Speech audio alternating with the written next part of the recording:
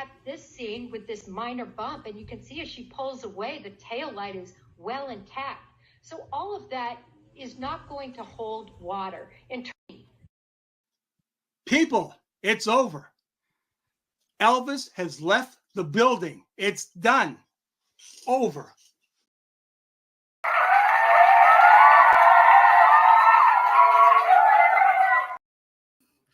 A bit of applause for you as well, Sean. I don't know if it's appropriate to laugh at yourself. I don't know. It's almost like I don't know who that guy is. But anyways, I love it. I love it. How are you doing? How are you, mate? You okay? I'm doing great. Listen, I'm on cloud 9 after last night. Yesterday, of course, you know, I said I'm gonna go to sleep early. I didn't. I had to go back and watch Yanetti's. I've watched it 3 times now. Masterful. Then I went down the rabbit holes. I watched a little bit Melanie Little. I got to tell you, you haven't seen her her part when she finds out about the Proctor text. That's epic. And then, of course, I had to watch Kevin and my good friend Jennifer Coffindaffer and the other one, poor Kate. Listen, they are who they are. But at the end of the day, then I start watching Vinnie Politan, and I'm saying, now it's 3:00. Listen, I'm good. I'm running on energy from all the people in the chat. Thank you I saw a lot of them from yesterday come into my thing last night, and thank you. And I apologize because I just found out because I watched some of the videos from my own thing last night.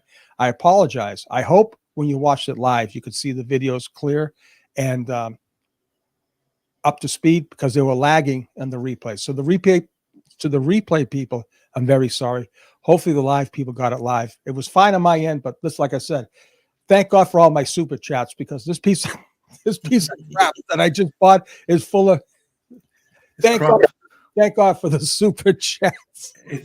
But this is why $1. I'm going to throw it through the window.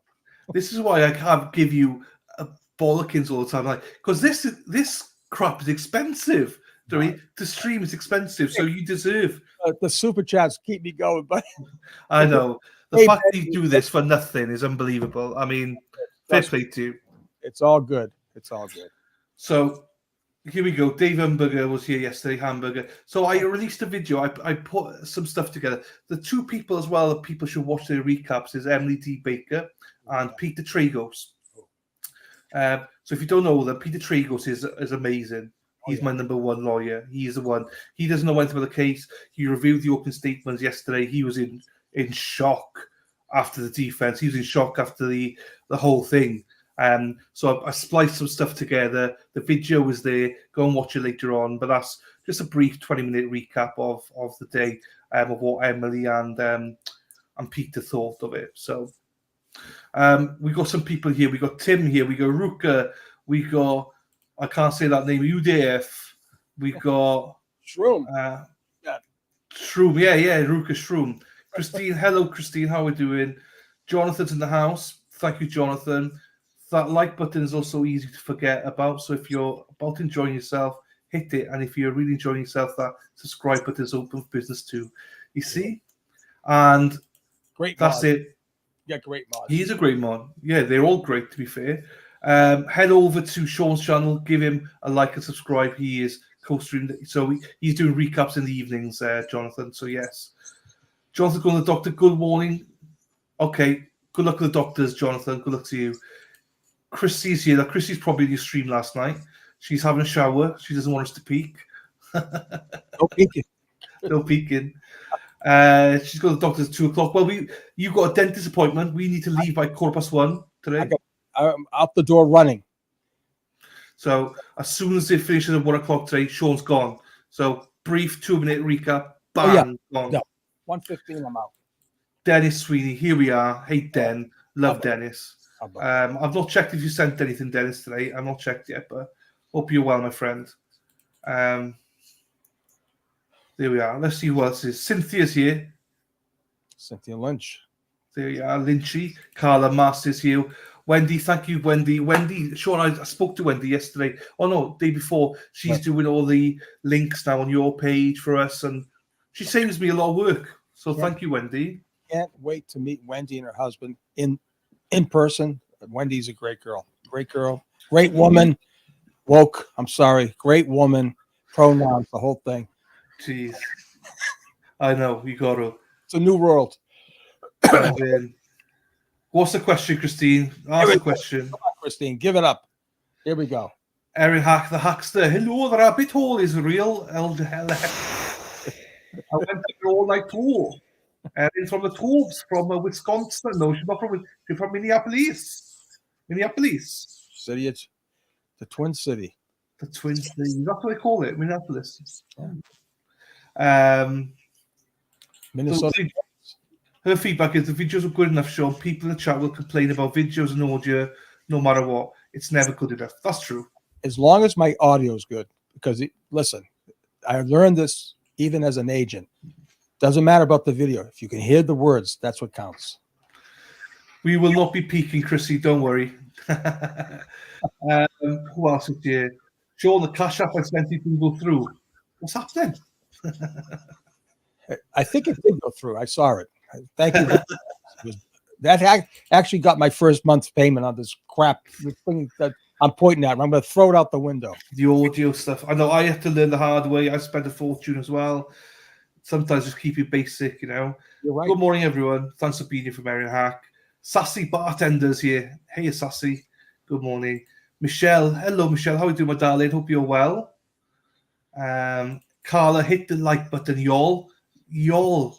I love the word y'all. I don't know what it is. I just love the word y'all. Are we doing y'all? What about use guys? You don't like use guys? No, I don't. Y'all is a Texas thing, isn't it? I just love it. Southern. Absolutely. Hang on. Dennis has sent me a video. Hang on, Dennis. Hey, Dennis, this better not be you in the shower, Dennis. We don't want that one. Hang on. Dennis has sent it to me. Hang on. Let me play this now then. And then we'll get... Tom doesn't seem to be there. Yeah. He was. I saw him. He was there. Let me just check this then. Let me put the video up first. So this is from Dennis. Share screen.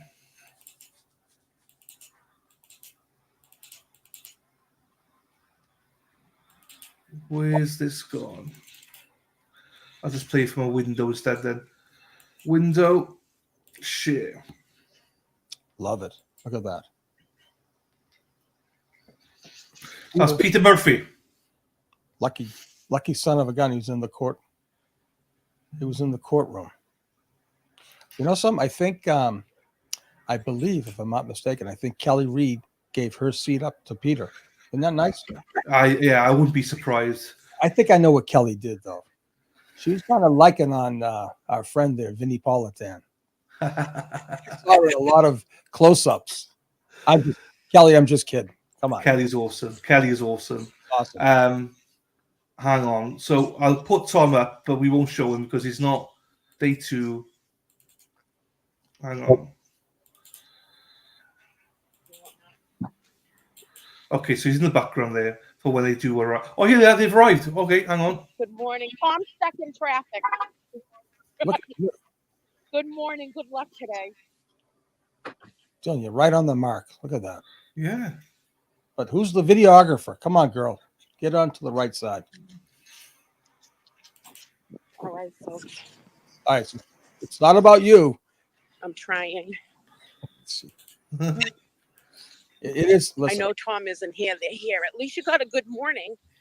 Well, We're stuck in traffic. So turn the camera around. let me come down here.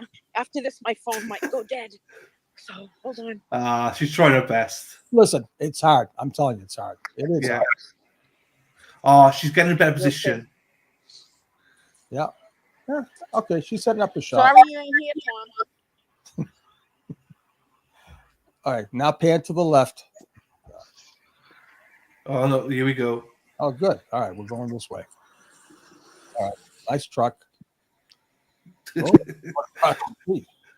She's stopping traffic. I love this. She's multitasking. She's a cop, too. Look at this. I love it. Troopers, the state, come on, troopers. You got to be there. Good luck today. We're all supportive. Okay, folks. Well, that's it. My phone is about to die. And I I have a got charger for you when I get there. I got a charger for you when I get there, okay? all right. I am on like complete dead, like it's gonna go. But we got her coming in. Hey, That was a good thing. She looks confident. The whole team looks confident. Excellent. We'll go off that now. no. Hey, That was awesome. got the money shot, Dylan. Let's go. I love it. I love it. Right on time. That's beautiful. Also, that's just nuts. She was doing that so naturally. She's not a streamer, obviously, but fair play to her. She got her phone out. I'll do it, Tom. Don't worry. She jumped in. That's what I love about this movement. Everybody pitches in. Everyone. And I love it. I mean, she knew that Tom was stuck in traffic somewhere. That traffic, Dylan, you talk about traffic. I know where he's coming from. That traffic is amazing. So she jumps in and she gets the money shot. It's beautiful. She does it. Right, let's get through some people here. There's more people here now, and I want to get through people here. Where are we? Right. Chrissy, okay, we've got to be listing it. Okay. Wendy, good morning, guys. Good morning. Right, where are we? I've lost my track here. Hang on. Michelle, we've said it. Carla says, hit the like button. Sean, your recap was great. I'm still chuckling at you. Your Sarif analysis. Hello, Melanie. I don't think I shouldn't have done that. I think I went a little too far, but I'm upset. I'm really upset. Don't be upset. It happens. Do you know what I mean? Lightning Leaf says, I watched Melanie yesterday and he was perfect for the legal analysis. There we are. Yes, good. Good morning, Mighty Meat. Yeah, my brother from another mother, Mighty Meat. We look alike. So, poor me. Or poor him, I don't know. We're still multitasking the trial today. Haha. We're all... Yeah, I mean, there's so many streamers out there. We said this yesterday. But I went back and watched them in the evening. I was like watching Emily. I just watched the recaps because the trial's a trial. Do you know what I mean? Depends how you want to watch it. If you want to watch it with somebody that pauses, gives you analysis, stuff like that, then fine. We just don't. I'd rather go back and watch Emily, Melanie then. Sure. Because I only want to watch the breaks, really. So you go obviously Till Boy and so many choices out there. But then there's only one El Jefe. Only one El Jefe. Only one corner I want to be on. And the only corner that no one's going to get rusted on by the cops is the alternate corner. I love alternate corner. Great name. I know. Just thought about it walking one day. I was like, I call myself the alternate corner. Gary T. Hey. Good morning, gents. Let's do day 2. Day 2. We're going for it. Let's go. Melissa McTeague. I would say McTeague. Hi, I would say McTeague. Melissa, I have an eye appointment at 9 near the courthouse. Oh, well, good luck with that, especially the eyes. I'm not a big fan of having eye tests. It's that puff of air they put in your eyes. It always makes me cry. So, Melissa, welcome. Lightning Leaf says, awesome recap video just released that brought the other YouTubers as comments. Good job. Wow. Just really, or maybe my one. I tried. Oh, I'm not sure. Or Melissa, I don't know what that is. I don't know. But I did a recap video. El Jefe's on a recap video. My one was just bringing a couple of attorneys together. Mighty Meat, this trial got you. Yes. Who else is here? I'll go. Who is Erin? So Erin O'Keefe is the sister-in-law of John O'Keefe, Christine, the wife of Paul, John's brother.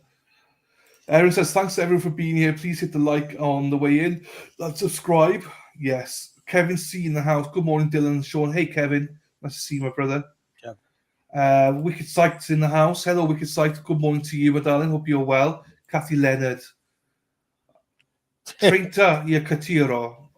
Is that you? I don't understand this. I thought I was going through one of my things last night, and I said, this guy, this Sarif, he says it's 30. I said, people in Peru are saying 34 Fairview.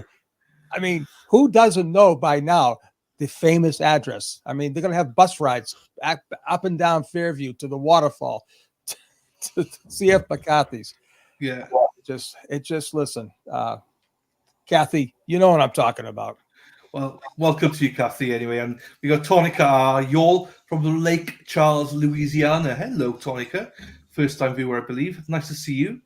Kevin says, audit meeting Canton was interesting last night. New media was there. I can imagine there would be new media there. DV, good morning to you. So much review last night. Can't wait for today's cross. DV, 100%. And welcome, DV. Erin Hack. Got a crush on Vinny. Miss Lynn. Hello, Miss Lynn. I got you all on the 70-inch TV. You've made it. Big head. I got a big head. So, yeah. Oh, my I God. got a big belly. So, you know. Welcome, Miss Lynn. Good morning, everyone. Thanks, everyone, for being here. Please hit the like on the way in and to subscribe. Dina, is it Dina? Dina stepping up for Tom. Thank you, Dina. Love Dina. Tell her thank you. She's amazing. Hang on, let's go through. Who else? No worries, Ruka. See you in a bit. Megan. Hello, Megan. How are you doing, Megan? Stephen, good morning to you, sir. He's a good guy. Tony is in the house. She films like Larry Argues, kidding. Hey, she stepped up. That's the main thing. That's true.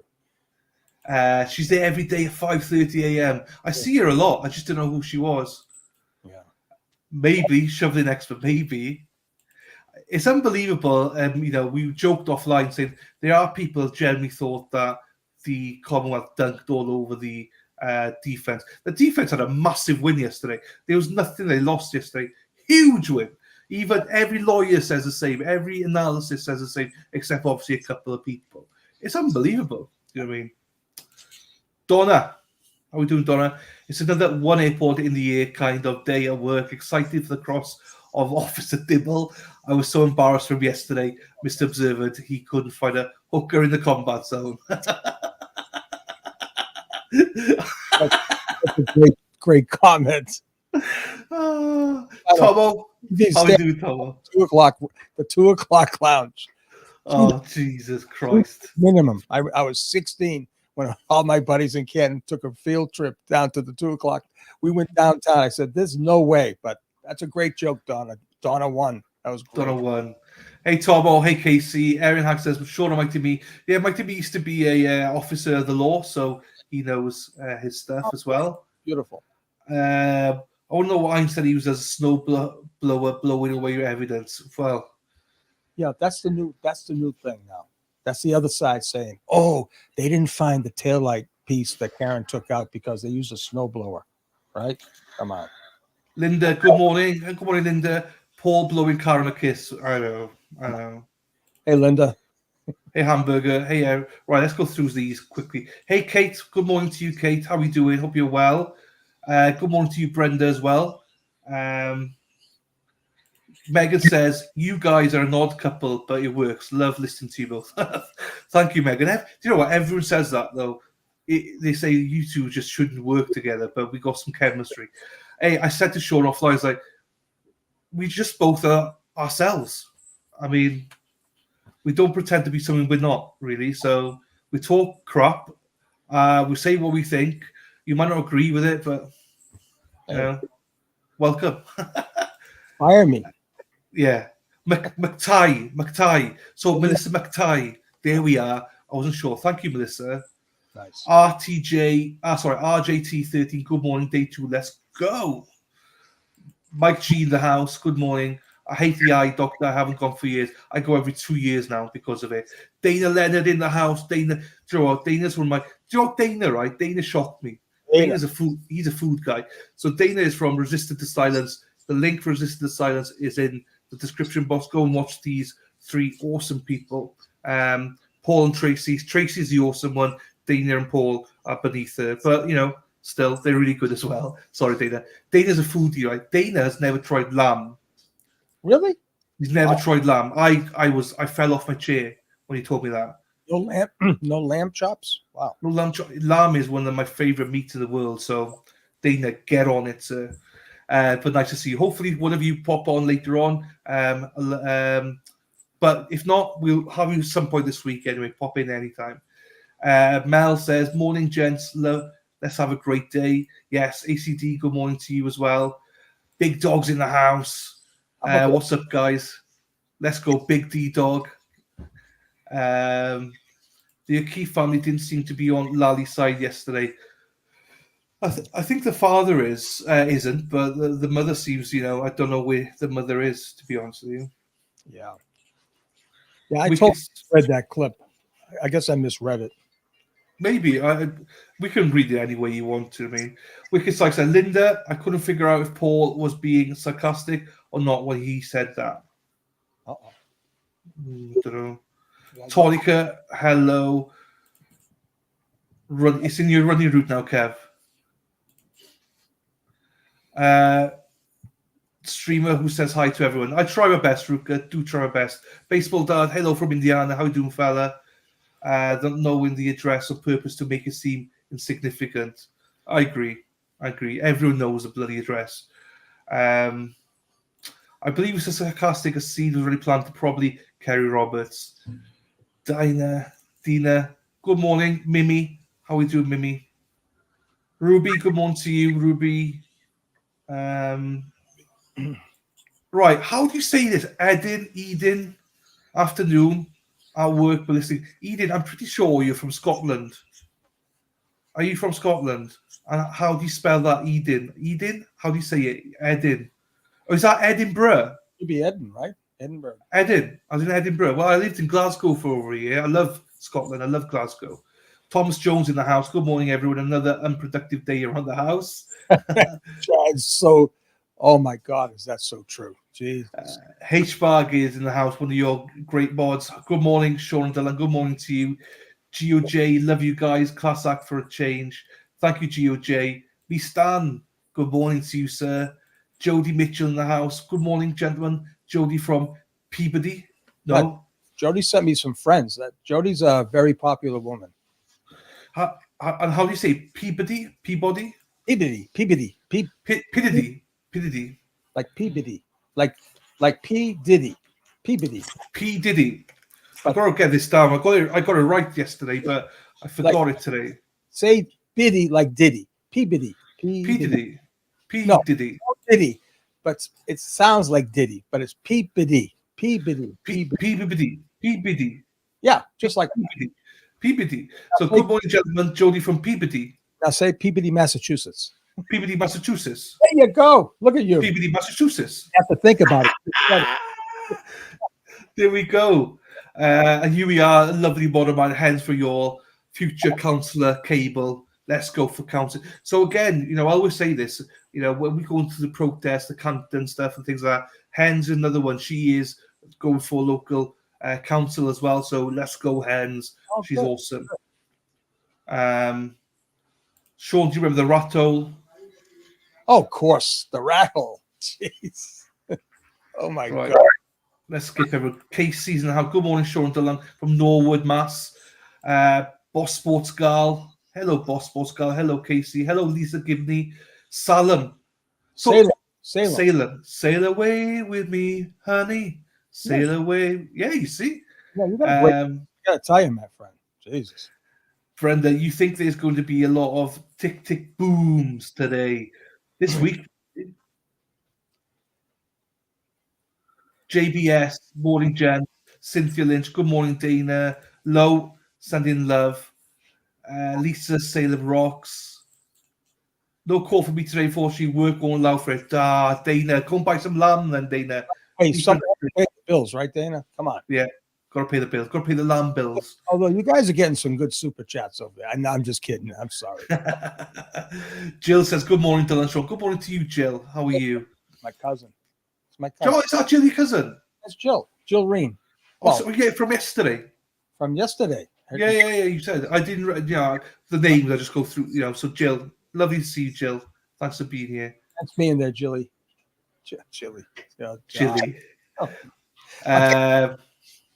So the video that got my attention was when Karen went around the passenger side and there was no look or pause when passing the tail line. Yeah? That's what I'm saying. Okay. I can't impress upon you how much when they see that foolish dash cam, my bottom dollar is they're going to see a crack. That's it. I'm going to say it right now. on YouTube. They smashed the hell out of that taillight when it was in that garage. That's it. And I'll keep all my comments to myself from this point Until forward. there. So hang on, we've got Miss Lynn, Tudley Pip, hello, my darling, Cubert. Jonathan says you're all beautiful people except for Rosie O'Donnell. I don't know what. Peace and faith, peace, faith. Good morning, gentlemen. Good morning, peace. Donna says morning. Let's fucking go. Donna? Thanks for streaming. Oh, Donna. Liz, get ready for Lily to say sort of 1,000 times. I know. Sort of. Yeah, how about that? He says, he was sort of, how was he sort of on his back? Was he sort of this? Was he, how about that? That's the prosecutor. Sort of. Us, USLJ, Sean, is it court on Fridays? Yes, it's court on Fridays. I believe it is. But it was confused. I will say, LJ, because I thought she said no court on Friday way back when, but I think it was during jury selection time. I don't know. No, it was. Yeah, there was during jury selection. There is. There's definitely trials on Fridays, unless something pops up, holidays or whatever, But yes, Edin, as in Edinburgh. Let's go. So I lived in Glasgow. I love Glasgow. Love Edinburgh. Edin. So thanks for being here. I knew you from Twitter. Sean Connery. Sean, how can I send you a DM? I tried an X, but you don't have a DM box. Kimberly, I'll tell you right now. I'll find you right now, and I guess we have to friend. I have to accept you. Kimberly McGuire. Is that your thing on? Is that your name on Twitter? I'll do it right now. And if it's not your thing on Twitter, then DM me, Kimberly, and I'll link you with him. Yes. If not, if you don't want to make it public what your Twitter handle is, go find me, Dylan12D. If we're following each other, just DM me, and I'll send it to Sean. I love the pink. So that's from Robin. Robin did the pink for me. Yeah. She gave it to me, thankfully. Good morning, Cynthia. How are you doing, my darling? Miss Lynn says, watching Sean's recap and watching Karen's pain, and no one reacts out of comfort to her. I know. Good morning to you as well. Tracy, Violetta, look, good morning. LFG, let's fucking go.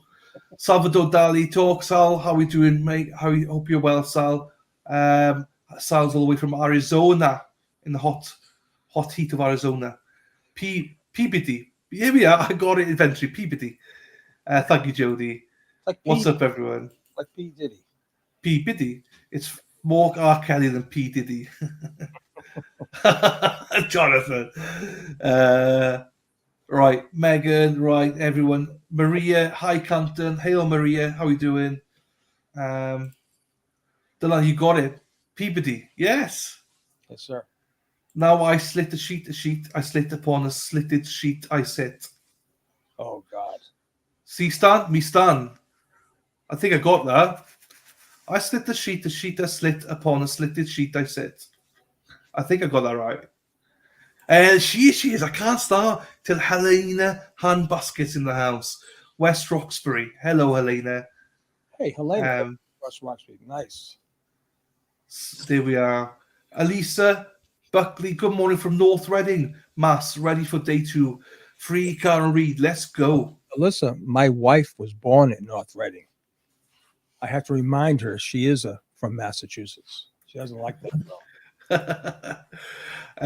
Okay, Elizabeth, good morning, handsome guys. Good morning to you, Elizabeth. Hope you're well. I love the education. We do try. We got things like Worcester. We could say Worcester. We got Swansea. I'm not sure how you say Swansea. Question. Betty is ready. Betty's ready with a question. Sean, do you think the accused got a heads up about what was revealed about Proctor at yesterday's trial? I'm glad you brought that. Listen, when I saw this, I thought it was live. I didn't realize he did it twice. So I do not think they got it, because I thought it was the first time around. But she actually heard nope for the second time. I guess she was mimicking Yannetti. So I missed that, and I was quickly corrected. So Dana says, smash that like button for Delano for Sean. Thanks, Dana. Peace and faith. Well, who'll cross Sarah Jackson or Yannetti? I think, personally, I think Liza Little could just tear him apart. Anyone. I like her. I like her. My grandson could cross-examine this guy. Sean, teach Dylan to say the old adage, park the car in the garage, Boston style. Buddy, I'm going to go one step further. Dylan, park that car and have a yard and get the... Park that car and get a yard. And have a yard. Park that car and have a yard. There you go. That's good. I like that. Park that car and have a yard. Beautiful. Hey, this is kind of like comedy show too, you know. We give it I know. Vanessa, good morning from Rhode Island. Buttercup, good morning from Sean. Best beaches in New England, Rhode Island beaches, bar none. Sorry. There you go. Yep. Buttercup's in the house. Out there. Former cop. I love it. Jackson's crossing the cop today. Okay. Yeah, that makes sense. Yeah. Nicola McKay, good morning. Seacoast, New Hampshire, originally Midlands, England. Ooh. Oh, hello from the Midlands, Birmingham. They speak like that. Birmingham, from Birmingham. That kind of language. That's how they do in the Midlands in England. Sorry about that, Nicola, but that's how we speak. I'm from Birmingham, a curry. I love me curry. I do. That's how they speak. Obviously, Nicola doesn't, but most people do. Good morning from Fort Lauderdale. Lona. Hello, Lona. Lona, right across Alligator Alley, an hour and 20 minutes from here. There you go. Sea Star. Hello, good morning to you. In the footage, they showed the officer arriving. The snow wasn't deep enough to bury anything. No. I didn't think it was a raging blizzard. Blizzard conditions. I've been in a blizzard. Sort of pregnant. Oh man. Mel confirms no court on Fridays, just during jury selection. Yes, just during jury selection. Hello, Miss. Miss always quiet, comes in and says hello. Lally paid Joe had sort of skull fractures. I was shocked. I'm going to tell you one more time. I think they're trying to tank their own case. My right-handed God, this is awful. I still can't get the image out of my head from yesterday when the brother said that his eyeballs looked like golf balls when they were identifying the body. That's a severe beating, yes. He had let me tell you something. He had a brutal, severe beating and a bad fall onto whatever the hell he fell on. Just let me tell you something. It's going to come out. Let's go through this quickly then. So, good morning, Miss. Cuba, Toxic Twitter. Mimi Finch, thanks for your recap last night, Sean. Jen and Kerry conferencing was Karen performed CPR was haunting. That was telling and very haunting. Fucking awful. Good citizen. Good morning to you. Good morning, my darling. Tina, the nurse. Hello, Tina. Morning to you. Tina.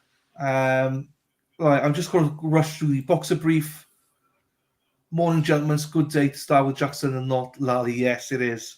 Mrs. from Boston. Mass is here. Doing well. Thanks, buddy. No worries, Sal. Thanks for being here. Tony, we can call Sean Connery at the end of we've done well. Now we'll go home and sleep well. Sleep well. Yes. Right, Tony. Sleep. Right. Braintree. So we got Weymouth, good citizens. That's great. Braintree. Hello, gentlemen. I don't want to miss anyone, so I'm just trying to jump everybody now. Hello, Mexi Texi. How are you doing, my darling? Mexi Texi. Nice. She does all my intros and outros. I thought Mrs. O'Keefe was upset first, but she actually laughs and now shakes no at texts about Proctor text. Gemma Caves, Google search every time Yannetti said something. I don't know if denial, maybe. I'm cracking up. Park the car. Car. Ozzy Osbourne is from Birmingham. Ozzy Osbourne, yeah, Toodley. Hello, Robin. So Robin does my backgrounds. Thank you, Robin, as always. Erin Hack said the tubes. That was no blizzard. That's a regular Tuesday in Minnesota. There you go. Wicked pizza. It's Gary. I don't know what it is. He's a pisser. Mighty Meat, good morning from the best city in the world, Detroit. Oh, Jesus. Hold on. So Dana says, sorry, Henry says, thanks for the great coverage and commentary. Thank you, Henry. Thank you, my friend. Yesterday was said that 6 inches of snow hood falling. Yeah, there was a dusting on top of John. How about that? Morning, Laurie from Plymouth, Mass. Hello. We needed the end. Thank you. So Mel says maybe John hit his head on the stair where his fell was his weight bench. Yeah, I think so. If they were in the basement, yes. Yeah. Beth Bukowski. Hello, Medallion. Lally said they were 6 inches of snow on O'Keefe. Yes, Sarif said there was only a dusting on his body. Defense go to have a field day with that. We got Carla saying Gloucester. We got Gloucester. How do you say Gloucester? Gloucester. I'd say Gloucester. Gloucester. We say Gloucester. We got Gloucester in the UK.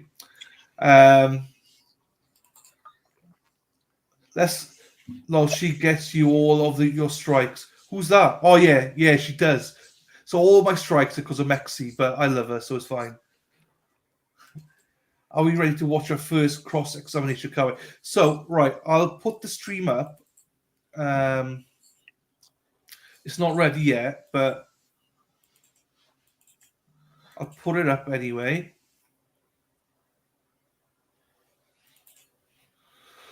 So we got it ready, and we will be.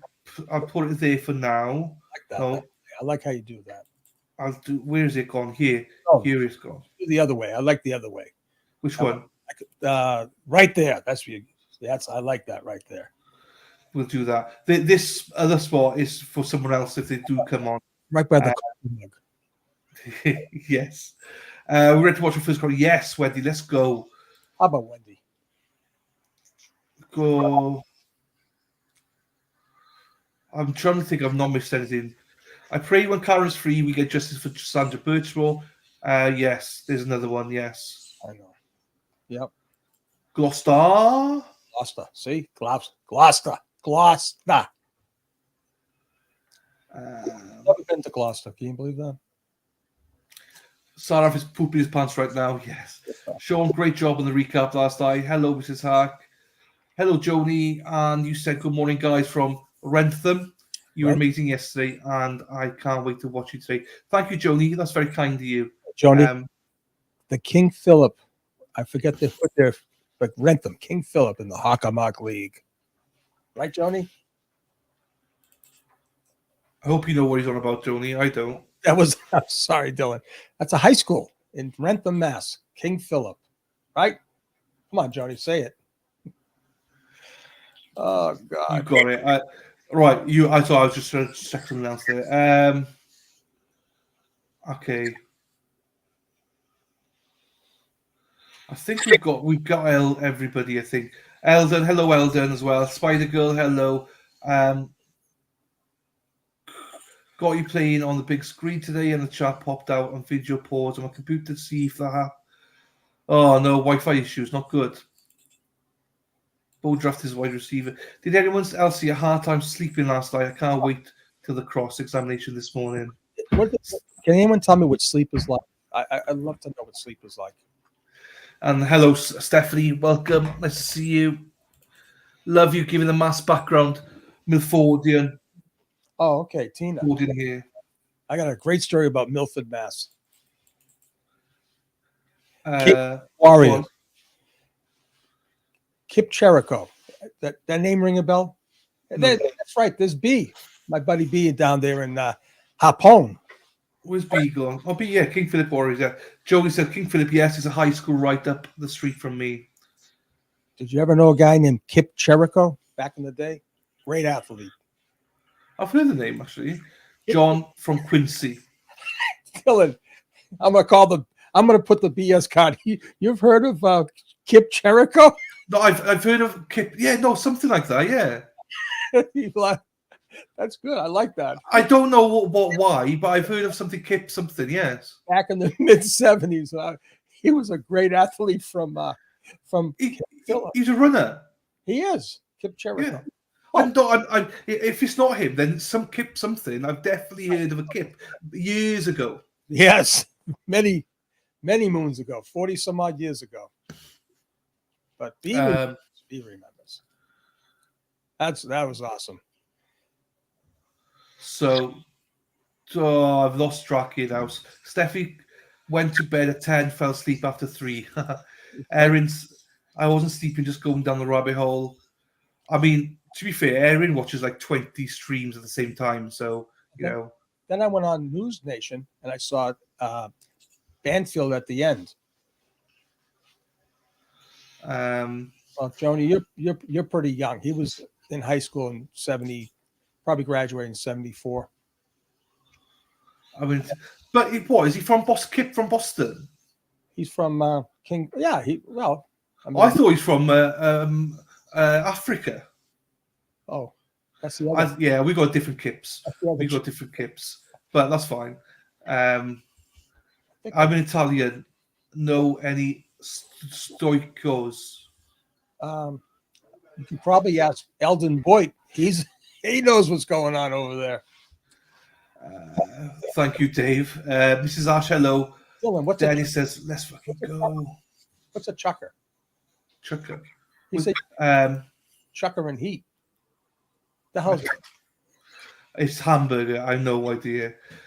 Jan, good morning. Hello from Lynn, Mass. I know the coaches.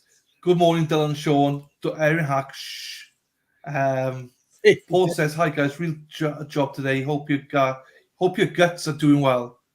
I hope you guys are doing well, he means. Thank you, Paul.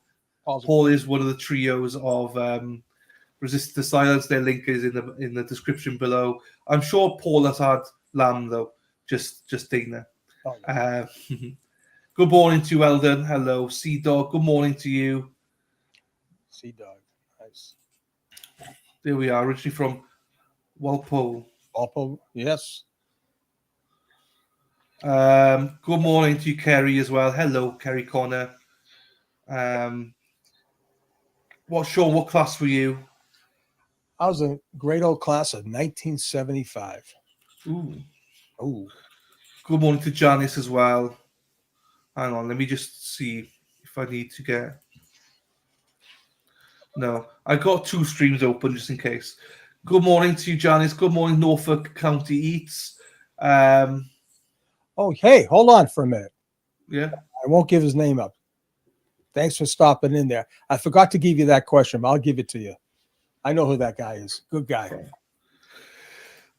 Lawyer, chanted a great analysis. Yes, I've done a clip of a few clips from him and Emily D. Baker. It's like a 20-minute review I've done. The link is on my channel. They reacted. They couldn't believe. They could not believe the openings yesterday. Carol says, getting a rack of beers at the Packy. There we are. Hey, go up to Jimmy's in Stoughton. That was the place. Back then, you had to be 18, but you could be 18. But I was buying cases of beer at 16 for the prom, junior prom. Awful. Joel, Jim, hey, Jim from Cape Cod. Keep up the great work. Thank you, Jim. Gary, Kip Canio. It might be something like that, Gary. Yeah, there's definitely a Kip something from Africa, a runner. Yeah. Listen, Gary would know. Paul says, sorry, I haven't been able to get on, busy while out there. Those fine. So just so people know, the Resistance to Science having a link. Anytime they want to come on, they're free to come on. But they're busy as well. Hopefully they're able to join us a few days here and there, but absolutely understandable, Paul. So no need to apologize. He's the same age as me, 1973, graduated. He's 69, a chucker and a game bird, like a grouse. Okay. Fartbox McGee. Good morning, Dylan Shawnee boy. Fox McGee. I love these names, man. These names. I know, they're so creative. I could not be that creative. I couldn't make another account. I wouldn't know how to change my name. I mean, come on. No, right. Warriors Mom. Hello, good morning. Let's go. Good morning to you, Warriors Mom. Right. There's no action on law and crime or this one. So top of the morning to you, Stephen O'Connell from Clinton. Top of the morning to you, Stephen. What's the crack? What's the crack there, Stephen, in Clinton? What's the crack? Cuban. Karen Bullis, good morning. Hello, Karen. How are you doing, my darling? Mia, how are you doing, my darling? Good morning, everyone. Just joining. Did anyone talk about how the police officer was starting to say that he talked to Gemma Cave at the scene, but then Lally stopped him and asked about Karen? Bingo. Wendy Carl says, oh, thank you. First cross-examination, I'm ready for this. Let's go, Wendy. Thank you so much for your generous super chat. I appreciate you. Thank you. Elizabeth, doesn't court start at 9? It does, but the streams are open yet, Elizabeth. Yeah, there might be a delay. We don't know. I've got a couple of streams open. None of them are ready yet. So maybe our friend, his name Sarif, did look for a bridge last night. Who knows? Me, I noticed that too. Thank you, Wendy. Good morning, Dylan and Sean. Let's have a great day for Karen. Justice for John. Absolutely. Oops. There was a major accident on Route 128. I think it makes that. That's Tom was stuck in traffic, so it might be delayed. Good morning to you all. Hang on, let me just go. Let me just look at Twitter to see.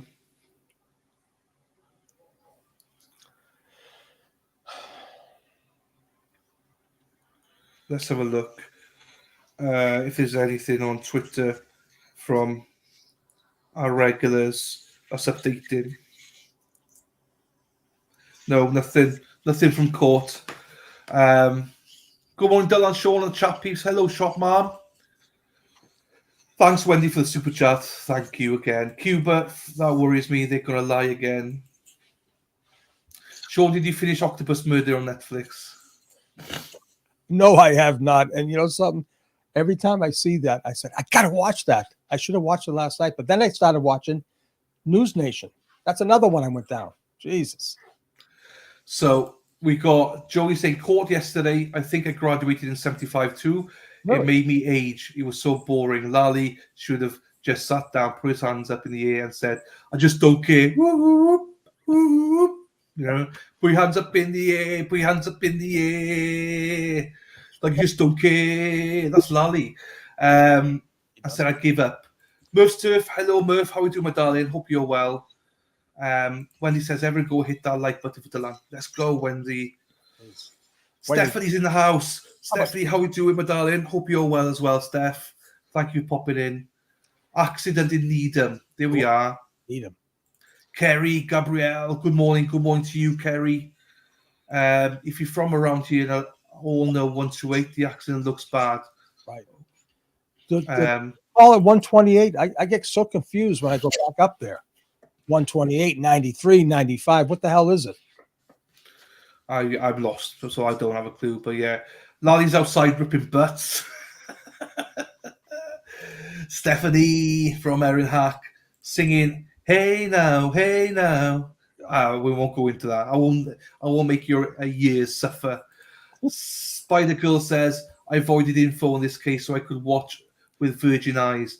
The only thing I've seen is the video you guys showed of her bumping his car on like jury day 2.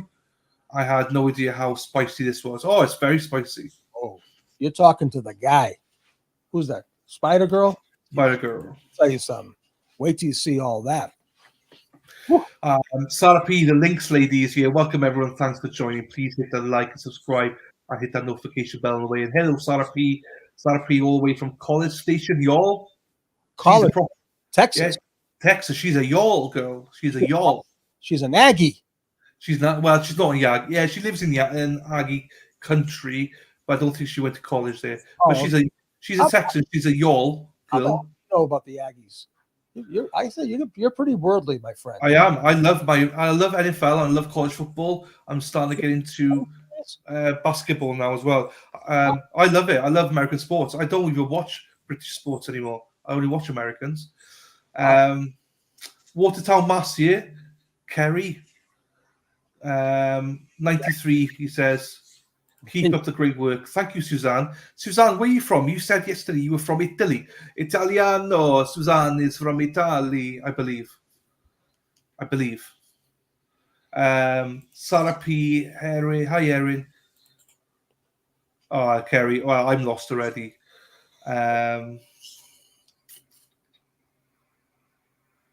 Ooh.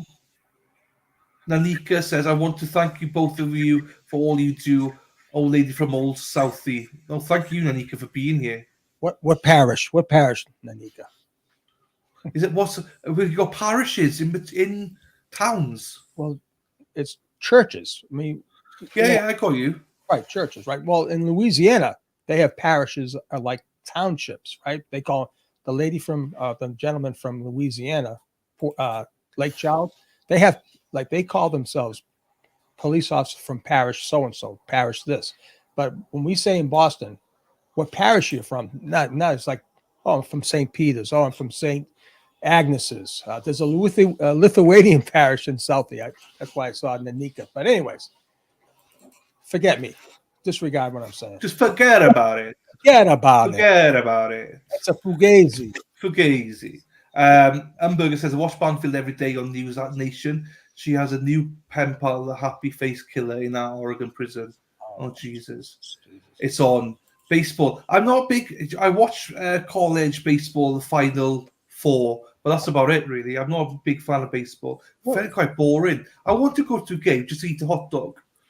Okay. People say you got to go get a hot dog. So, gotta get a Fenway Frank. Fenway Frank. I worked at I worked at Fenway Park as a kid. Did you? I worked 4 days, right, and I quit, and I kept my pass. And I was work for Harry M. Stevens. The 4th day I worked, I was going popcorn here, popcorn, and I was going up the steps, right, and I fell. Fucking popcorn went everywhere, right? I said I was 15. I said, "Rig this." So I just left it there. I go back to the guy. He says, "Where are the cups?" I said, "The cups." He said, "The cups cost money. Forget the popcorn. Go get the cups. Go get the cups." I said, "F you. I'm out of here." Oh, I could just imagine you falling as well. I was a big kid then. The popcorn went everywhere. I said, "Fuck." I said, "That's it." And and I kept the pass, and I went to see all these games for free. I got in.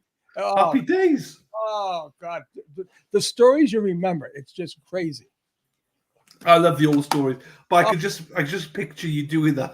It's not a pretty sight. I said, forget the hot Frank at the kids, Coke here, popcorn here. Oh, friggin' Nora, now I can't get my breath back. Oh, I can only imagine. Right, let's get back on track. I can't. We should be DJs on a radio show. We really should. I know. Oh, fuck. Right. Woo. Right, back on track. Gig 'em. Sarif says gig 'em. Jesus Christ. That is a non-remuscle. Yeah, he calls you muscles, didn't he? Right, seriously. Abruzzo, Italy. Hey, Abruzzo. Right. Abruzzo. Right up the street here. Abruzzo. Yes. Recap then starts. Jesus, I'm crying. I've got tears in my eyes for a minute. And I'm the victim. Oh God. There's always one thing. It's either you think this is a hairdryer, we get old stories, or we get all. Stephanie says, Erin Hack, yes, her and all the medical experts will have me thinking for sure. Stephanie, are you from Boston then? Or that area? Kerry says, Suzanne was so generous and offered time in Italy as a fundraiser. Oh, I saw that. There was a prize on the Justice page on Facebook. I saw that if you donated like $25 to Karen's fund, you could go to Italy or something. There was something. That's awesome. Fair play to you, Suzanne.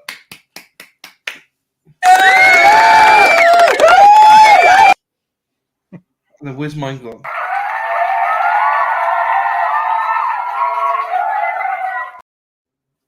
There you go. Not to be outdone by you, Sean. Oh, I've got to get something out of this foolish thing.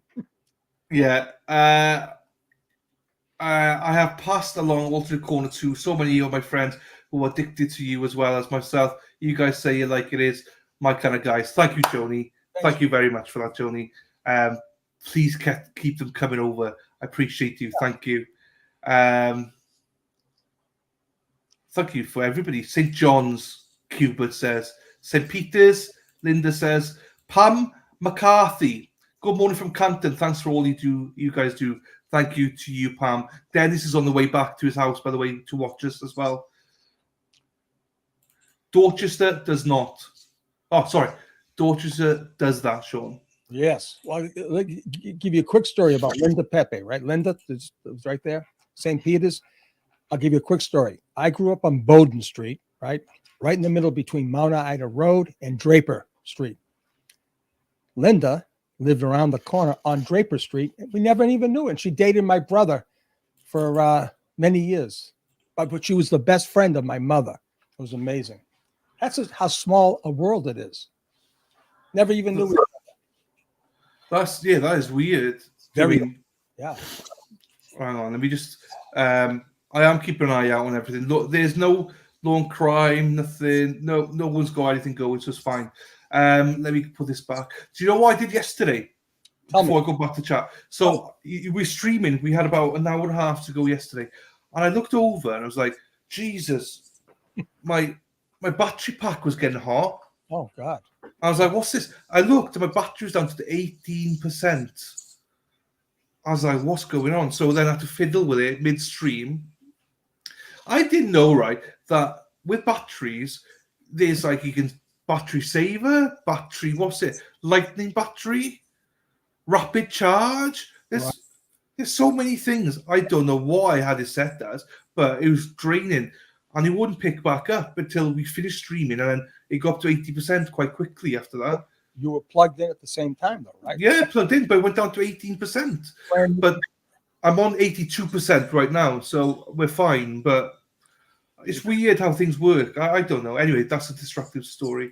If you want, please make sure you go over and subscribe to Sean's channel. I'm sure you all are, but if not, he recaps every night with Sean McDonough, El Jefe. So I put in, oh, damn, I've done it. Hang on, let me change this. Because Erin Hack, right, pain in the arse she is, right? But she calls me El Chappy now because you're El Jefe and I'm El Chappy. So I'll call myself El Chappy. Elizabeth says St. Anne's. Miss Lynn says St. Agnes. There you go. Look at that. Helena says, heading out to my guitar lesson later this morning. My guitar teacher says Kelly Berry used to take lessons from him. Oh, wow. There you go, Helena.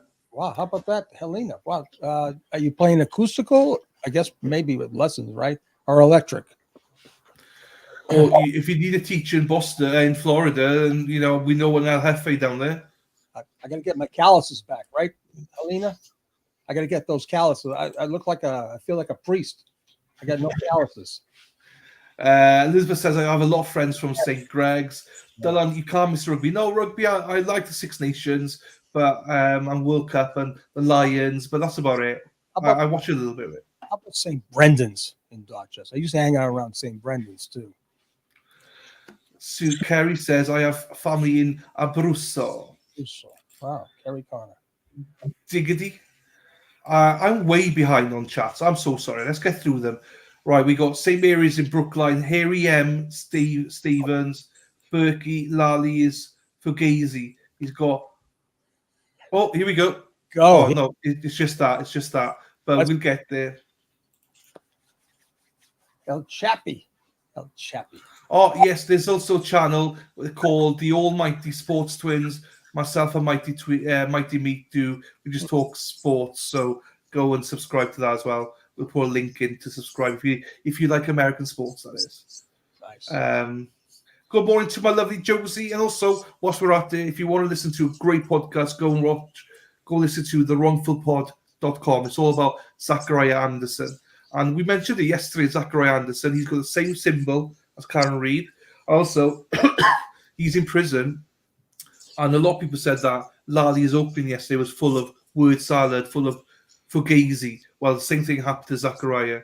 Exactly the same thing happened to him, and he actually got convicted. So if you don't know the case, go and follow wrongfulpod.com. Go listen to it on all major platforms. And this lovely lady here called Josie, she's the voice of the platform, and she's my mod. She's excellent. When does court start? Now, hopefully, Robin. Right, I'm going to skip everyone here. Kerry Connor, you need to come visit. Boston sports are the best. London Celtics and Bruins are doing awesome. There we go. Is Vivian? Nice. Irish temp now. Okay. I think I like this from Johnny. Fuck the popcorns, get the cups. He wanted the cups. The cups cost, Sean. The cups cost me.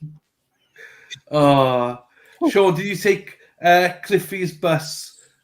Oh, The Mattapan, yeah. No.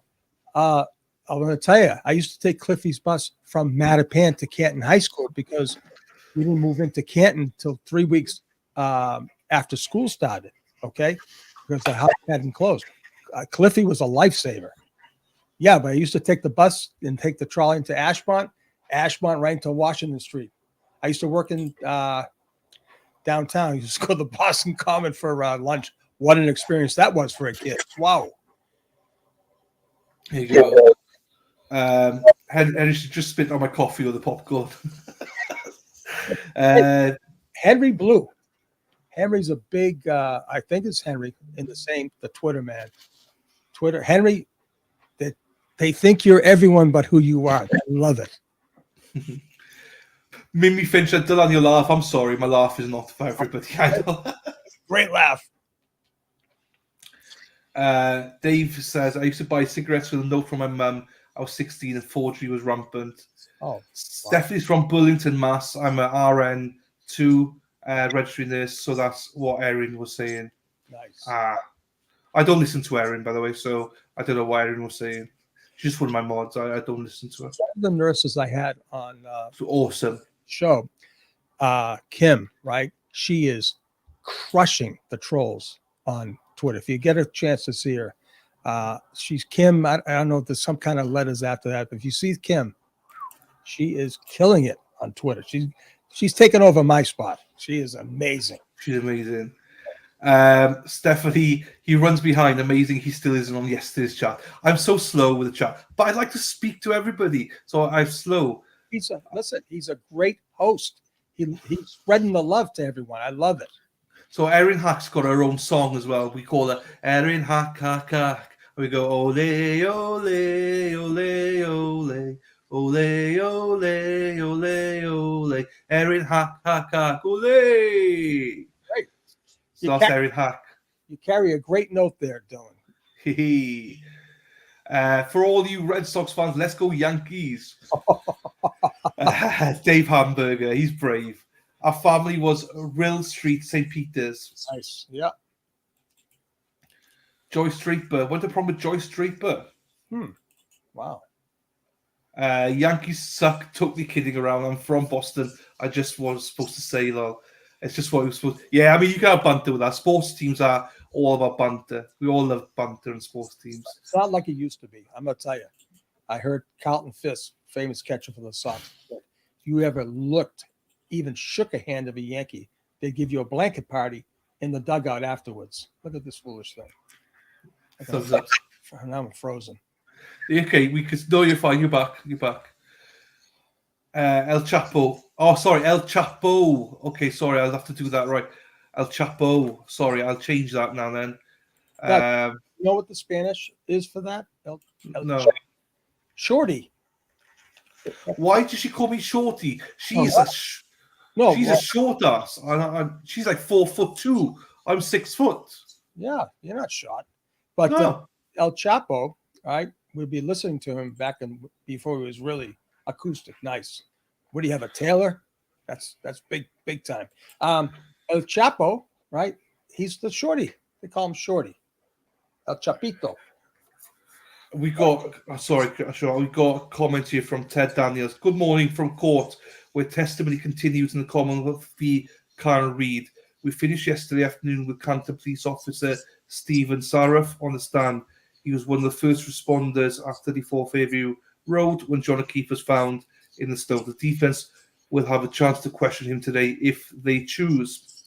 So there we are. He's in court now. So they're probably all going into court right now. Morning to Gibsters. He says, morning, boys. Let's go. Filthy rat bastard says, damn. Be careful with the lithium batteries. If they catch on fire, they are wicked hard to put out.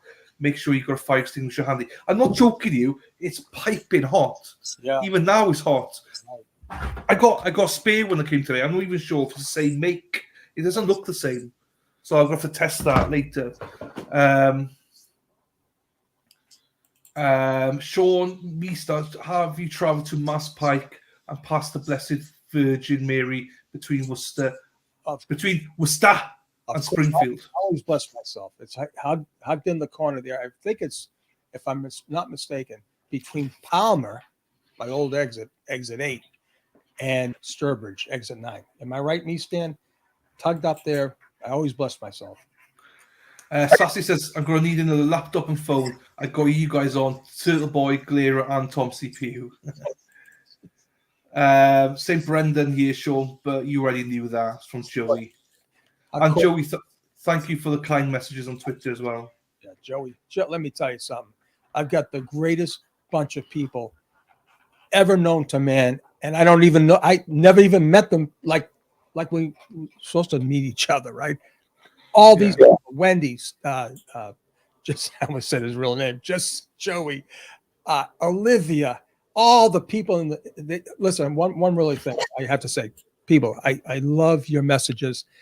Please forgive me if I don't get back to you immediately. If I give you a heart or whatever the hell these things are, it's because I can't get to all of you in time. But trust me, I will. There'll be sleepless nights, and I'll get back to every one of you. And listen, I read them all. I just can't get back to you, but I will. And thank you so much. But you guys are incredible, incredible. All you people are incredible. There you go. I know. They are good. Wendy says, breaking news, major accident near the court. Time may be delayed. Trial might be delayed. There's an accident near the courthouse or miss. So, okay. Morning, Elise, sorry. Morning, Elise. How are you doing, Elise? Hope you're well. Fartbox McGee. Shit's about to hit the fan. Stream is live. Fuck you, these names, man. El Jefe, El Chapo, let's fucking go. Trial may be delayed. Just saw a tweet about it. No worries. We're here. Where'd you rather be? Listen, exactly. It's the place to be. We're on the corner, man. We're hanging out. That fan makes me want to throw up. I can't even look at the fan, to be quite honest. This is a sports channel. Yes, thank you to Josie and Sarah P. If you want to listen to two idiots talk about sports, then that's the channel to go to. Thanks, guys. Della will probably see the chat about the accident. Aaron, that's a good one. I like that. Josie beat me to it. Pleasure watching with you both. Thank you, Carla. Free Zachary Anderson, yes. Erin, hopefully it's cleared up. But multiple people. We shouldn't laugh. Not laughing about the accident at all. Just laughing about the delay of us telling everybody. For a deep dive into the wrongful conviction of Zachary Anderson, go to wrongfulpod.com. Free Zachary Anderson, free Karen Reid. And they both have the same signal. Free Karen Reid, free Zachariah. Pretty interesting. Keeping on the toe, Sean. There we are. Sean, any updates on Berkey's health situation? You know, listen. He has, from sources I had way back, 5-6 months ago, it wasn't looking good. But a couple of people did say he was at some pizza place down in Easton, Buddy's. I don't know. Listen, I don't know. I don't know. I mean, it's an awful thing. Cancer is not pretty. I've got a friend of mine, so he's got some kind of bad bout. But he's a fighter. You know, he's a fighter, and I don't wish anyone hardships like that at all. No matter what side they're on, we're all human beings. But I'll tell you, just don't forget what you did. That's all I'm saying. Yeah. Joey says El Chappy is much better. I think I prefer El Chappy over El Chapo. Yeah, I'm gonna have to change that, Erin. Dana says, "Byddaf yn ceisio cigoen trwy Brydalan." The hell is that? So that's Welsh for I will be trying Welsh lamb soon. Wow. Before long, the lamb. So well done. Google Translate, Dana. What? What's this? Bombshell. Morning chat and Sean in the alternate corner. Hello, Bombshell. I don't know how to say your name, but hello, Bo. Michelle. Guzman was like 5'3". Guzman. The court's not live. The court's not live. We're live. The court is here live. I've got Law Crime open as well. They're not in court either. Is there any volume? Are they talking maybe and they don't want to show the jury?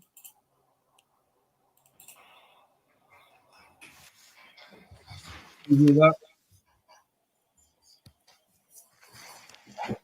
Oh. How about that? Timing. What a team. What a team.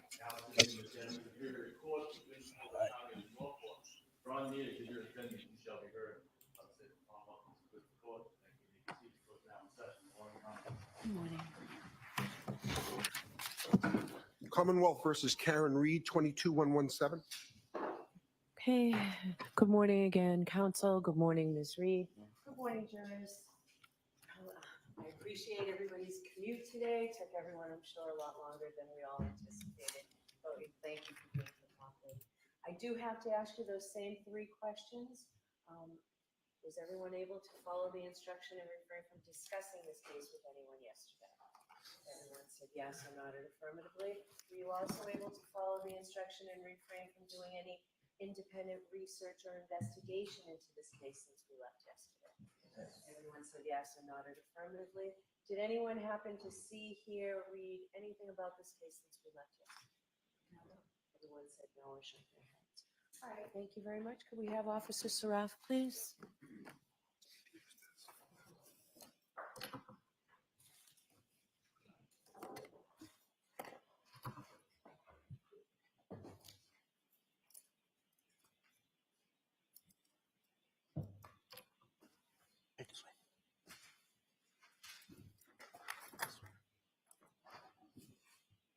Yes, half day today, we could cite.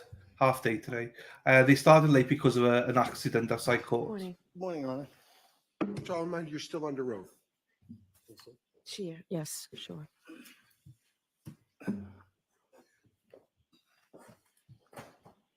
All right, Mr. Jackson. Thank you, Your Honor. Good morning, Officer Sarif. Good morning. Is there anything that you would like to change or amend or modify about your testimony yesterday that you thought about overnight? No. Did you discuss your testimony with any person between the time you got off the stand yesterday and coming back to the courtroom? No. Officer Sarif, I want to ask you a question about, or a couple of questions about something called a dispatch log. You know what a dispatch log is? Yes. What is a dispatch log? Can you describe to the jurors? Just notes saying what time calls come in and sometimes a short synopsis of what happened on the call. It's an official document generated by the Canton Police Department, correct? That's correct. And it's kept in the ordinary course of business? Yes. It's created at or near the time of the event that it's recording? Yes. And it's supposed to be accurate? Yes. Is that yes? Yes. Yes, Okay. sir. And in fact, what it has is the dispatch details of the event that's in question. Whatever officers show up, what time they show up, the order in which they show up, the location to which they're dispatched, things of that nature, correct? Yes. Have you looked at the dispatch log in this case? No, I have not. May I approach you on it? Yes. This has been pre-marked as Exhibit 27. Take a glance at that and tell me if you recognize that document.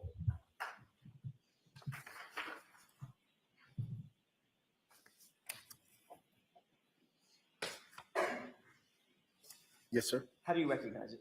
It looks like the log in question. Oh, okay, so that's the dispatch log for what date? The 29th. Do you see your name somewhere on that dispatch log?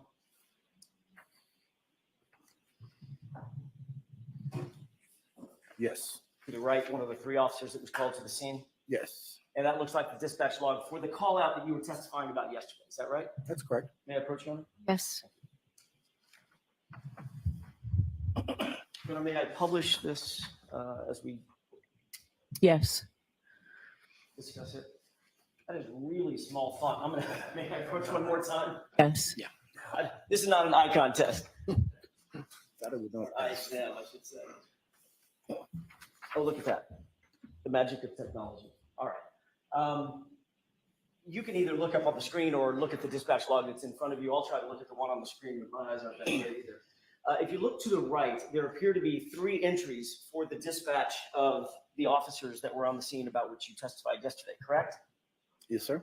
And in fact, it has this dispatch log shows that you and then Officer Mullaney and then Sergeant Good all arrived to 32 Fairview that morning within 7 seconds of each other, correct? That's what it says, yes. It actually has Officer Mullaney arriving first at 6:09:26. You see that? Yes. And you see that it also has 3 seconds later at 6:09:29, you arriving. Is that right? 6:29 it says. Excuse me, it's 6:09, yes. 6:09 and 29 seconds. Yes, I'm sorry, yep. That's okay.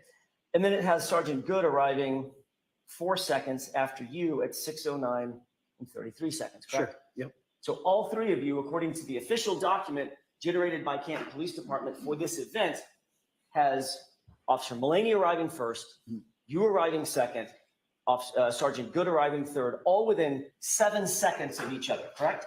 Correct. That is completely false, isn't it? Yes. Yeah, you've looked at your dispatch, your dash cam, correct? And clearly, we saw it yesterday. You arrive and there's nobody else on scene. Correct. That was at about 6:10 a.m. that you arrived, correct? About that, yes. And then Officer Mullaney actually arrives after you about 6:11 a.m. Is that right? Yes.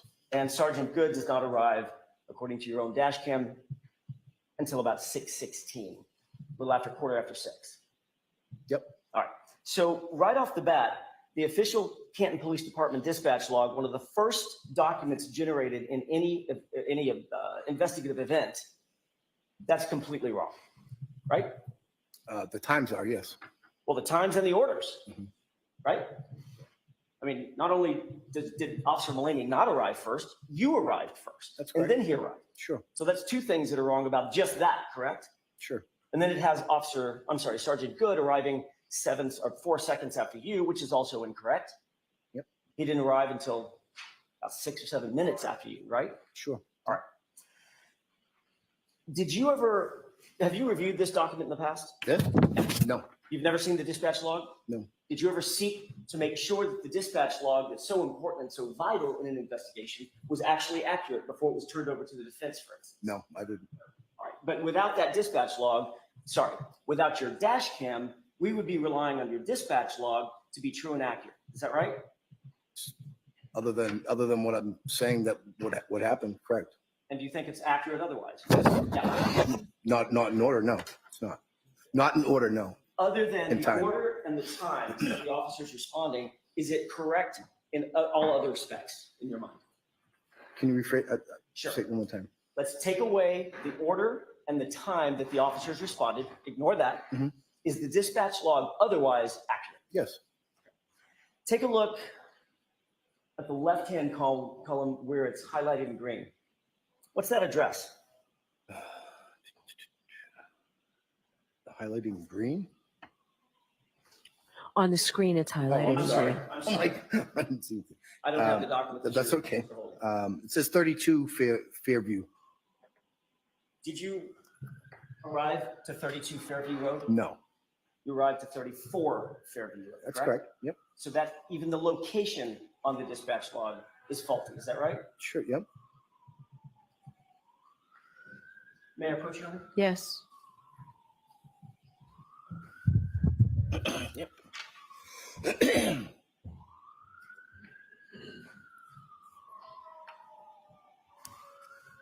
You testified at a grand jury in April of 2022, correct? I did. At that grand jury, do you remember telling the grand jurors what address you actually responded to? The lights, please. Don't recall. Probably what I said in the grand Would it jury. refresh your recollection if you took a quick glance Sure. at a copy of your grand jury testimony? May I approach you on it? Yes.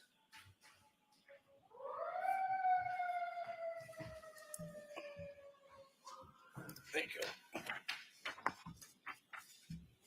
Officer Sheriff, I've done you the favor of highlighting a page on page 9. Where did you indicate to the grand jurors that you actually It arrived? says 35 Fairview. I know what it says. I'm asking if it refreshes your recollection that you actually testified under oath that you responded to 35 Fairview Road. Yes. And that is incorrect as well, isn't it? Yes. May I approach on? Yes.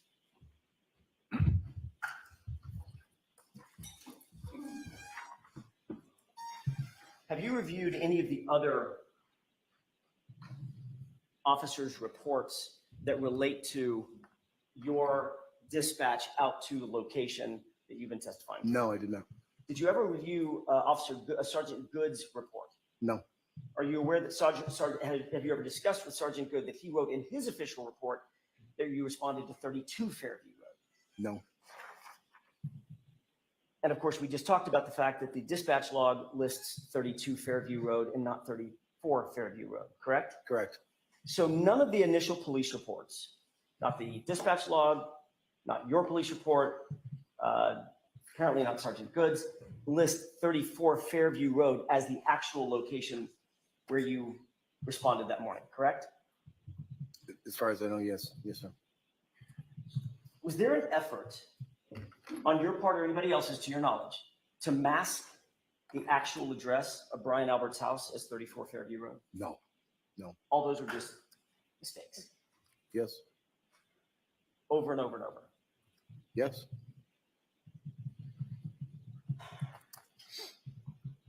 When you made contact with the victim and the women that you described yesterday, did you see any evidence that any of the women had been engaged in life-saving measures? Yes. What did you see? It appeared that Karen Reed was doing mouth-to-mouth on John O'Keefe. You saw, I don't want to get too graphic, but you saw blood on her face? Yes, I did. You saw blood on his face? That's correct. You saw blood in her hair? No, I didn't see anything. You didn't notice that? No, I didn't notice that. Okay. But certainly blood on her face from having engaged in some sort of CPR activity? Yes. Mouth-to-mouth resuscitation, you said? It looked like it, yes. Okay.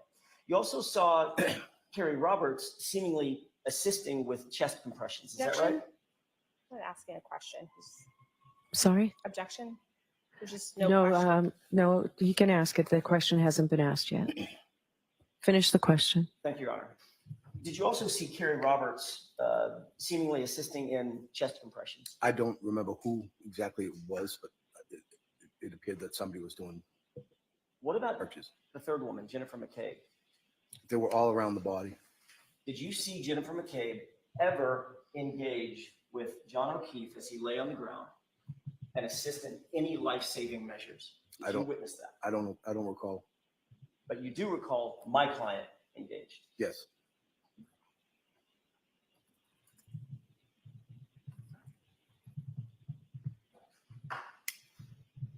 Isn't it true that Jennifer McCabe pulled you aside while my client and Carrie Roberts stayed with John O'Keefe and began engaging you in a conversation?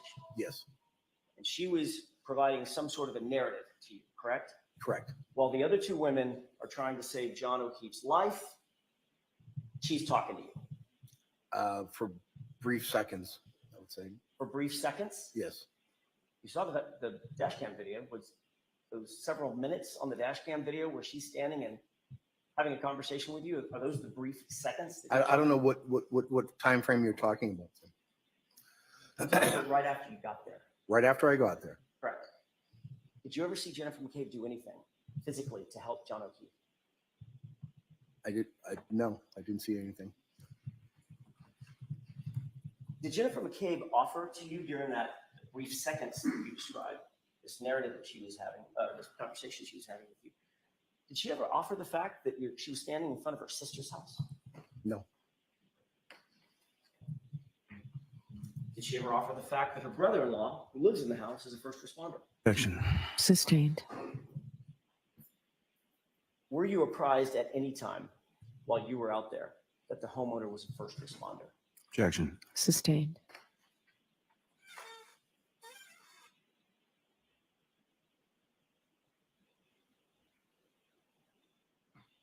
Based on your observations between Karen Reed and Jennifer McCabe, which one of those women appeared to be more focused on trying to save John's life in the moment? Objection. I'll allow it. Can you repeat the question, sir? Between Karen Reed and Jennifer McCabe, which one of those two women, based on your observations, appeared to you to be more focused on physically trying to save John O'Keefe's life in the moment? At that point, it was Karen Reed. You would agree with me, Officer Sarif, that in any investigation, details matter, accuracy matters, correct? Sure. Reports are written in police investigations in order to memorialize observations, things heard, seen, experienced by the officers, correct? Yes. And generally speaking, you're trained to write those reports and memorialize those observations as quickly as possible so that things are fresh in your memory. Correct. You don't want to write a report about an incident that you respond to today, 2 years from now. No. As a matter of fact, you're trained exactly the opposite. When you respond to a scene, it's somewhat important. You need to get it down on paper as quickly as possible for detail and accuracy, right? Yes. You did, in fact, write a report, a supplemental report for this investigation where you laid out your observations of that morning, correct? That's correct.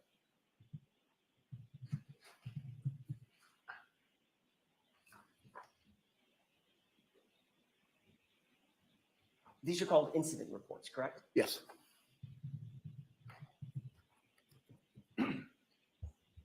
I'm holding what appears to be a multi-page document that is entitled an incident report. May I approach?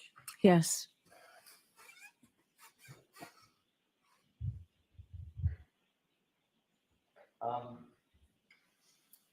Take a look at the tab page Mhm. and tell me if you recognize what's on that page.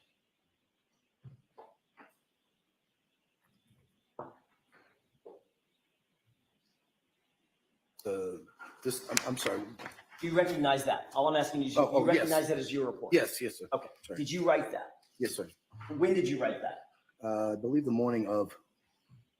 So that would be January 29th, That's correct. a little bit later in the morning after you left the scene. Yes. And you were reflecting back on what had just happened minutes or hours before, correct? Yep. And you were trying to be as truthful as possible, correct? Yes. You were trying to be as accurate as possible, Yes. as comprehensive as possible, Yes.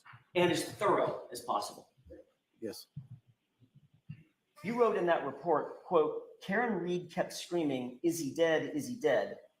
She was severely distraught and not able to tell me what happened. Correct? That's correct. May I approach? Yes.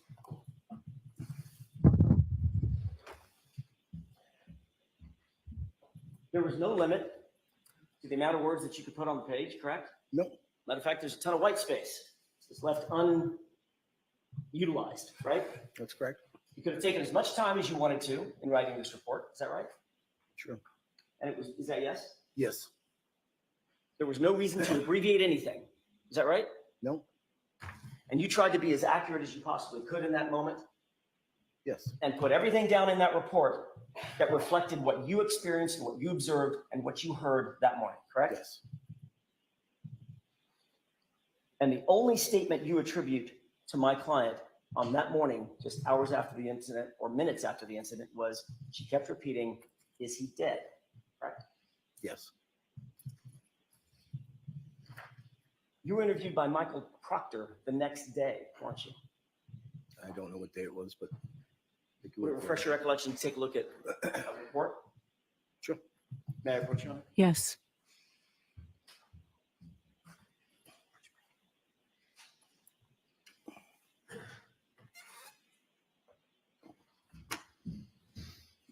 Take a look at that report that's dated March 15, but reflects an interview on January 30, and then tell me if you recognize it.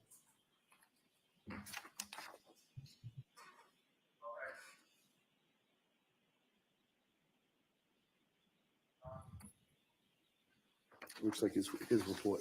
Okay, that's that's Trooper Proctor's report of an interview that he did with you, correct? Yes. And if you look on the second page, paragraph about what you stated to Trooper Proctor.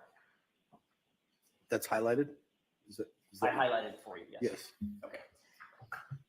Did you tell Trooper Proctor, let me withdraw that, ask it a different way. Were you trying to be as thorough and comprehensive with Trooper Proctor as you were in your own report?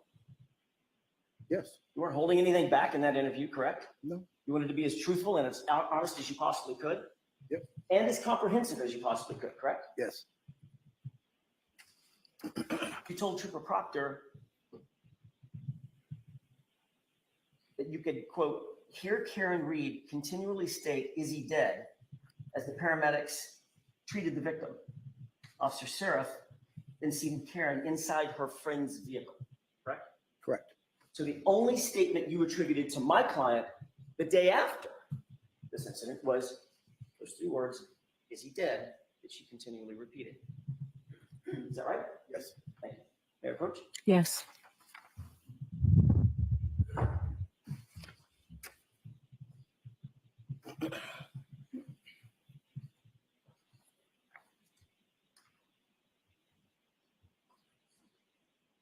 In the 2 times that you were asked to reflect back on exactly what happened that morning, on January 29th and January 30th, both times you attributed only 3 words to my client having been repeated continually in her distraught state.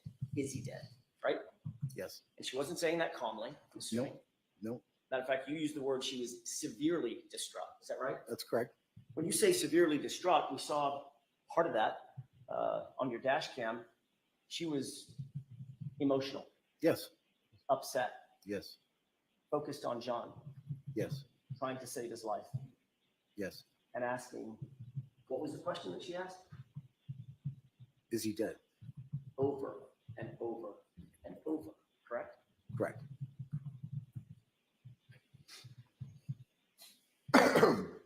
Then you were asked to testify in April of 2022, April 14th of 2022, at a state-run grand jury by the Commonwealth.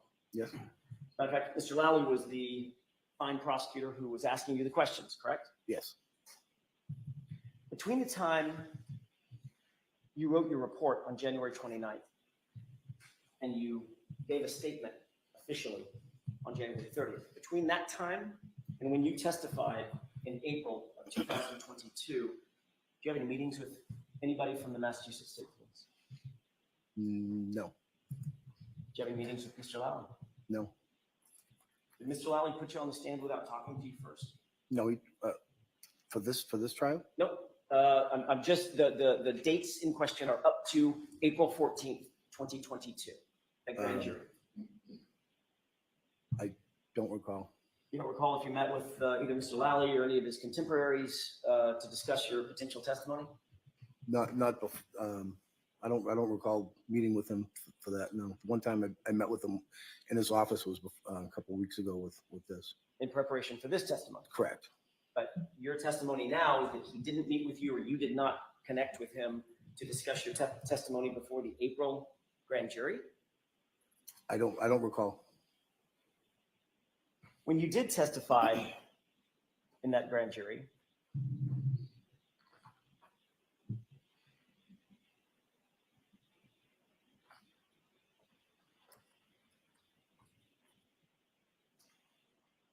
you changed your story, didn't you? No. You believe you testified completely consistently at that grand jury as you had in your report? I testified for what I remember what happened, sir. I see. Was your memory better in April than it was minutes or hours after the event?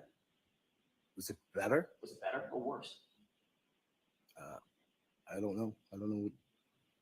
Do you think your memory gets better as time goes on? Not usually, no. No. Usually it's the opposite, isn't it? Yes. Memories get foggy, they fade. Yes. Which is why you write reports the day of the incident, if you can, correct? Yes. Do you remember what you testified to at the grand jury in April of 2022? The whole thing? No, Oh, sorry, that was a bad question on my part.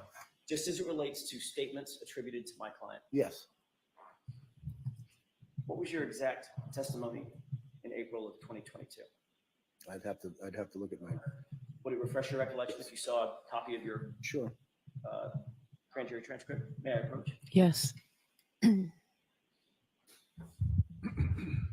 at page 18.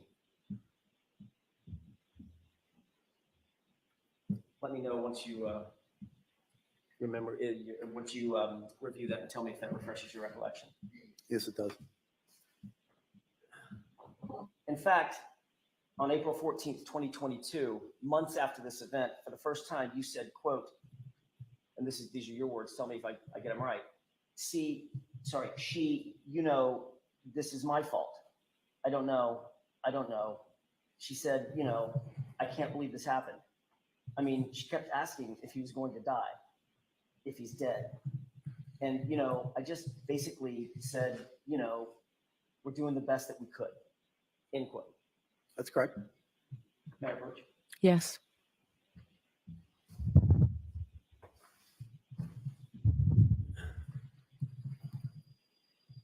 So in April of 2022, for the first time, you attributed the phrase, "This is my fault. I can't believe this happened," to my client, correct? That's correct. But nowhere in your official report did you say that. That's correct. And nowhere in your interview with Trooper Proctor the next day did you say that. That's correct. You think that was a pretty important omission on your part? It was an oversight. An oversight. Yes, sir. That a woman whom you made contact with, standing over the body of a fallen police officer, said to you, "This is my fault." Just missed that one. Yes? Yes, I missed it. Yeah, I didn't write it down. And then, of course, you testified yesterday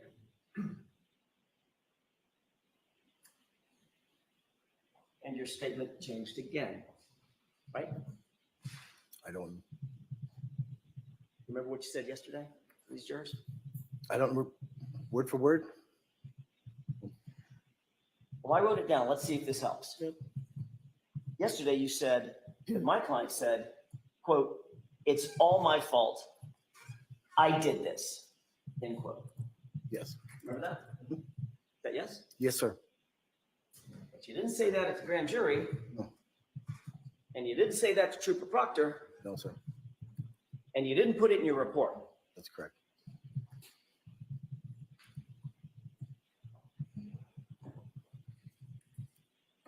If you were to testify in another 2 or 3 weeks, you think her statement would just keep evolving? Objection. Sustained.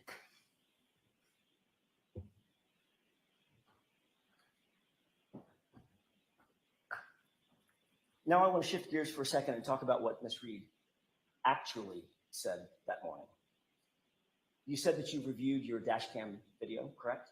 Once. Do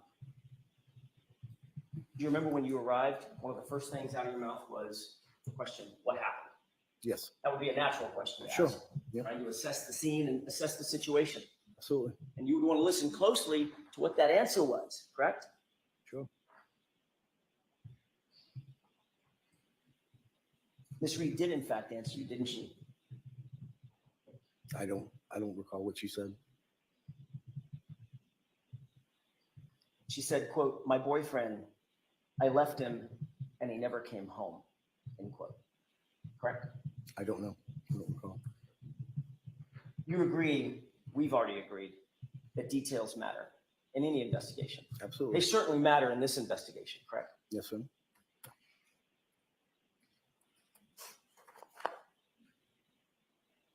I'd like you to take a look at what's been pre-marked as Exhibit 26.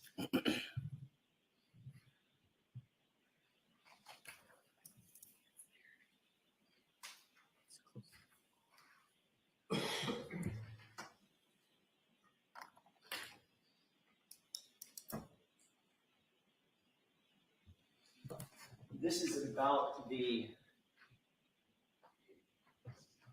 is about the 3:50 runtime. I'm not looking at the actual. I'm not looking at the actual time of day over here. I'm looking at the runtime, which is down at the bottom.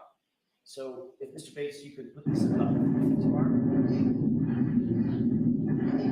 Can you pause it? Just to orient everybody, does this appear to be your dash cam? Yes, sir. Same dash cam you were looking at yesterday? Yes. Okay, let's go ahead and play it, Mr. Bates.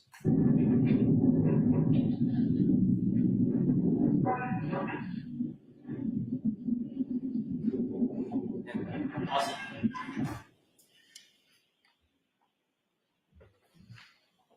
Officer Sarif, just like it's not an eye exam, it's not a hearing exam either. I'm going to do the best I can to raise the volume.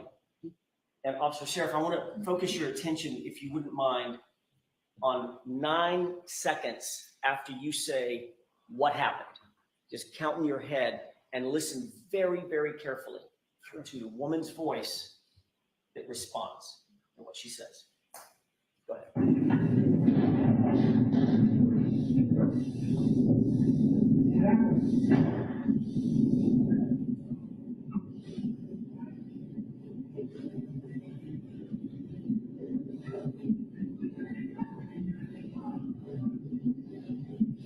Awesome. Very, very hard to hear. Have you listened to that before? No. Does it appear to you that she said, my boyfriend, I left him and he never came home? I couldn't understand anything. Okay. Let's replay it one more time.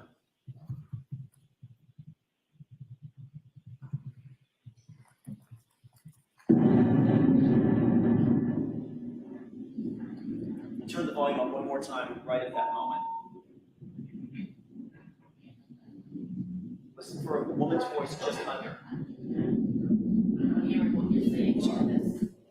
Sorry, I was asking Officer Sarif, please listen to, there's a din of noise, obviously road noise, wind noise, etc. It's your dash cam, the audio from your dash cam. Once you close the door, listen very carefully about 9 seconds after you say what happened for a woman's voice and see if you can make out what that voice says. Sure.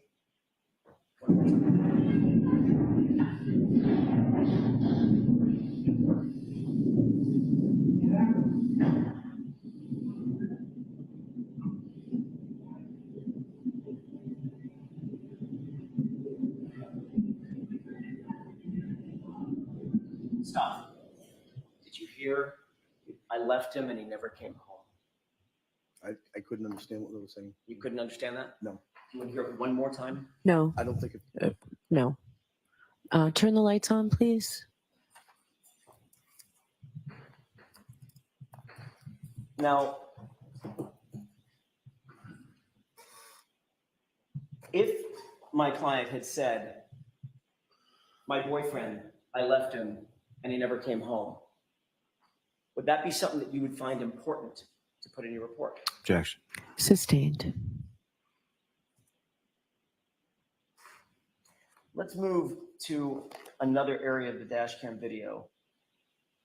I want to keep playing it at the 28-minute mark, 28-minute and 20-second mark or so. So can I see counsel at sidebar for just a minute, please? I heard it. I heard it as well, Sean. Absolutely. I think we all heard it. Listen, this guy has no clue what's coming down the pike at him. He's done. This guy's done. And why is she calling for a sidebar? That's not usual. She probably rope Jackson in. She's pissed that he asked for a third time, I think. But like, he's entitled to, because everyone in that courthouse probably heard it except for the witness. Yeah. Listen, there's no. This poor guy he has no idea how bad this is going to go. And then when Lally tries to, try to rehabilitate him, he's going to do a redirect, right? Yeah, yeah. You can't rehabilitate this guy. If I was Lally, I'd walk away, but he has to come back and say something. To repair it. And then I'm not sure how it works in Massachusetts, because normally you then get a redirect. He gets a recross. Sorry. Yeah, he should get a recross, right?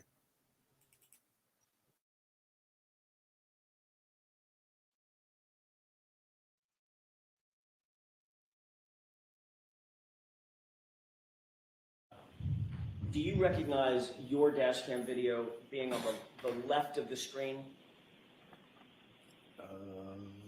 Yes, sir. Okay. Have you looked at Sergeant Good's dash cam video, which is squared up on the right side of the screen? No. You've never seen it? No. Okay. Does it appear to you that these are two different perspectives of the same scene? In other words, you see the car or the SUV on the left side of the screen right here, correct? Yes, sir. See that same SUV right there, correct? Yes, sir. Okay. Does that appear to be two different perspectives, two different angles Yes. of basically the same thing? Yes. Okay. I want to draw your attention to the individuals to the left of the SUV right here. There's a person wearing a hood with fur on it. Is that Carrie Roberts? To your memory? I don't know. Okay. There appears to be another person with a darker jacket standing just in front of that person with the hood and fur. You see that person? Yes. Okay. I'm going to ask you to focus on the person in the darker jacket. Sure. I believe, and the only reason I'm asking you to focus at this point is because I want to try to play this just once and see if you recognize what's depicted in the video. Sure. What I expect you may see is this person move out of sight behind the SUV, and then in the background, there's an SUV parked in the driveway. Pay special attention to that portion of the SUV and see if you see that person in the dark jacket pass from right to left in front of that SUV as if they're going to the house. Let's go ahead and play it.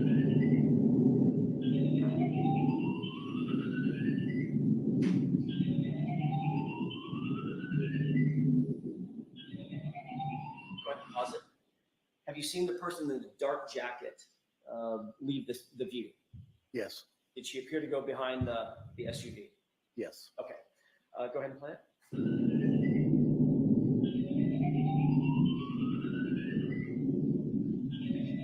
Go ahead and stop track. And now I'm going to ask you to draw your attention to that car with snow on it. Pay special attention to that car as the film continues to run. Go ahead.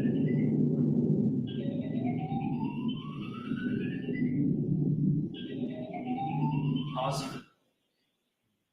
you see a person standing in front of the car? It appears to be a person. Yes. Walking from right to left? Yes. Would that be toward the house? Yes, it would be. Okay. And also, if you wouldn't mind switching your perspective, now you're looking more at the front of the house. Continue watching the film and see if you see that same person walking toward the house.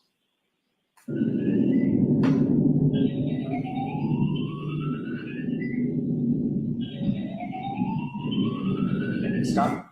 Did you see that? No, I didn't see. Oh, yeah. Yeah. Yes. I saw the shadow. Yes. Right. Shadow of a person Yes. walking toward the front of the house. That was Jennifer McCabe going into the house, wasn't it? I have no idea. Was it a person going into the house? It was a person. Yes. Did you give anybody any permission to go into the house? No, not my own. Would you think that a witness in a homicide scene, we can go ahead and raise the lights. Thank you. Would you think that a witness at a homicide scene being allowed to go into a house to make contact with other witnesses? I didn't know it was a homicide scene, sir. If I could finish my question. Do you think it's appropriate for a witness at a potential homicide scene, an unconscious person scene, whatever, crime scene, Yes. to make contact with other witnesses and begin discussing the situation unsupervised? Can you rephrase that question, sir? Do you think that's an appropriate thing to have happen? I have no answer for that, sir. I don't know what you're asking. Officer Sarif, when you go to a crime scene, Yes, sir. one of the first things that you'd want to do is secure the scene and separate witnesses so that interviews could be conducted, correct? Sure. You wouldn't want witnesses just cavorting together and getting their story straight, right? Correct. You'd want to avoid that at all costs, right? Yes. Yes. And why is that? So they can't collaborate their story. Yet there was a person walking from the area where a body was found in the lawn of a house, walking into the house to make contact with other individuals, correct? It appeared that way, yes, sir. Does that seem appropriate to you? No. Of course not.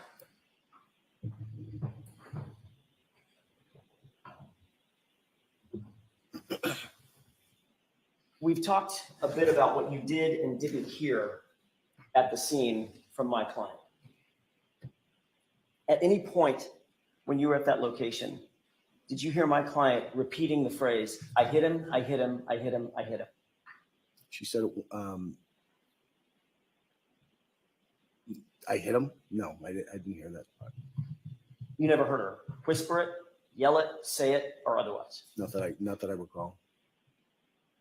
If you had heard that statement, you likely would have written it down, wouldn't you? Yes.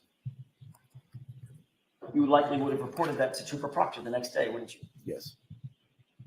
You likely would have mentioned it in your grand jury testimony, correct? Yes. And you did none of those things because you did not hear that statement, correct?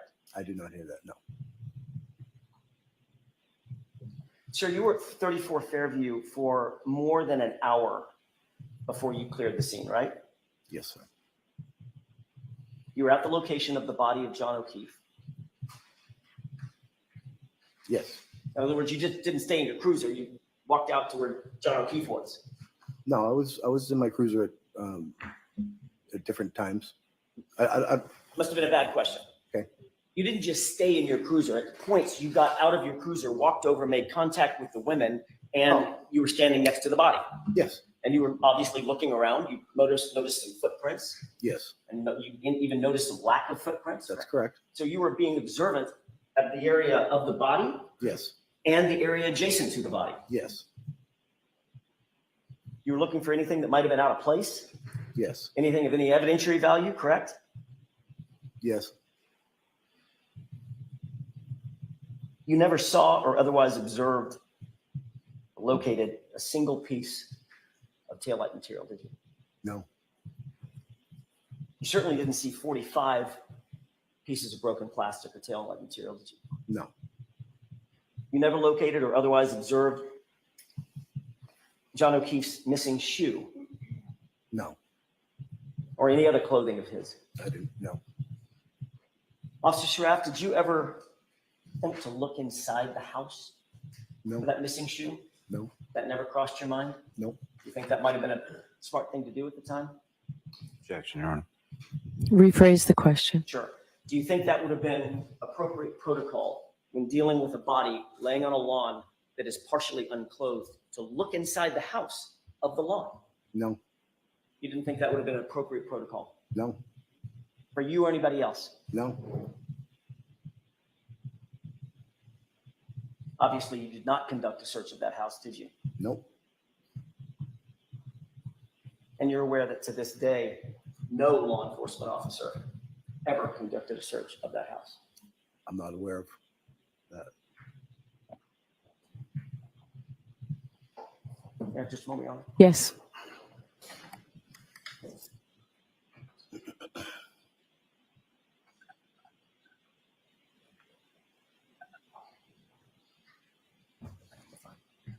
No further questions, Your Honor. Thank you. Anything, Mr. Lally? Briefly, Your Honor. Okay.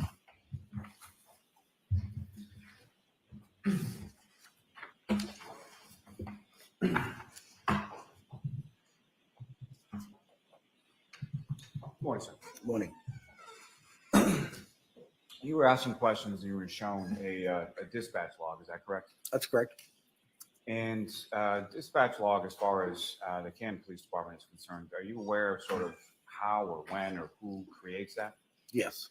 And can you explain to the jury sort of how that document sort of comes into being? So when a call comes in, an officer is at the desk, and usually the first thing they would do is dispatch, get people going to the scene, and get everybody rolling as far as if they need FD, police, whatever resources they need, and basically then type in what the call is and who's going. So fair to say it's more important to get assets allocated to a scene, especially in the case of an emergency, which is why someone's calling 911, than to ensure that the dispatch time is correct down to the second. Absolutely. Now,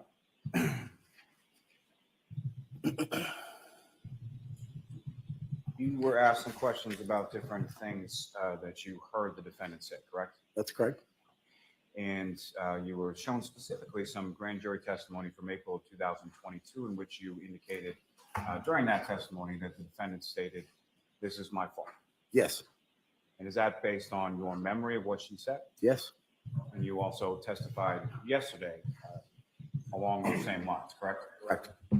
What you testified to before this jury, as far as your memory, is that accurate as to what happened on that scene, January 29th, 2022? Yes, Now, prior to this call, did you know Kerry Roberts? no, Did you know Karen Reed? no, Did you know John O'Keefe? no, Did you know Jennifer McCabe? no. Based on what you've seen as far as the dash camera, would you be able to differentiate between Jennifer McCabe or Kerry Roberts from that dash camera footage? No, Now, while you were on scene, did you see anybody from 34 Fairview Road from that address come outside? no, Did you see anybody from any address on that entire street for the entire 90 minutes that you were there come outside? no, Now, you were asked some questions about some different addresses on Fairview, whether they be 32 or 35. Do you know where either 32 or 35 is located in relation to 34? it will be next to each other in sequential order. Nothing further. Okay. Nothing, Your Honor. Thank you. All right, you're all set, officer. Thank you. Thank you. Yeah. Mr. Lally, who is your next witness? Your Honor, Commonwealth to call Officer Stephen Mullaney to the stand. Okay. Stephen Mullaney.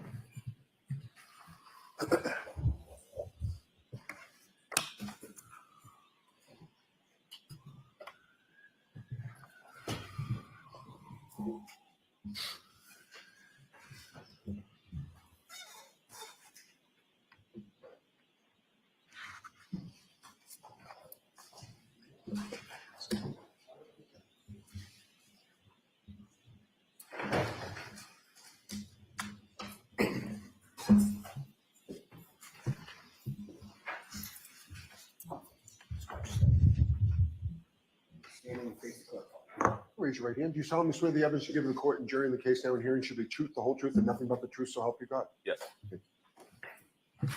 You can stand or sit, sir, whatever is more comfortable. Just make sure you speak into the microphone, please. Okay, whenever you're ready, Mr. Lally. Thank you. Morning, sir. Morning. Could you please state your name and spell your last name? Stephen Mullaney, Mullaney. And how are you employed, sir? I am employed by the Canton Police Department as a patrolman. And how long have you been a patrolman for the Canton Police? Since July 2020 and a full-time officer since August 2021. And if I could call your attention to the evening of January 28th, 2022 into the morning of January 29th, 2022. Were you working on that occasion? Yes, I was working the 11:45 p.m. to 7:45 a.m. patrol shift. And were you dispatched to a call shortly after 6 a.m. on the 29th? Yes, I was. And where were you dispatched to and what was that in regards? 34 Fairview Road for a unresponsive party.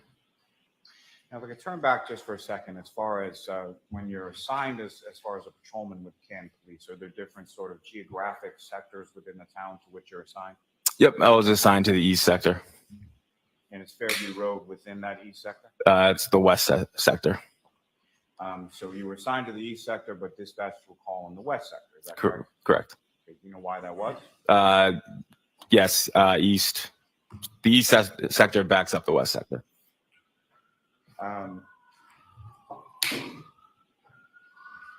Prior to this, on the 28th, going into the 29th, were you Why aware? don't you hold on a minute for that? Okay. Go ahead, Mr. Lally. No, thank you.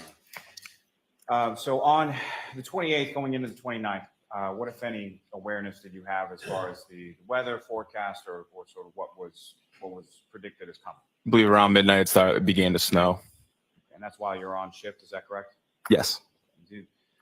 When you're on shift and you're on patrol, particularly when there's a weather situation as far as snow or something like that, what is it that you're doing on patrol? Well, I stayed in the parking lot that shift, so didn't get stuck anywhere. And as far as the snow that was predicted and the snow that fell, how much precipitation, what kind of a storm was it? Well, by the morning, it was pretty heavy snow. And by the morning, by what time? About around 6 a.m. So by the time that you were dispatched to that call, we were just talking about the snow was picking up and getting heavy. Yes. And as you were, so you were at the station when you received the dispatch, is that correct? Correct, yes. And where is, well, about how far away is Fairview Road from where you were at the station? Mile and a half, 2 miles. And can you describe to the jury sort of the route that you took going from the station to Fairview Road? Yep. I took a right onto Washington Street from the station, and then I took a right onto Dedham Street from Washington Street, a left onto Cedar Crest from Dedham, and then a left onto Fairview Road from Cedar Crest. And so Fairview Road runs sort of between two other more major roads in Canton, fair to say? Yes. And you mentioned Cedar Crest, is that correct? Yes. And Cedar Crest is off of Dedham? Correct. And so what is the other sort of major road on the other sort of intersecting side of Fairview Road? Chapman Street. So when you're coming from Cedar Crest onto Fairview, about how far into Fairview is 34? 2 houses down on the right. So the house would have been on your right, is that correct? Correct. And in addition to yourself, who, if anyone else from your department was dispatched to this call as well? Officer Sarif. And who, if anyone, arrived first? Officer Sarif had arrived prior to my arrival. And Officer Sarif, as far as which direction was his cruiser facing? The same as yours, directly at yours, or something else? I don't recall. You recall seeing Officer Sarif during your en route time, sort of between the station and arriving on the scene? I do not know. Now, as far as when you're driving from the station to the scene, what, if anything, do you recall about sort of the road conditions, visibility, anything like that? Visibility was difficult. I don't exactly recall how far you could see, but it was definitely coming down. And at this point in time, on January 29th, just after 6 a.m., what is sort of the lighting conditions? Has the sun come up yet? Is it dark out, or what's going on? It was still dark out. And if you recall, what was sort of the vehicular traffic on the roadway between the station and your arrival on Fairview Road? I don't recall there being any traffic. Now, as far as when you are coming to the scene, do you recall whether or not you had to activate sort of your lights or your sirens or anything like that? I believe I would have used the blue lights. Do you recall using sirens? I do not recall whether or not I used sirens. And if you know, about how much time elapsed between the time that you received the call and the time that you arrived on Fairview? 3 minutes, approximately. And when you arrive there, what, if anything, is sort of the first thing that you see? I saw Officer Sarif towards like the front lawn, kind of surrounding the victim. There's a couple other people as well. And the fire department was on arrival right about the same time. And so beyond yourself and Officer Sarif from the Canton Police, were there other sort of town assets that we dispatched to this call as well? The fire department. And when you say the fire department, how many sort of vehicles or what was their response as far as? I believe they had a fire engine and ambulance. And do you recall if the fire engine and the ambulance came from sort of the same side as you from Cedar Crest, or did they come into the scene from from the opposite side as far as from? I think they had come down Chapman Street to Fairview, and they were facing towards Cedar Crest.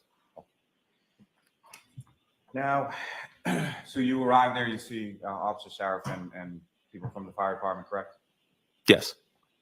And you indicated that you saw a person on the ground. Is that correct? Yes. And just for clarity purposes, at some point subsequent to this, you were able to identify the person that was on the ground. Is that correct? Yes. That was John O'Keefe. Is that correct? Yes, sir. And where the other people that you indicated were there, where were they in relation to John O'Keefe? I think I don't really recall where everybody was upon my arrival, but I think everyone was kind of like in the vicinity around the curb to the street. Now, as far as when you're first arriving, you're pulling up to the scene, were you able to see Mr. O'Keefe on the ground at that point, or did? I saw people around him, but I had to get closer before I saw the victim on the ground. And so the other people that you saw around him, were they kneeling down, standing up, or something else? I believe Officer Sarif was still standing up. I don't recall anyone else. And so fair to say you saw our Officer Sarif standing up near Mr. O'Keefe before you actually saw Mr. O'Keefe, correct? Yes, yes. Now, this particular area where you saw Officer Sarif standing up and Officer O'Keefe, Mr. O'Keefe or Officer O'Keefe on the ground, what, if any, sort of additional ambient lighting did you observe in that area? Was there any street lights or anything like that around there? Not that I recall. Now, in addition to Officer Sarif, at some point did you encounter some other individuals or civilian people on scene? Yep, Miss Jen McCabe. And in addition to Miss McCabe, were there any other female parties there as well? Carrie Roberts. And in addition to Miss Roberts, was there any other female parties there? Yes, Miss Reed. And just to be clear, do you see Miss Reed in the courtroom today? Yes. Okay. And could you identify as to where she's seated or an article of clothing she's wearing? Black dress. That's a record reflect identification. Yes. Now, prior to this call, did you have any prior sort of familiarity with Karen Reed? No. With John O'Keefe? No. With Jennifer McCabe? No. With Carrie Roberts? No. And when you arrive and you make those sort of initial observations, where is it that you go? What, if anything, do you do? The fire department began their life-saving measures, and at one point we were able to get him onto the stretcher or onto a backboard, I believe it's called, and then onto a stretcher. And what, if any, involvement did you have with that? I assisted the fire department in placing him on the backboard and then helping get him onto the stretcher. Now, as far as you mentioned that the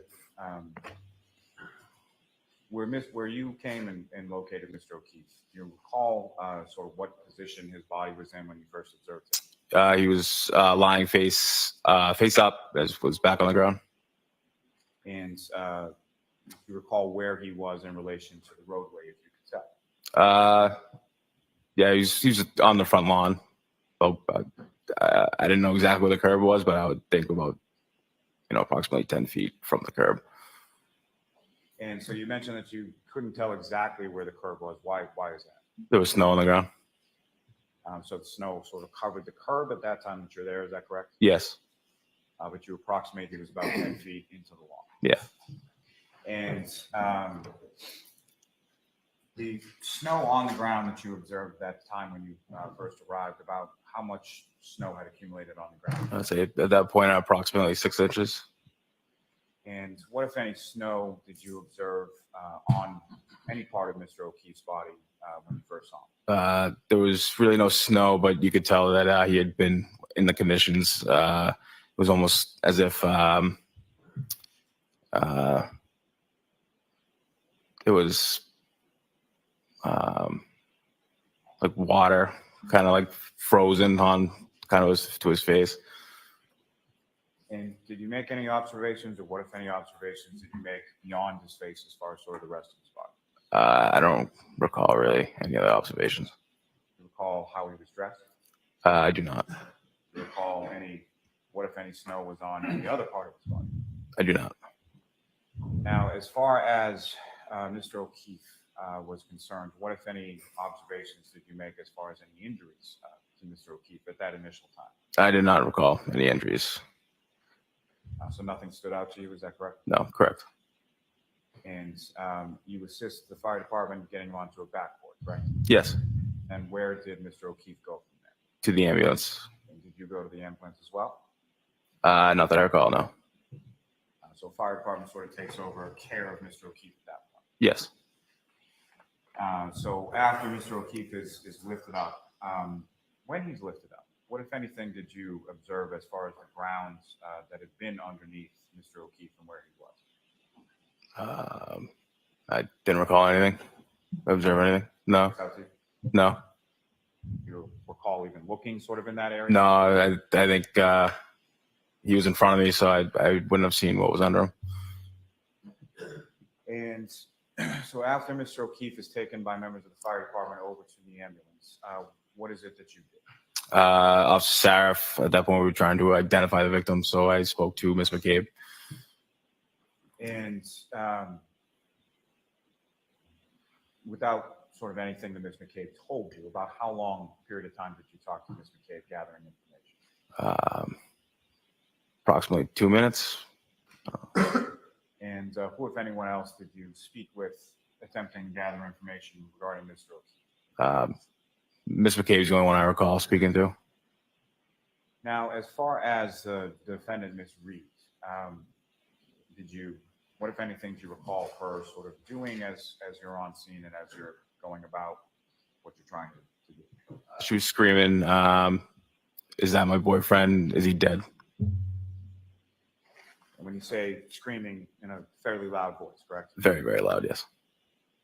And as far as that sort of phraseology, as far as is he dead, how many times was that something she said? Once, more than once, or something? Repeated many times. And with the same sort of volume that she had said it with, as you described the first time? Yes.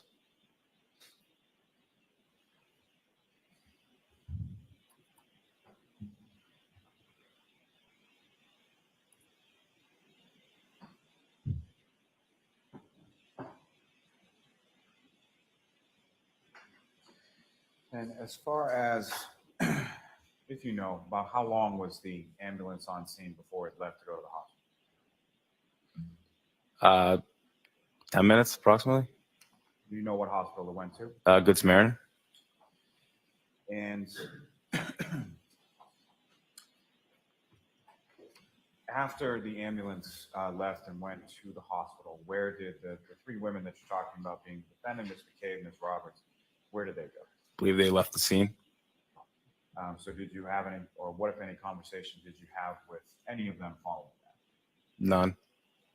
Now, as far as Ms. Reed, the defendant, is concerned, what, if anything else, did you observe as far as her saying or her demeanor or anything like that? Just the screams and she was very distraught. Now, at some point, did Ms. Reed sort of stay in one place, or where did Ms. Reed go sort of around the cruisers and the ambulance and all of that? I believe she went into one of the vehicles. I don't know if it was a cruiser or one of the cars, just stay warm. And the other two women that were with her, as far as Ms. McCabe, Ms. Roberts, were they in the same general vicinity as the defendant, or were they separated, if you recall? I don't recall.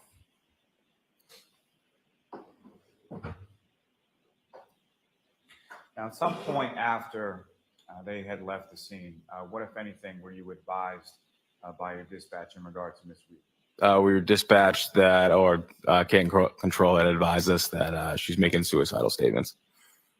And so based on that, what, if anything, did you or the other officers that you were on scene with do at that point? I don't recall exactly who, but someone had called Ms. Roberts to have Ms. Reed come back to the scene, and we section 12 there. And so about how much time elapsed between the time that you learned that from dispatch and the time that Ms. Reed arrives back on scene with Ms. Roberts? 5 minutes, approximately. Now, you mentioned that there may have been other officers on scene, correct? Yes. So in addition to yourself and Officer Sarif, who, if anyone else from your department, arrived on scene while you were there? Sergeant Good arrived, Sergeant Link at the time, and Lieutenant Gallagher. And when was that in relation to when yourself and Officer Sarif arrived on scene? Sergeant Good was there shortly after, and then Sergeant Link shortly after him, and then Lieutenant Gallagher after that. And in total, as far as sort of the earliest and the longest, about how long was it until Lieutenant Gallagher arrived I'd say less than 45 minutes. And in total, how long was it that you were on scene that morning? 90 minutes to 2 hours.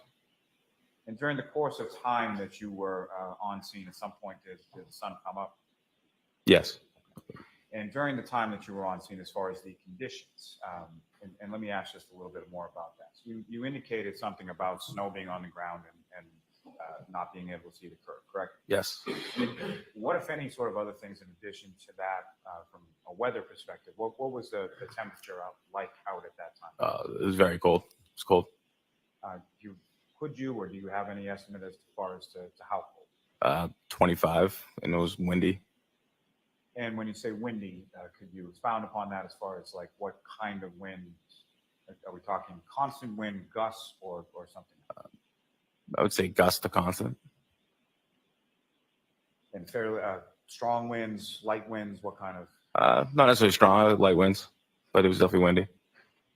And during that sort of total time, about 90 minutes or so that you were on scene, was the weather consistent throughout that entire period that you were on scene? That I recall, yes. Now, in the area where you first observed Mr. O'Keefe's body on the lawn, after his body was removed by the fire department, what, if anything, did you observe sort of in that general area? Nothing.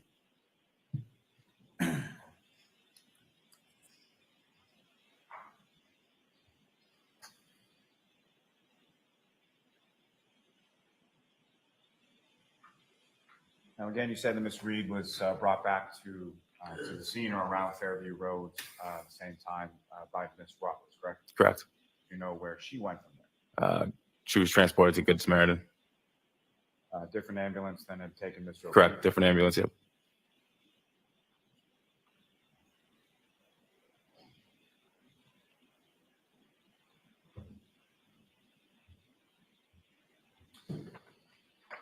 Now, as far as Mr. O'Keefe was concerned, you assisted getting him onto the backboard, is that correct? Yes. Did you also assist getting him onto the stretcher? Yes. And beyond sort of the visual observations that you made, did you have occasion to, in that process, have any sort of tactile observations? Did you come into contact with Mr. O'Keefe's body at any point? No. Beyond what you've already testified to, did you make any other observations at any point of Mr. O'Keefe, his body, or any injuries? No, not that I recall.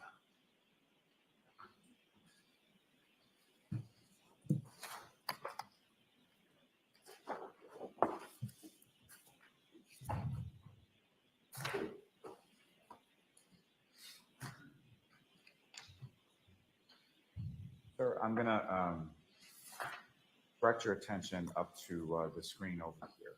Ms. Gilman, if you could just put up Exhibit 25 and just sort of pause it as soon as it comes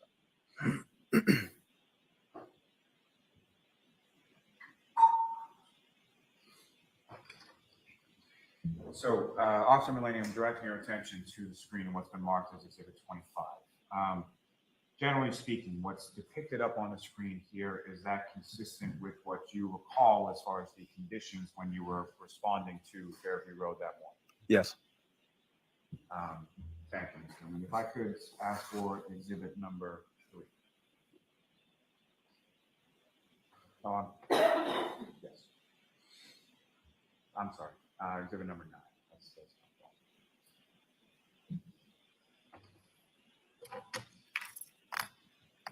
And Officer Mullaney, directing your attention to what's up on the screen has been previously marked as exhibit number 9. Do you recognize what's depicted in that photograph? Yes. Okay. What do you recognize it to be? That's 34, Fairview.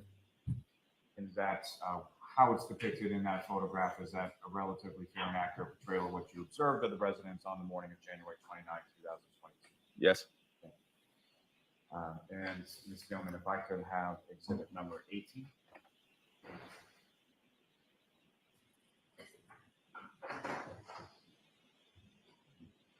And again, Officer Mullaney, what's up on the screen? Do you recognize what's depicted in Exhibit 8? Yes. And what do you recognize that? That's 34 Fairview.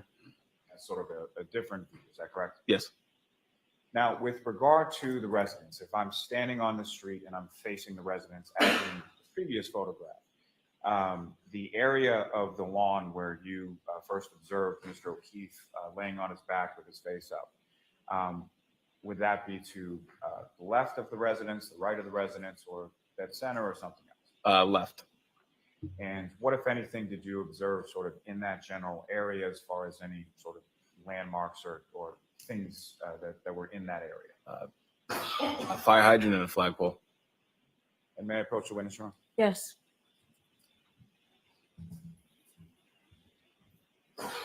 So, sir, I'm trying to find anybody. This is a laser point. Just we can push that button there. Okay. So, officer, if I could ask you, using that laser pointer directly, if you could direct the jury's attention to where in that photograph, if anywhere, you recall Mr. O'Keefe's body being located when you first. Right in this area. Thanks. If I may have one moment, Your Honor. Yes. And officer, you can. Thanks.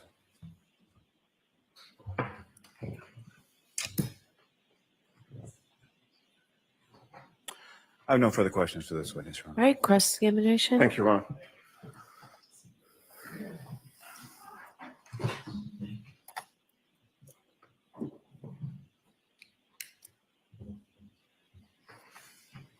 Good morning, officer. Good morning. Officer Mullaney, you and I have never met before, correct? Correct. We've never spoken about this case? No.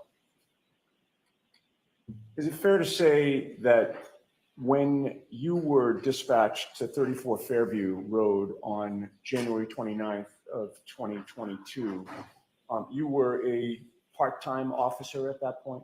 No, I was full-time. When did you start at the Canton Police Department? July 2020. Did you start as a part-time officer? I did. Oh, I see. I misunderstood your testimony. You actually became full-time in August of 2021. Correct, sir. Yes. All right. So you had been full-time at that point for about 6 months when you received this call, correct? Yes, sir. And it's fair to say that you were the junior officer on scene? Yes, it is.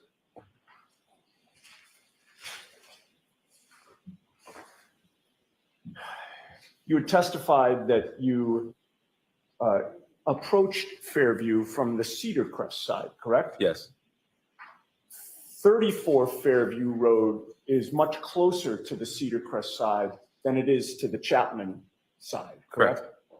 And when you take a left on Cedar Crest to enter Fairview Road, 34 Fairview is the second house on the right. Does that make sense? From Cedar Crest, yes. Yes.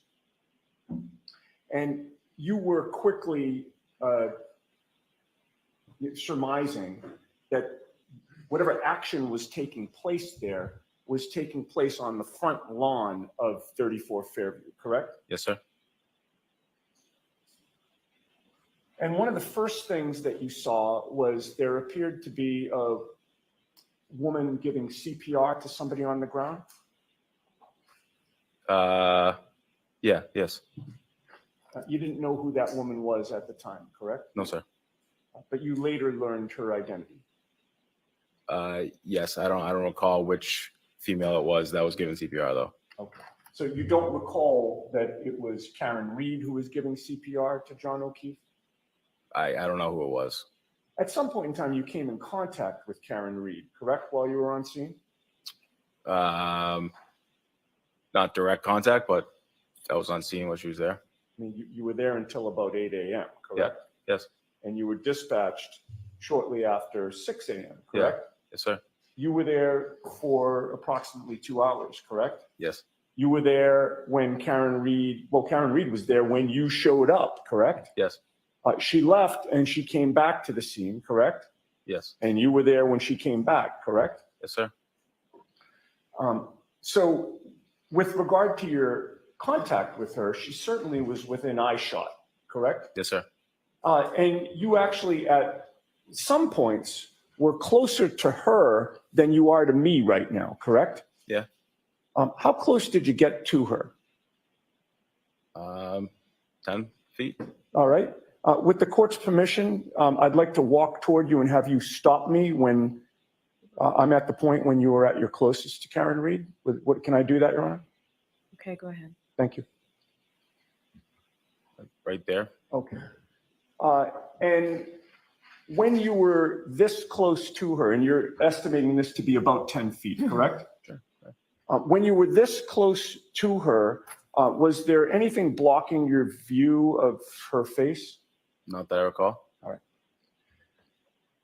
You noticed, obviously, that she had blood on her face, correct? I did not notice that. No. You didn't notice that she had blood in her hair? I did not notice that. You did notice that she was absolutely hysterical. Yes. She was completely distraught. Yes. She appeared to be in shock. Yes.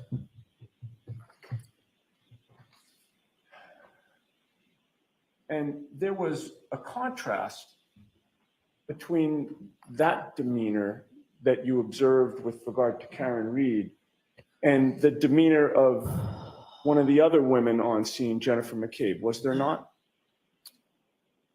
Can you kind of explain further? Sure. Karen Reed was screaming, correct?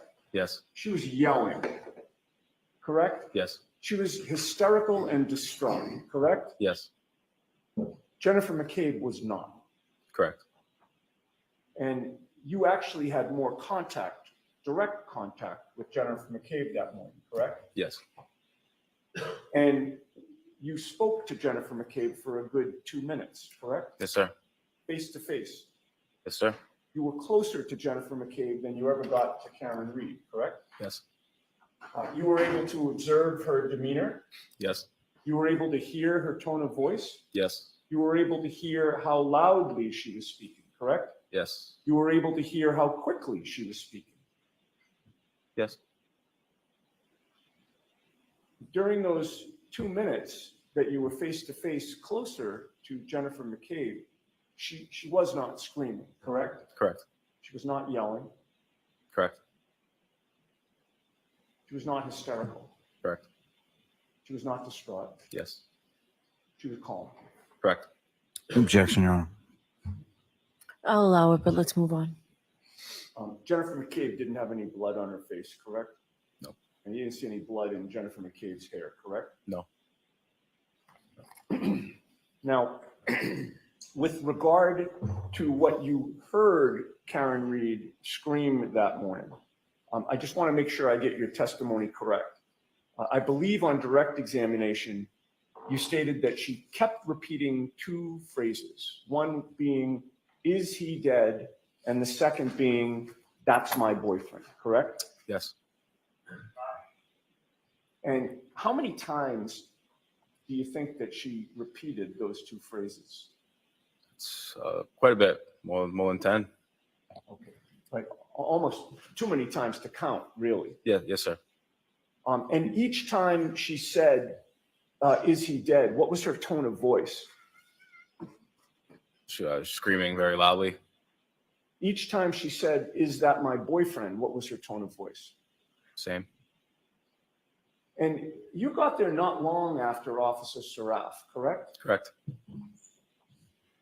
In any of during the time, let me strike that, during the time that you were on scene and you heard Karen Reed screaming and yelling in this distraught and hysterical manner, you never once heard her say, "I did it," correct? I did not.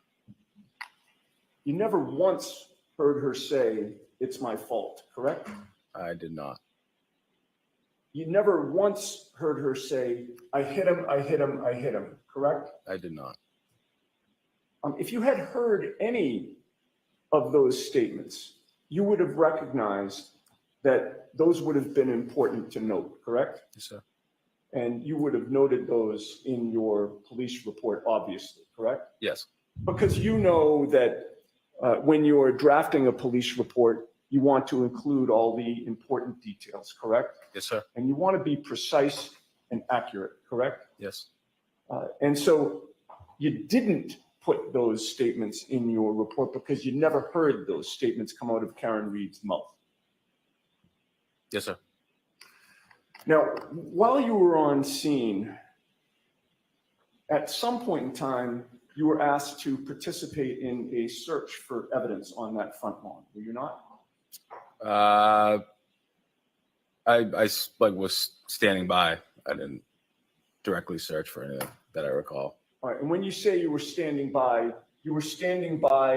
the area where John O'Keefe's body had been, correct? Yes.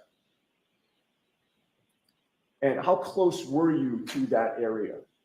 I was like right off the curb at that point on the street. How many feet from where the body had been? 10 to 12 feet. Okay, so maybe about the same distance as when I walked toward you, around that distance? Yeah, yes, sir. And how much time did you spend around that distance from where John O'Keefe's body had been? I don't recall. You were there for 2 hours, correct? Yes.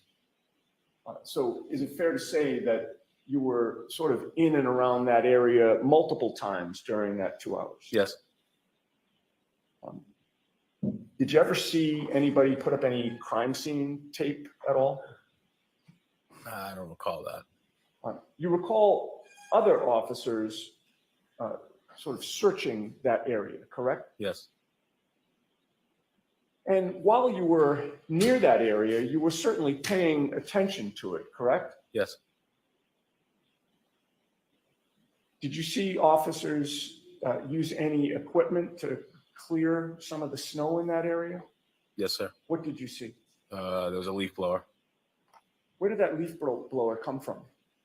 I don't know. Who had the leaf blower? I believe it was Lieutenant Gallagher. When did Lieutenant Gallagher arrive on scene? 45 minutes after I did, approximately. I don't recall the exact time. And how big was that leaf blower? Not too big. Was it handheld or was it something that you pushed? Handheld. And who used the leaf blower? Lieutenant Gallagher. At what area or on what area did he use that leaf blower? The front lawn. And would that have been around the area where John O'Keefe's body had been? Yes. And you were watching him as he did that, correct? Yes. What other officers were in that area sort of watching what was going on or participating in the search for what was going on? I don't necessarily recall where everybody was, but I believe it would be Sergeant Link and Sergeant Good. And they were superior officers, correct? Correct. And you understood that these brother officers of yours were looking for evidence, right? Yes. They were looking for clues about potentially what had happened to John O'Keefe, correct? Yes. And you were paying attention too as they were doing their work, correct? Yes. You were looking for anything that might have been out of place, correct? Yes. If there was something large there that didn't appear to, be appropriate for a front lawn, you would have made note of that, correct? Yes. And if there was something small there, you would have still made note of that if it didn't appear to belong on a front lawn, correct? Yes. At any point in time, either before or after the leaf blower was taken out by Lieutenant Gallagher, did you see 45 pieces of bright red, black, and clear plastic pieces scattered all over the scene? I did not. Did you find even or see even one piece of broken plastic? I did not.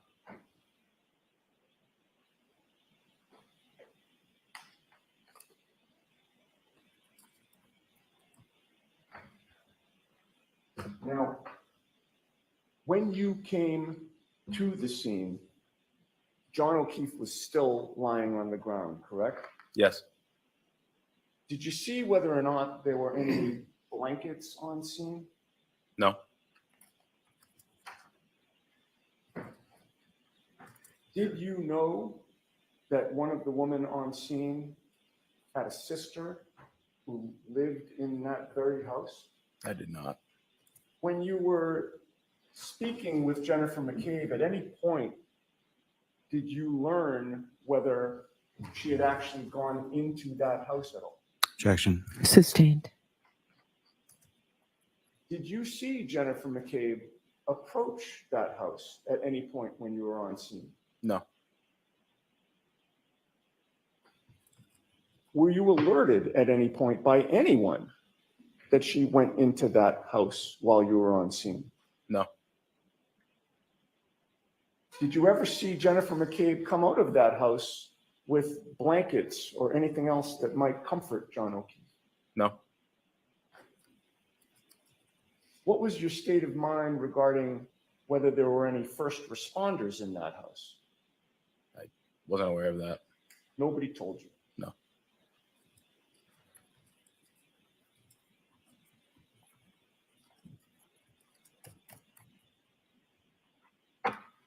You had testified that at one point you saw Karen Reed being escorted into a motor vehicle, Yes. and that was one of the women on scene, her motor vehicle?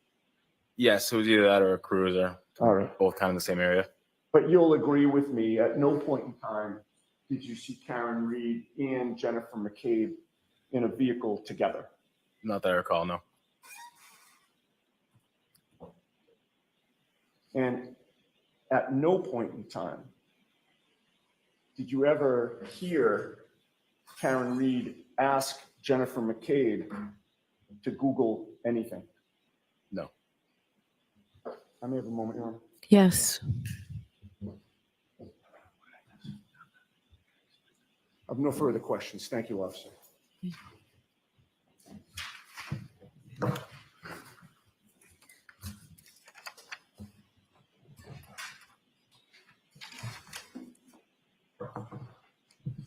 Officer Mullaney, you've been to other scenes in which there is a deceased person on scene, family members or friends around? Yes. And of those other scenes, does everybody who's a friend or a family member of the person who is injured or deceased, do they all react the same? No. Is every single one of them screaming and yelling different things? No. And there are actually 3 women on scene that morning, correct? Yes. Okay, so there was Jennifer McCabe, there was the defendant, Miss Reed, and there was Kerry Roberts, correct? Correct. And did you see any blood on Miss Roberts's face or hair? No. Okay, was she screaming and yelling things and moving around the scene? No. Now, as far as the residents in 34 Fairview Road, did you see anybody go in or come out of that residence during the time that you were on scene? No. And as far as any of the other residences on the entire rest of the street, did you see any of the neighbors or anybody else come outside at any point in time? I did not.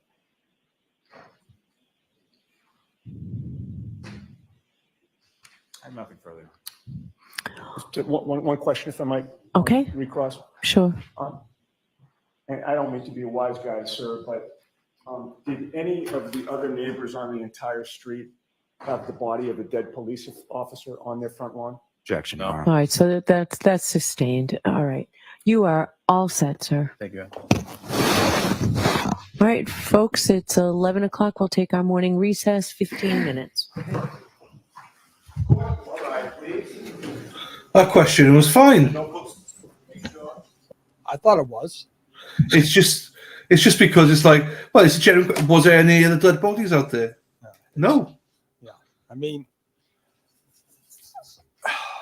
that's true. That is a valid question. But listen, you can hear Bev take an exception to where the defense is going with their cross, right? And she doesn't want to hear about the taillight. She doesn't, this is the case that was brought to the DA. The DA is putting this case in her courtroom. It's not Karen Reed's fault. It's the district attorney who allowed this sham to be brought in her courtroom. So, No. Yeah, poor Sarif, man. Like I said, poor Sarif. I mean, it's a classic. We've heard this before, right? Is your memory better today than it was 2 years ago? He says, well, no, but I do recall now that she said it's my fault, right? But this is a classic example, right? You got Mullaney, who I thought was a pretty good witness. I didn't think he was that bad, right? Professional, a lot more professional than Sarif. But here's my point. 6 months of the job, right? 6 months. And he's not taking more of an active role. I mean, when I was a rookie, right, my sergeants would say to me, Sean, you're no good to anyone if you don't ride safely. I'd be all over the county. I'd be all everywhere. When I was in D.C. on a motorcycle, I was going everywhere. You're full of piss and vinegar. And this kid, he's like Sarif. I don't recall. I don't recall. Wasn't observant. And I love the fact that they were able to get in. You're supposed to separate the witnesses. And Mr. Sarif, why? So they don't collaborate. Yeah, Sherlock. And what did Jen McCabe do? She went right into the house. That I got to tell you, I never, ever saw that. No, that's brand new. Oh, that's beautiful, man. This is the type of thing. We're going to see all the stuff, right? We're going to see all the nuggets. It's coming. I'm telling you, it's coming. Before we go into it, you know what's coming, Sean? Oh, I love it. Give me a coffee. I want a coffee. Yes, I got to do it. Where's it gone?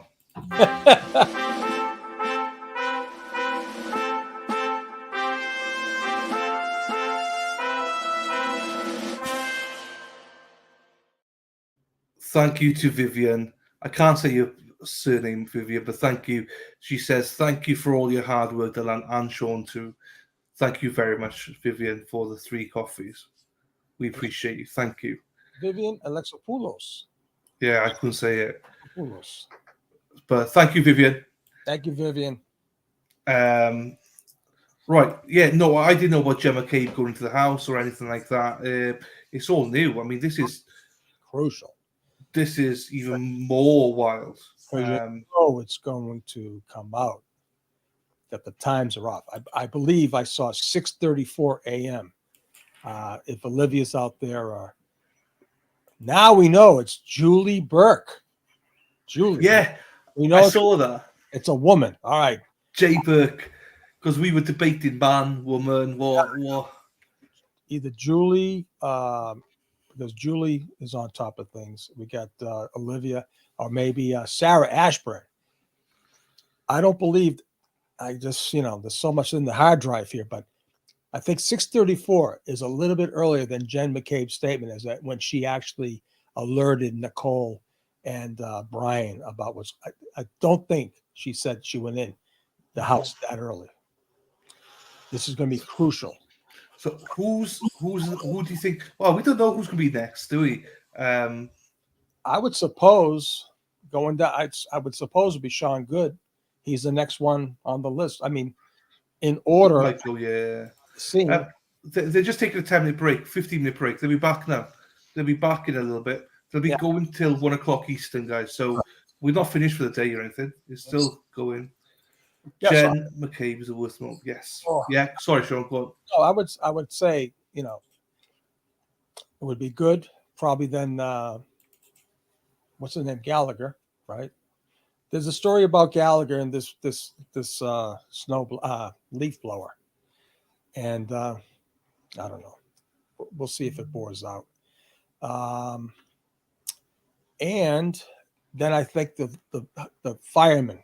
I mean, you're gonna have a whole list of firemen coming in, EMS, the ambulance people, all those people are gonna come in. So but I'm glad that he didn't go crazy with Mullaney, because you can't lose the jury, right? I mean, how much you're taking their perspective, but don't go over the same thing. Don't give me the ride from where you were. But it's interesting how close that house truly is to Cedar Crest.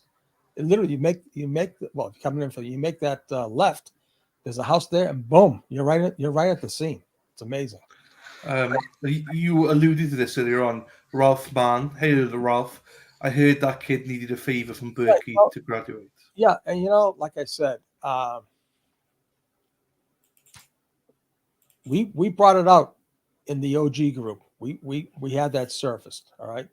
But I guess there's no need to slam people. I guess trust me, when Proctor gets up, that's when you can see the banging going on. How long they go to today? I want to put off. She said 9 till 1. So roughly 1. Depends on the witness. If there's a witness finished by 1:45, they'll finish at 1:45. Oh, yeah. But right, they won't stop. 1 o'clock. Sparkle says, so for the Google search, I'm wondering if they are seeing UTC central for the 6-ish one, and defense will point it out. Lots of apps default UTC for some reason. It's a little technical on my side. Yeah, I don't think so. I think Olivia's torn it all down, and it's I defer. We both defer in this one to the experts in chat. But good observation, Spider. But I don't think on this occasion that, because you've got two experts going head to head here now, basically both saying they're wrong. So right. Mike G. Gemma Cabe is a devil. Nobody's seen phone under body. Then it's true, and also they both said the same thing. That spring, just like powder of basically. Well, he said water on his face. Basically, I think he meant ice, as in And more importantly, no one says that Karen requested Jen McCabe to do a Google search. Yeah, that's where they're going. That's where they're going. You could see both sides are trying to build it up and everything. It'll come down at the end of what they jury will determine. We're supposed to believe that the request was made when Jen and I guess Karen was in a cruiser, and these cruisers do absolutely have cameras and audio in the cruises. Of course, there probably is no audio or camera, right? No recording, because nothing gets recorded. Right?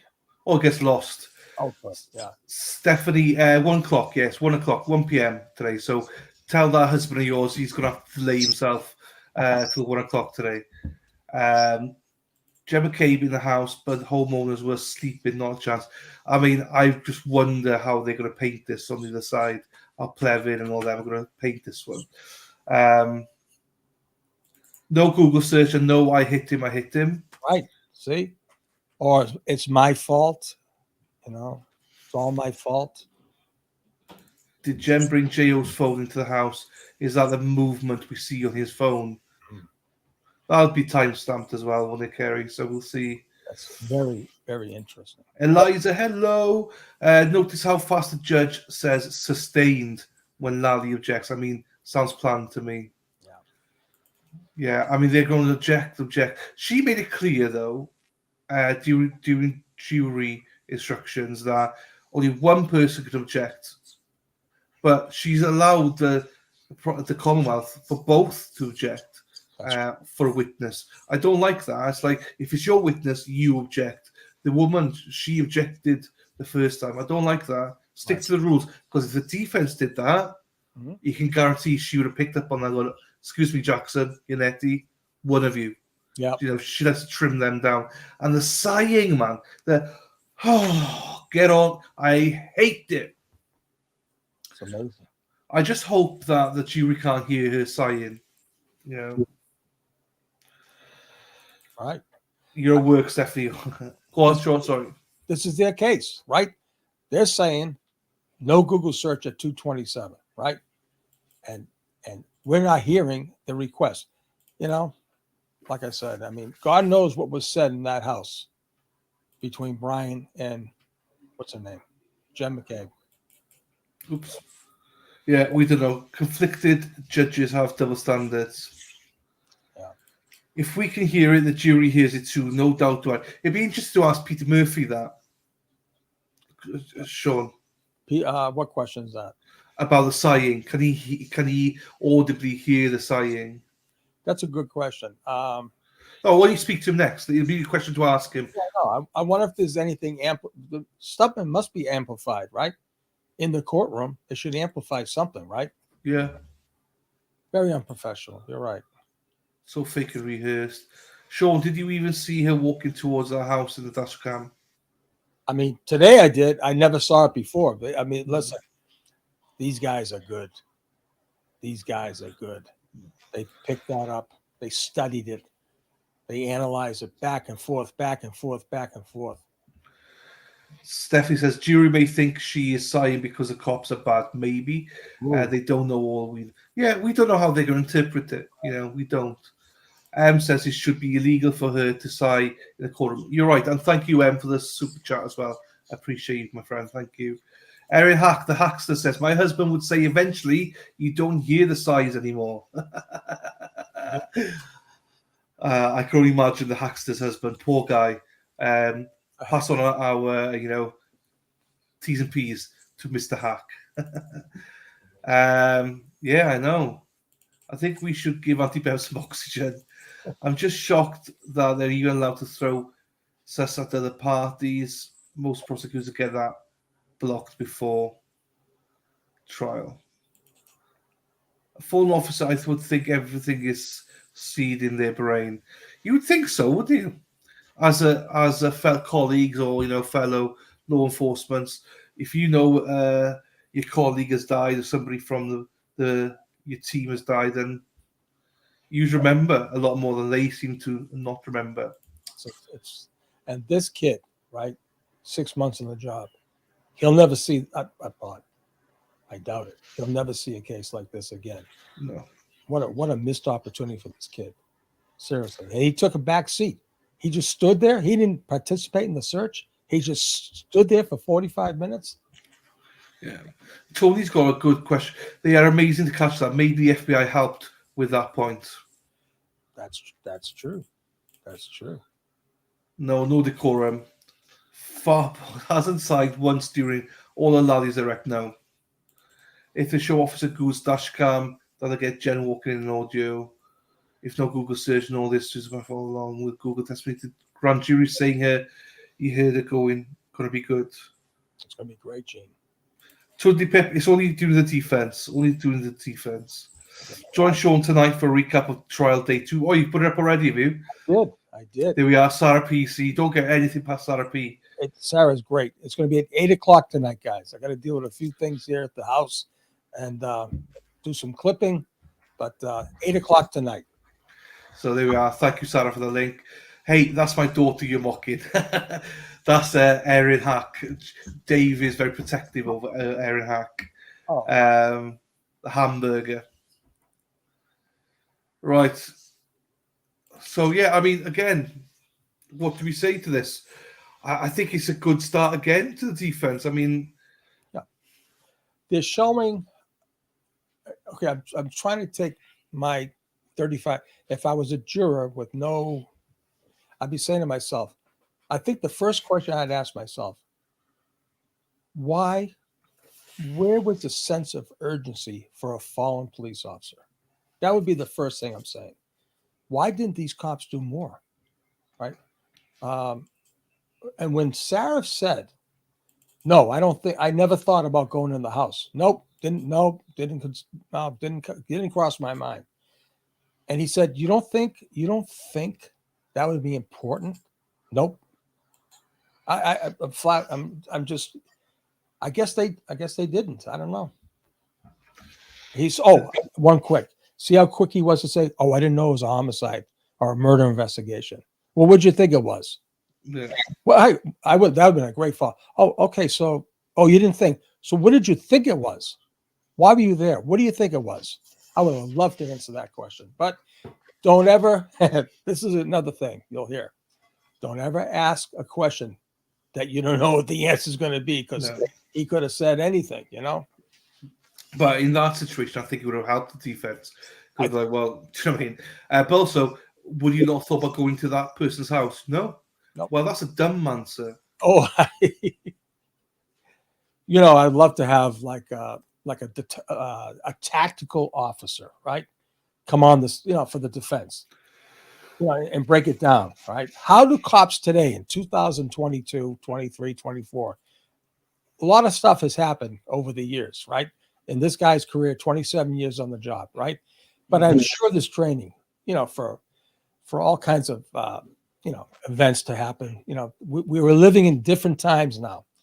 And I just don't understand how this guy from officer safety and public safety, why they didn't do a protective sweep inside the house.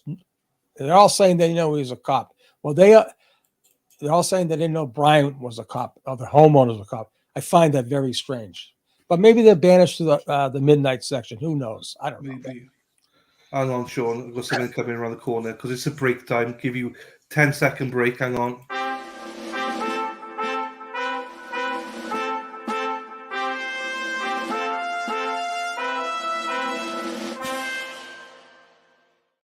See, we only do this in the breaks, so people might think, why are you doing this? It's during the breaks. I want to thank people.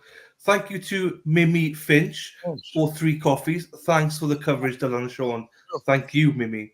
And Jody as well. Jody Mitchell bought 3 coffees. She says, thank you for your amazing coverage and fantastic, knowledgeable insight for the case. That's you, Sean. Make sure you visit Peabody and come to Champions Pub for steak tips. Free calorie. What steak tips? I got to tell you. So I went to see my buddies on Sunday, right, with Susanna. We went up there, and Dan Lane, Night Train Lane, man, with Laurie and Bobby Swat and Carolyn. All of a sudden, we're having the best shrimp, the biggest shrimp. Incredible. We're having all this.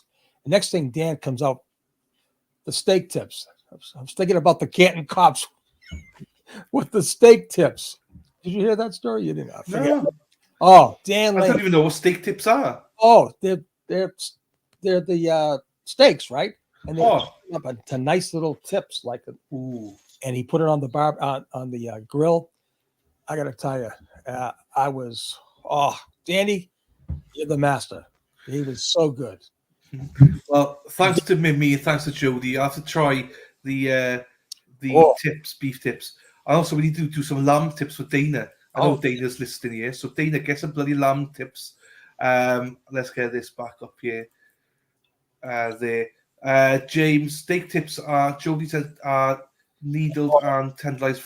Oh, okay, that sounds nice. It's like, is it like I'm starved. Soldiers, you can dip them and stuff. Oh, I know. I'm teasing. I'm starved now. I'm starved right now. Starved. James, when did the first? Hello, thank you for the super chat. When did the first responders learn the ID of John? I think somewhere around the very beginning, right? Someone said he was a boss. Oh, when he asked, "Is this a drug user? Does he use drugs? Do I have to get a Narcan or something?" And she goes, "No, this is a Boston cop." So he knew right off the bat. Am I heroic? Kebabs. Yes, there you go. See, kebabs. Sarah Ashburn. Sarah would know this question. When did Jen McCabe say she went into the house? I don't think it was 6:34 in the morning. Put it on the Bobby. There you go. Yeah. Is it possible none of the officers on scene did not actually see Jen McCabe enter the house? She's pretty obviously sneaky. Well, here's the thing. If they were doing their job, she would have been separated and off the scene, number one. Get everyone off the scene. They don't need to be on the scene. Let the cops and the EMS people. You guys, I would have taken right down the station. 3 witnesses, suspicious circumstances, you're going down. Get them off the scene immediately. That's their fault that she allowed her walking around freely. She conducted the whole thing. God knows what she said to what's his name? Mullaney. What she said to Sarif, right? We'll find out, though. Of course, we're going to find out. This is all right. This came up, right? So UGF, I think UGF is in the camp of Karen's guilty, right? So he believes Karen's guilty. Yeah, so Karen Reid at the hospital, you'll probably never go to see me again. He thinks that this is a big deal. Personally, I don't think this is. She didn't say that. She didn't say that at the hospital. She said that on the ride home. Okay, right? Probably never going to see me again because you know why? Because they had convinced They had convinced her so badly, right, that she was the culprit, right? That's why those statements were made, right? Yeah.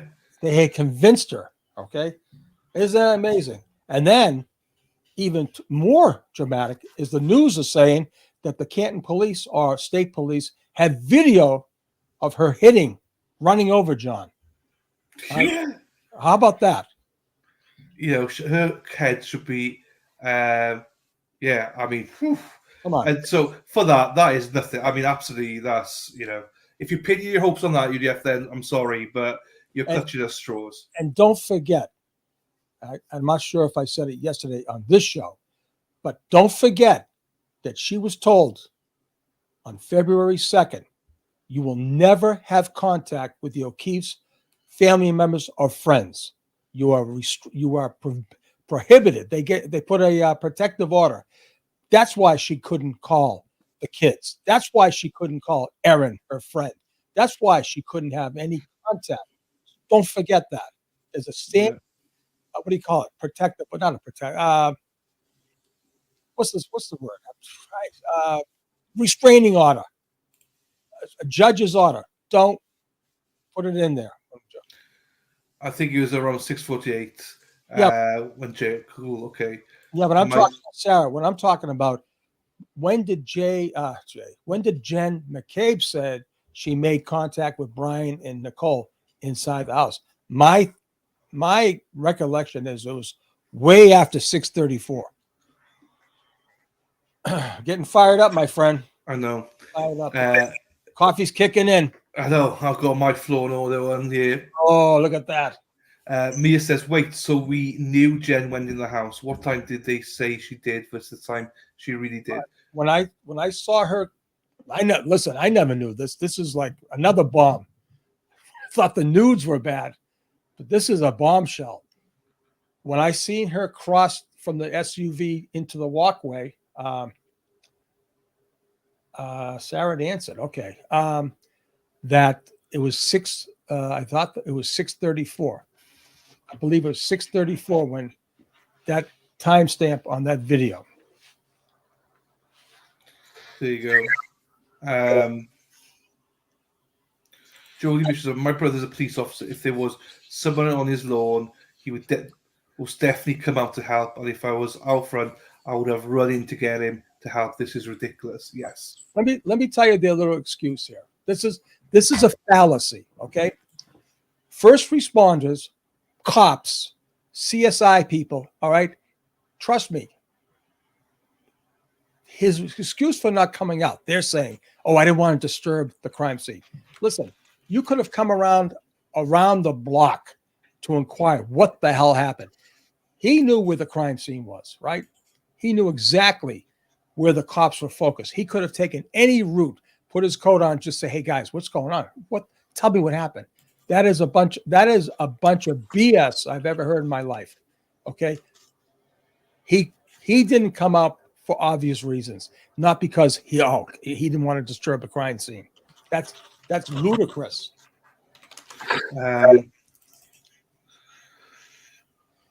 What we got here? Gussie. How the fuck? Yeah. How the fuck did leaf blow 6 inches of snow? No way. See, these guys are crazy. That's right. Yeah. He knows. Dennis lives right up the street from there. He knows. He goes by there every day. You know, I just feel sorry for anyone that lives there. Do you know what I mean? With all this going on, but I mean, look, everyone's got an opinion. I'm always intrigued. But what was good was the court TV last night when they said what side are you on with the or the back? Hang on, they're back. Yeah, what side were you on? Defense or prosecution? Commonwealth with the openings. 86% were like defense by far. That's not normal. That's not normal whatsoever. Vinny's definitely on Team Reed. There's no doubt. Yeah, he is definitely.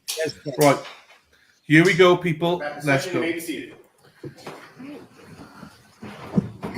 Your next witness, please, Mr. Lally. Yes, Your Honor. The Commonwealth to call Mr. Timothy Nuttall to the stand.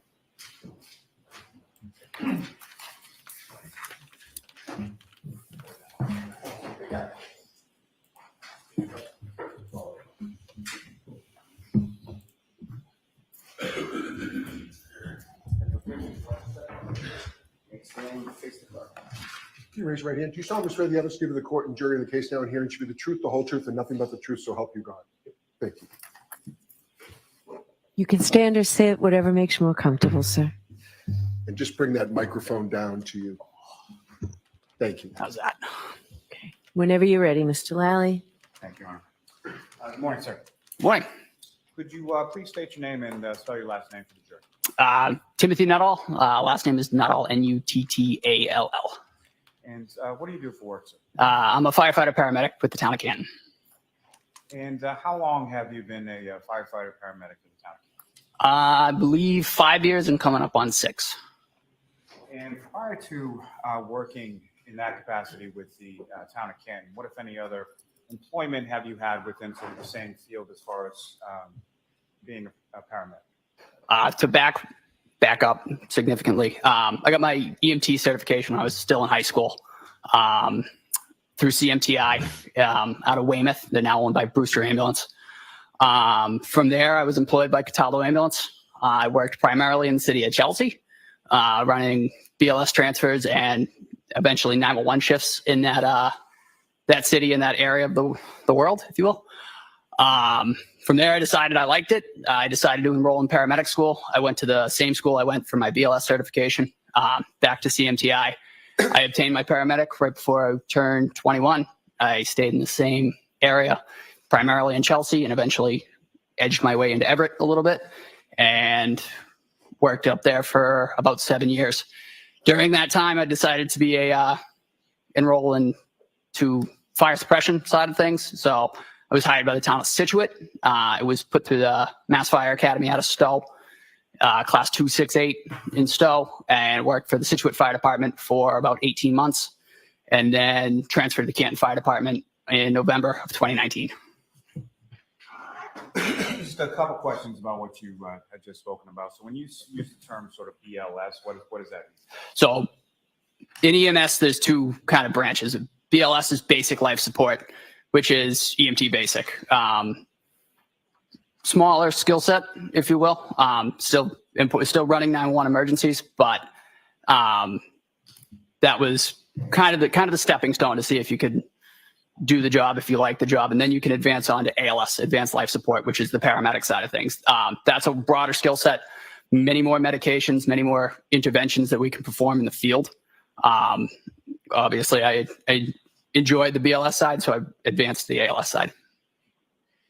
Now, as far as starting with becoming an EMT, what, if any, and mentioned you went to a CMTI school, but what type of education do you require prior to getting any sort of graduating or certification or something like that? What are the classes like? So it kind of runs the gambit for emergency medicine. You start mostly with anatomy and physiology, the human body, progresses down to how those illnesses can progress and the natures of illness.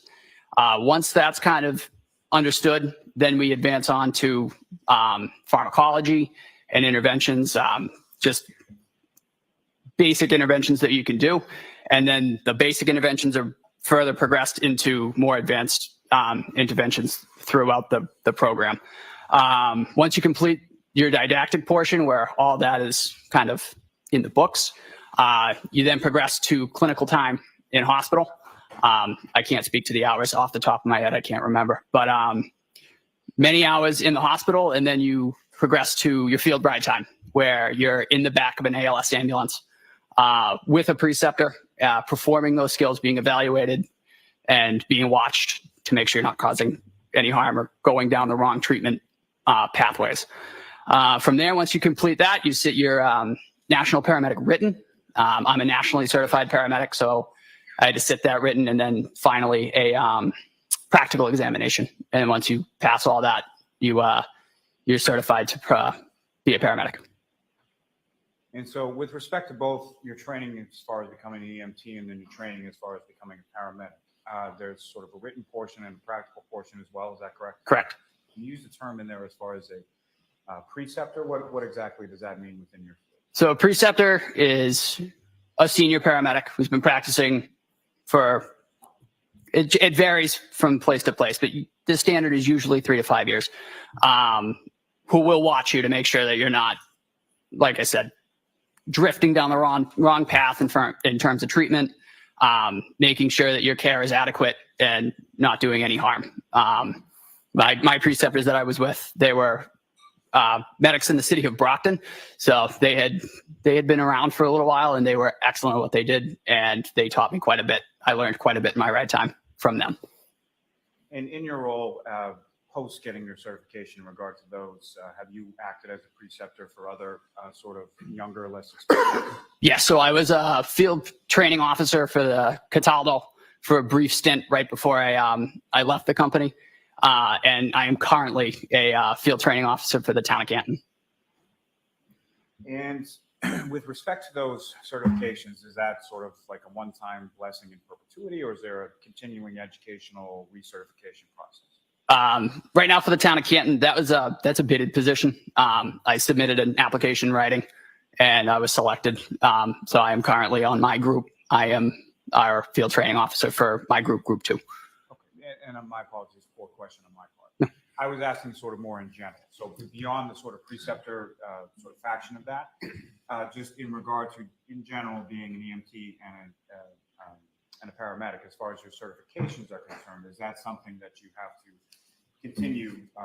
Is there any sort of recertification process, and how often is that? Oh, I apologize. Okay, yes. So every 2 years, we're required, both by the national component and the state component, to complete a certain amount of hours per year for your recertification. I actually just recently recertified in March.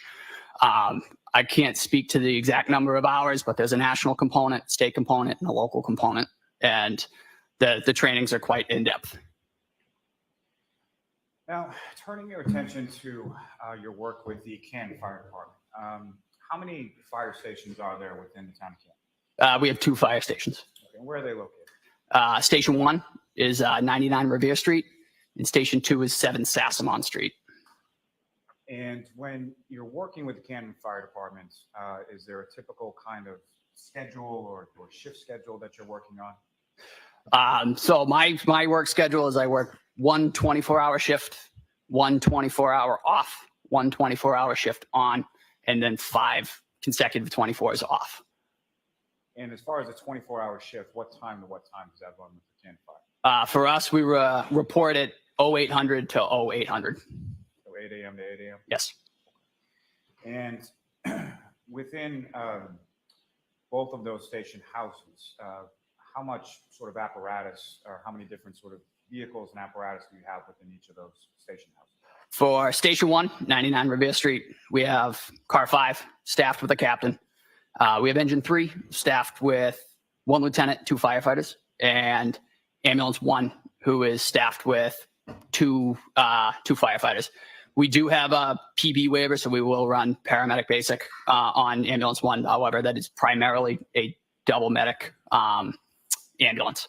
And for Station 2, it's a very similar setup. It is Engine 4 with 2 firefighters and a lieutenant, and Ambulance 2 with the same setup as Ambulance 1. Both those stations also have ladders that run out of them, Ladder 1 and Ladder 2 respectively. And the crews from Ambulance 1 or Ambulance 2 will cross-band those ladders as needed. Now, with respect, if I could turn your attention to January 28th into January 29th, sort of Friday into a Saturday, do you recall 2022? Do you recall those days? Were you working one of those 2 days? I was scheduled to work the morning of the 29th, I believe. So you were scheduled to work essentially the morning, 8 a.m. on the 29th until 8 a.m. on the 30th? Correct. And prior to, or the 28th sort of going into the 29th, what, if anything, were you aware of as far as weather that had been forecasted or that was reported to come? I was aware that there was a significant storm, supposedly. Well, there was a significant storm coming through. I woke up very early that morning just to check. I took a peek outside of my house. I live in the city of Brockton. I noticed that the conditions it was starting to snow a little bit. So I got up early and got ready for work and left earlier than I normally do. And about what time, which station were you assigned to on that? I was at Station 1, 99 Revere Street, and I was on Ambulance 1 for the day. And about what time did you arrive at Station 1? Due to the inclement weather, I believe I arrived several hours early. I showed up to the station around 5:45, 5:50 that morning. And around the time that you were driving from your home to Station 1 in Canton, what, if anything, did you note as far as sort of the driving conditions, visibility, anything else? The snow was starting to accumulate. The roads, I drove through several towns, but the roads were starting to be treated, but they weren't pristine. There was obviously a buildup of snow starting on my ride, which was part of the reason I left early, just either to relieve people if they needed to get out before the storm really hit, or just to help them with snow removal. And to that point, when it comes to sort of snow removal at the fire station, what, if any, sort of duties and responsibilities do yourself and the other firefighters have to in relation to snow removal around the station? So we're responsible around the station to keep what we refer to as the apron clear of snow. The apron is where we back our fire trucks into and out of the station. So we remove all that ourselves. We have a plow truck. However, we'll also shovel walkways and stuff for the public if they need to get in. So that was one of the primary. The crew was actually outside removing snow when I pulled in to the station that morning. And it may be pretty self-explanatory, but as far as the apron itself, why is it so necessary that the apron remain clear as far as snow is concerned? Just to maintain a path for the emergency apparatus to get in and out in a timely manner. Now,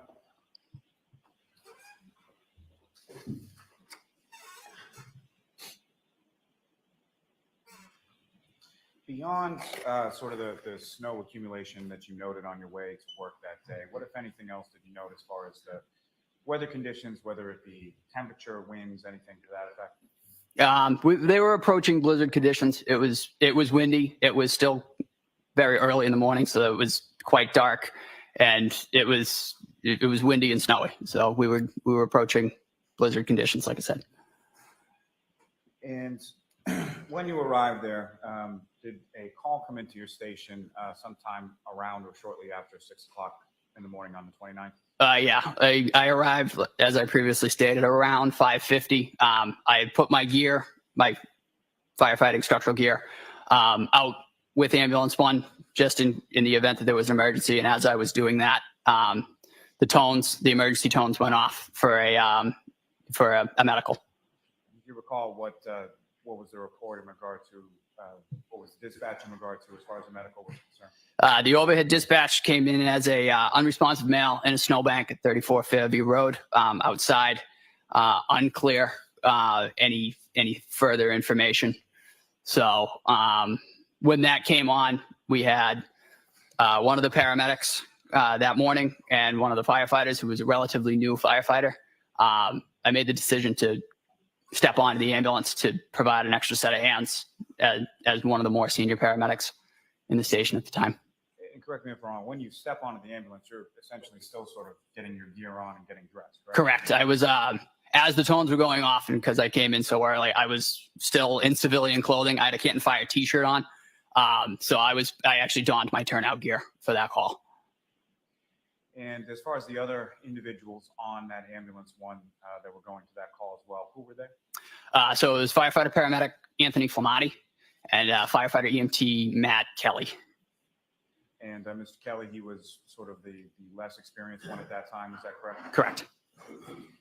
So you get into the back of the ambulance and start going to the scene. Now, as far as other sort of vehicles or apparatus, who, if anyone, or what, if any, other sort of vehicles were dispatched on this call as well? The initial dispatch was Canton Engine 3 and Canton Ambulance 1. Due to the severity of the call, depending on how it comes in, the shift commander, which is car 5, he will usually respond to any significant incident. So he also added himself to the call, just as a senior officer with us. So the final dispatch, I believe, was car 5, engine 3, and ambulance 1. You know who was on engine 3 and who was in car 5? Car 5 was Captain Robry. Engine 3 was Lieutenant Greg Woodbury, firefighter Frank Walsh, and firefighter Katie McLaughlin. As far as the ambulance 1 that you were in, obviously there's somebody driving and there's somebody in the front passenger seat, correct? Correct. Okay. So who was driving and who was in the front passenger seat? I don't want to speak out of turn. I honestly can't tell you who was driving. I was in the back. I was in the back patient compartment of the ambulance, just because there's only 2 seats up front. So I hopped in the back. And so when you're in the back of the ambulance and you're going to the call, what is it that you're doing in sort of preparation for arrival? So as I previously stated, I came in early, so I was donning my turnout gear. I had my boots and structural firefighting pants on. So I finished putting those on, and I put the rest of my gear in the back. And as we were driving to the scene of the incident, I started prepping the gear that we were going to need off the initial dispatch and unresponsive mail in the snow. So I grabbed our first in bag, which has miscellaneous medical supplies, some IV supplies, and interosseous drill kit. The airway bag, which has just a bottle of oxygen, and then quite a bit of airway management supplies, and our cardiac monitor. So I had all of those prepped out and ready to go. So as soon as the ambulance was in park, we could step right out, ascertain what we had, and go from there. So when the ambulance arrived on scene, I had all 3 of those bags on my person, and we were able to, the entire ambulance crew was able to step out and provide patient care. And as far as, if you know, approximately how much time elapsed between the time that you hear sort of the sound go off and you get in the ambulance to the time that you arrive on scene on Fairview? I couldn't give you an accurate estimation of the time. Like I said, I was in the back. I was trying to prep everything and get myself kind of prepped just in terms of appropriate attire. So I couldn't give you a fair estimate. And as far as when you arrive on scene, you step out of the back of the ambulance, is that correct? Yes. And as far as the weather conditions where you were on Fairview, what, if any, difference was there between the weather conditions there versus the weather conditions when you were arriving at the station?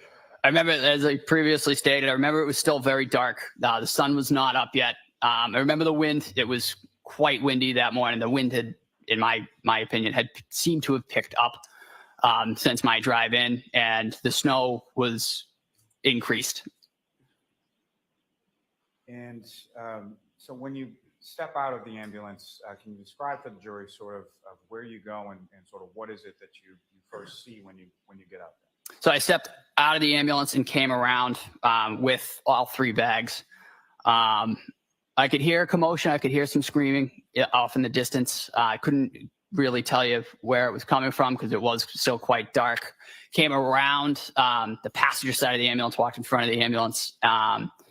And there was a small huddle of 3 individuals and what appeared to be a human form laying in the snow. So we made our way over to that and went from there. And when you come around the passenger side of the ambulance and you observe that and start to, are you sort of turning left or right, or how are you heading when you come around the ambulance? I came out of the ambulance on the passenger side and I took a left. And you make your way over to the patient on the ground, is that correct? Correct. And as far as the other people that you observed around the patient, how would you, or what, if any, description do you have of those people? There were 3 individuals. I believe they were all 3 of them were female. My primary focus was the individual in the snow on the ground. I went right to him. I kind of bypassed everybody from there and went directly to that individual. Is that sort of typically how you approach a scene, is just sort of tunnel vision right for the patient? Typically on a call like that, where if somebody's unresponsive on the ground, you typically go directly to the patient and ascertain if they are breathing and if they have signs of life, because that is a time-sensitive matter. And as far as the individual, not then, but at some point subsequent, did you learn the identity of the person on the ground? It did. It was Officer O'Keefe, John O'Keefe. And how was Officer Mr. O'Keefe's body positioned in relation to the ground when you first approached? So I found him supine, laying in the snow. Immediately went to him and checked him for signs of life. We found none. We found no breathing, no pulse. So we immediately began performing high quality CPR. I was at the head of the individual, so I immediately grabbed out of our airway bag a bag valve mask and began ventilating the patient, trying to get some oxygen into him while the others on scene like I said, began high quality CPR. And again, maybe pretty well understood. When you use the term supine, what exactly do you mean? He was laying on his back. Laying on his back, his head sort of facing up. Is that correct? Correct. And when you are responding to a call of this nature, there's you and there's other individuals on the ambulance as well, correct? Correct. And is there a certain division as far as treatment and diagnosis and things of that nature are concerned between you and the other people on the ambulance? So typically, just to use the scenario of a cardiac arrest with 2 paramedics, it's generally split into the airway individual or the airway monitor and the, lack of a better term, code monitor. The airway individual will be responsible for ventilation and eventually advanced airway placement. The other part of that equation will monitor cardiac status, cardiac activity. They will deliver medications and a route for those medications, and they will work together to monitor that patient throughout. As I said, I was on the head. I just happened to fall at the head. So I took the ventilation portion of that. And you use the term as far as a bag valve mask, is Yep. that correct? And can you explain to the jury sort of what that is? All that is it's, for lack of a better term, it's basically a glorified balloon with a mask on it. When you squeeze that bag, that forces air into the airway. So you can ventilate an individual who is no longer breathing on their own. And as far as obviously with your work with the fire department, there are sort of records or reports that are written in regard to treatment of different individuals on any given call, correct? Correct. And is there an acronym that's used within those reports as far as bag valve mask? BVM. And turning back to sort of when you initially approach where Mr. O'Keefe is, if you know about how far away from, where is he in relation to, well, let me back up. Okay. So you arrive at this residence at 34 Fairview Road, correct? Yep. Okay. So if I'm standing on the street and I'm facing Fairview Road, is Mr. O'Keefe's body to the left, to the right, center, or something else? I would say to the left of center. And what, if anything, did you sort of note or observe sort of in the general area as far as where Mr. O'Keefe was? In terms of when I got to him? Yes. So when I first got to him, we checked for signs of life, and I was, as stated, at the head. There was a small pool of blood that seemed to be underneath him. It was hard to ascertain, again, because of the conditions. It was still very dark. It was snowing. And it was quite windy. So we were able to check the area as best we could with our handheld lights. But that was one of the things that I noted. There was a pool of blood. Now,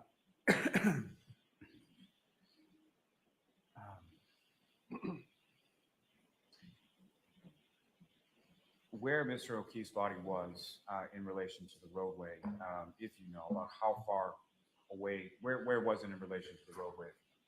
I estimated it about where the sidewalk met the front lawn of that residence.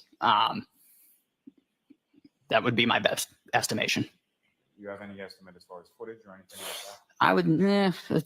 I would say about 6-8 feet, perhaps. That's approximately 6 to 8 feet from Yeah. the curb. Correct. So you indicated that sort of what are the first things that you're checking as far as when you first arrive at a patient for this kind of thing? I'm sorry, could you repeat? That's okay. That's okay. It's my fault. So as far as when you, let me back you up for just 1 second. You use the term in there as far as cardiac arrest, correct? Correct. Can you explain to the jury what you understand that term to mean based on your training and experience? So cardiac arrest is the cessation of a stable cardiac rhythm in terms of life. Typically, it's either asystole, pulseless electrical activity, or VFib or VTAC. Typically, you ascertain that by there's no pulse. you check any of the pulses, be it a femoral pulse, a carotid pulse, or a radial pulse, you will find nothing. And when that is found, you go to life-saving measures, which is CPR. And just in reference to one other term you used in there as far as asystole, if you could explain to the jury what you understand that term to mean based on your training experience.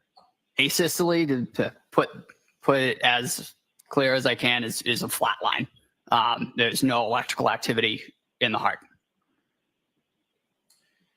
And so you're working sort of at the head of Mr. O'Keefe, is that correct? Correct.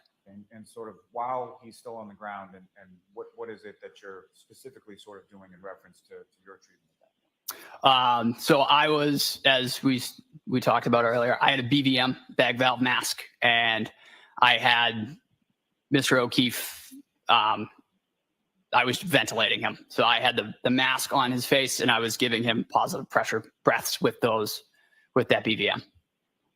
And as you're doing that, what, if anything else, did you observe beyond sort of the blood pooling you've already talked about, as far as any tactile observations you made of Mr. O'Keefe, any visual observations you made of Mr. O'Keefe at that point outside of the ambulance? He was dressed for the weather. He had several layers on. Other than that, our primary focus was kind of getting him extricated and out of the elements, just because there was, as stated, conditions were suboptimal, and we wanted to get him into an environment with better lighting and some heat, so we could further assess if he had any injuries and go from there. And so the other firefighters, paramedics, excuse me, that are on the ambulance with you, while you're doing sort of the back valve mask at his head, what, if anything, are they doing?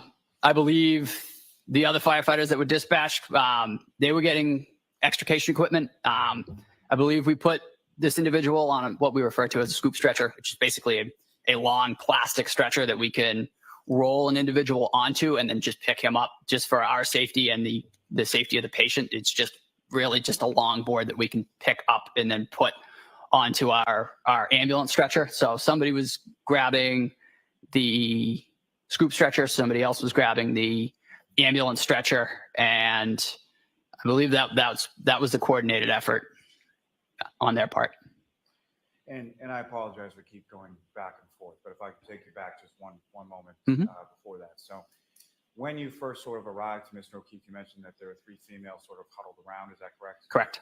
What, if anything, did you observe any of those females doing with respect to Mr. O'Keefe when you first got there? That group seemed to be agitated. It was a scene of heightened emotions. As I stated, when I stepped out of the ambulance, I could hear screaming, I could hear people yelling, and it seemed just to be, that group was just quite agitated. Now, at some point, you are able to get him on the scoop stretcher and then over to the ambulance, correct? Correct. And when you get to the ambulance, what, if anything, did you note as far as what, if any, difference was there in the lighting in the back of the ambulance versus on the front lawn? The lighting was significantly better. All of our ambulances have fluorescent lighting in the ceiling of the ambulance, so those were on, and we were able to see that there was some more injuries once we were able to get him out of his winter clothing. And so, to that point, when you sort of first get into the back of the ambulance, what is sort of the protocol? What is it that each of you are sort of doing with respect to patient care at that? So the biggest priority is continuous high quality CPR. And that is the biggest thing with any cardiac arrest, is uninterruption of compressions. So when we got him into the back of the ambulance, we continued CPR throughout. So while multiple people were performing CPR and eventually a mechanical CPR device was applied, those compressions were uninterrupted, and others were removing clothing, I honestly couldn't tell you the number of articles of clothing, but I believe a winter jacket and a sweatshirt were removed. And then eventually he was, all the clothing was removed, and that's protocol for any cardiac arrest or any traumatic injury, is usually all clothing is removed so we can have unfettered access to the individual to see if there are any other injuries. And why is that the protocol, sir? You mentioned earlier, sir, that there is tunnel vision. The absence of clothing kind of helps to remove that, so you can see everything. You can assess everything. And you mentioned sort of a mechanical means of CPR. Is there a specific device that's used for that? Yes, we use a Lucas device manufactured by Stryker, and for lack of a better term, it's basically just a plunger that does CPR. It frees up a set of hands for us, and that can provide CPR uninterrupted as long as the batteries last. Now, at the time that you get him get Mr. O'Keefe into the back of the ambulance and you're removing some of the clothing, what, if anything, did you note at that time or at any subsequent time in regard to footwear? To be candid, I wasn't really looking at the footwear. I believe it was brought to my attention when we eventually transferred patient care at Good Samaritan Medical Center that the individual was missing a shoe. However, that wasn't my primary focus at the time. And the items of clothing that were removed from within the ambulance, eventually when you transfer that patient care to the hospital, what, if anything, happens with that? In terms of the chain of custody of the clothing, that is typically brought in either with the individual or after, and that is usually deposited on the floor of the room where that patient is, and then the hospital takes custody of it. Occasionally we'll put it in bags. However, I could not speak to where that clothing went on this case. But fair to say whatever clothing was taken off in the ambulance left the ambulance at some point. Correct. And went to the hospital, is that correct? Yes. Now,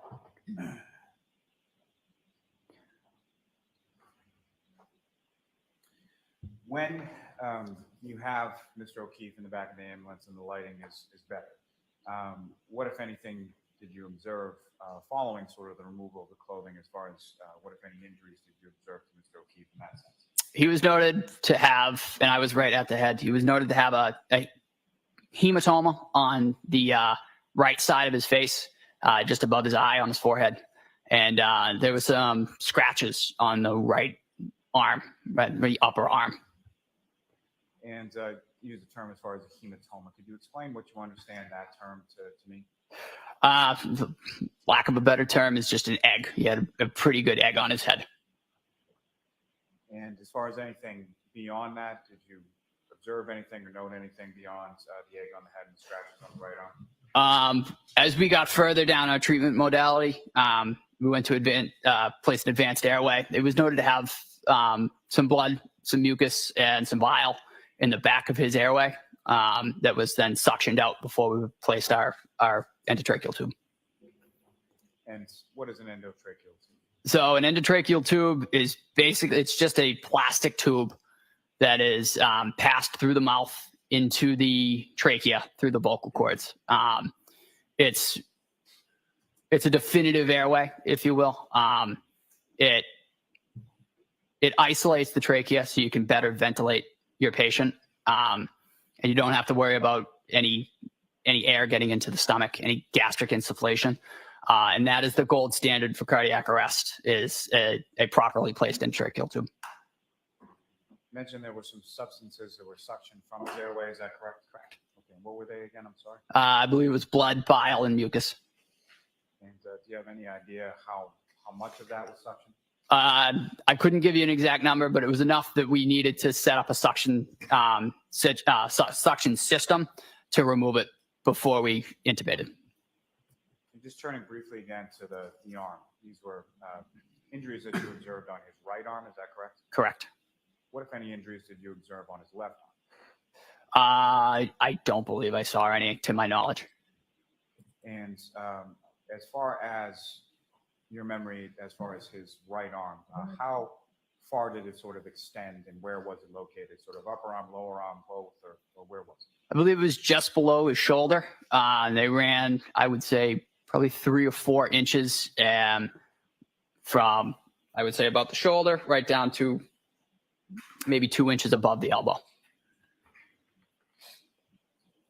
And as far as Mr. O'Keefe's nose, what, if any, observations did you make of that? Initially, it was noted to be very cold.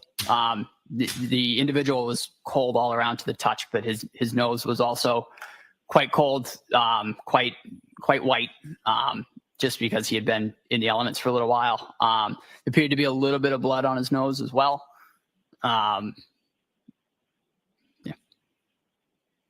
And through your training experience, are you familiar with a term or a device known as an OPA? Correct. Yes. Can you explain to the jury sort of what?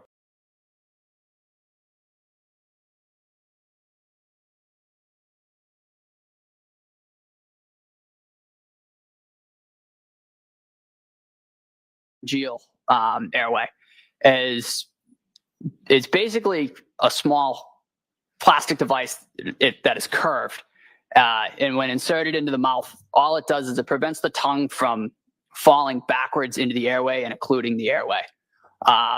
It's relatively simple, but it's very effective in keeping an airway open. Just turning back for one moment to the injuries that you observed on Mr. O'Keefe's right arm, were those injuries that were actively bleeding at the time that you observed them? No.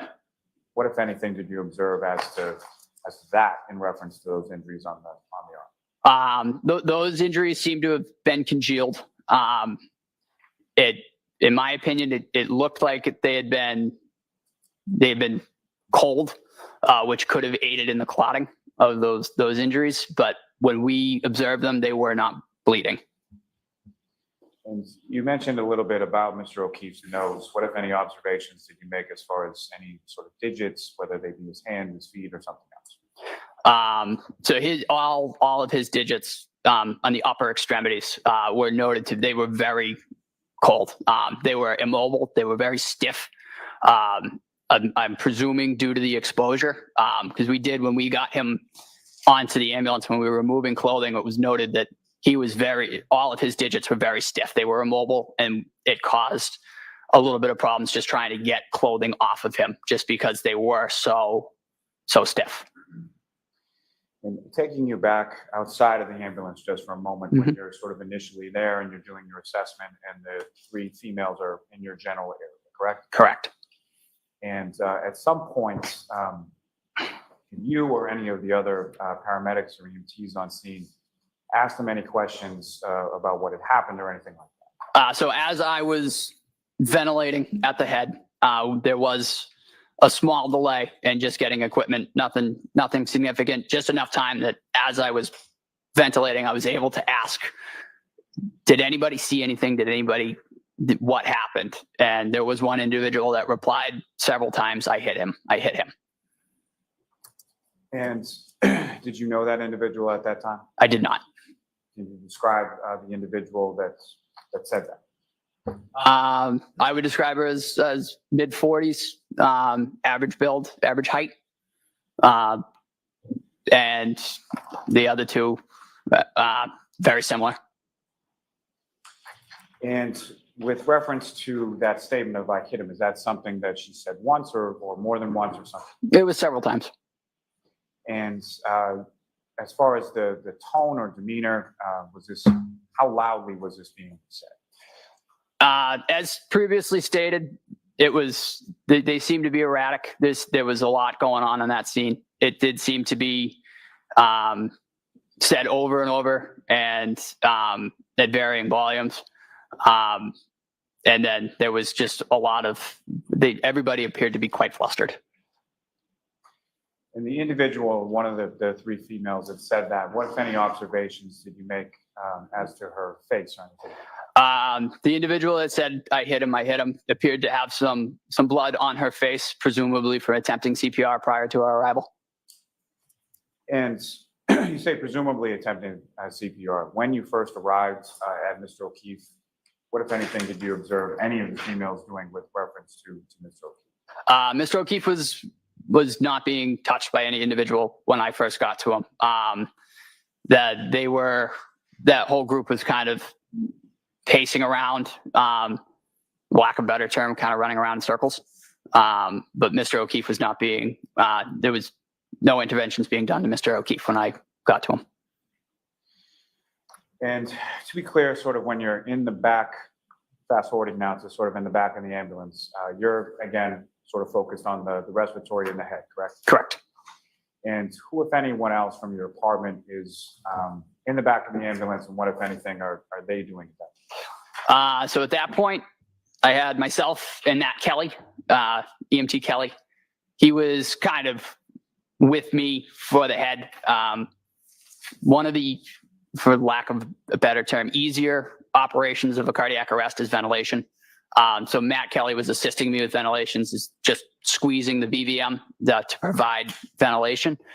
The lead paramedic for the cardiac arrest was Anthony Flematti. He was running everything else. He was running the application of the cardiac monitor. He was monitoring the status of medications being administered.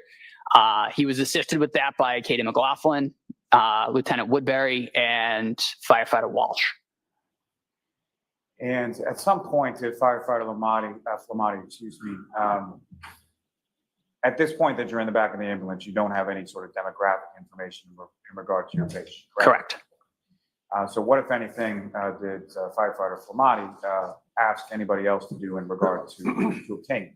I believe he asked Firefighter McLaughlin to exit the ambulance and gather some information from the bystanders in terms of name, date of birth, any significant medical history or medications, just so we could further treat the patient. And to the best of your knowledge, Firefighter McLaughlin leaves the ambulance to do that, is that correct? Correct. But you weren't present for any of that, correct? No.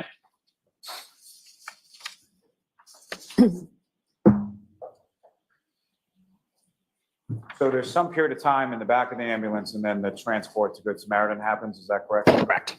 Recall where different people from your department were in relation to that transport to the hospital? So the transport in the back in the patient compartment was myself, Firefighter Kelly, and Firefighter Flematti, with Firefighter McLaughlin driving ambulance 1.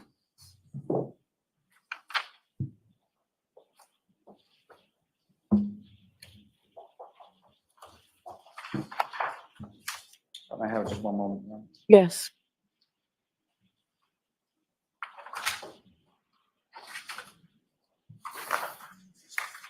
So when it comes to the report that we were that you were testifying about before, there was a report generated in regard to this, is that correct? Correct. And who has the sort of duty and responsibility of compiling that? That would have been Anthony Flematti. And have you seen Firefighter Flematti's report in relation to this incident? I have. May I approach the witness, John? Yes.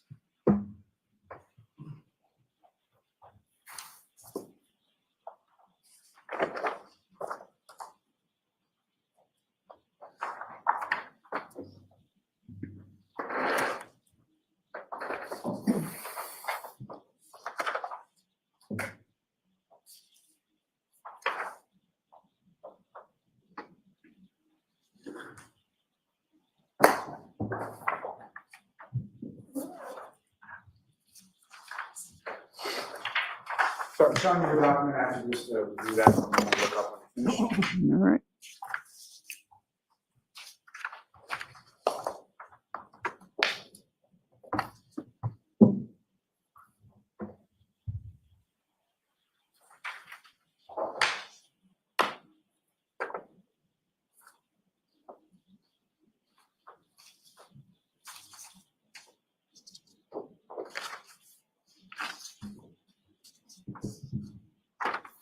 Do you recognize that, sir? I do. And what do you recognize that?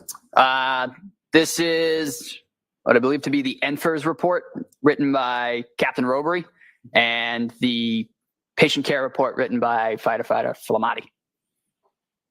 Thank you, sir. May I approach, John? Yes. I'm open to seek to introduce and admit as the next exhibit, I believe. It's already pre-marked, or you're moving to introduce it now? Is there an objection? May have just one go. Okay.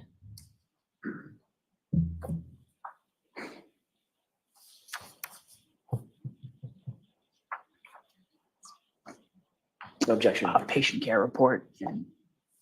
All right, that will be marked, Madam Court Reporter, please.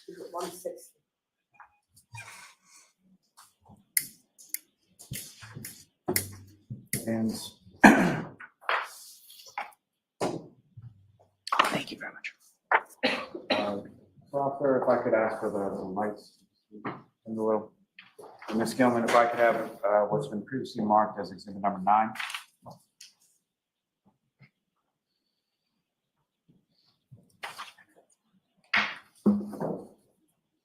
Mr. Nuttall, just directing your attention up to the screen there and what's been previously marked as exhibit number 9. Do you recognize what's depicted in that photograph? I do. What do you recognize? I believe that's B34 Fairview Road. Is that a relatively fair and accurate portrayal of what it looked like around the time that you arrived there, absent sort of lighting conditions and things of that nature? Yes. And Ms. Gilman, if I could have exhibit number 18.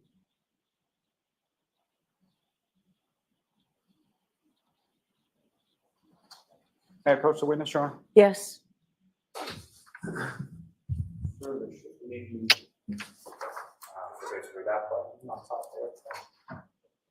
All right.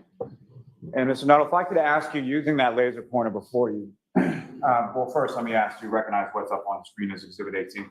Yeah. Again, 34 Fairview Road.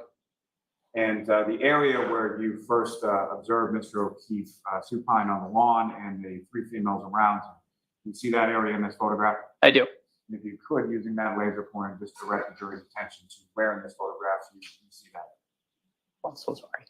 I would say right around this general area, right about here. And lastly, Ms. Gilman, if I could have exhibit number 14. And again, sir, do you recognize what's up on the screen as exhibit number 14? I do. What do you recognize that? That I believe to be is where we found Mr. O'Keefe. And as far as the pooling of the blood that you observed around Mr. O'Keefe's head, do you observe that area within this photograph as well? Yes. You could, again, using that laser pointer, just direct the jury's attention to where in this photograph you observe that. They were right around in this general area. There. Thank you. Mr. Officer, we can have the lights back up. Your Honor, may I approach just to retrieve that? Yes.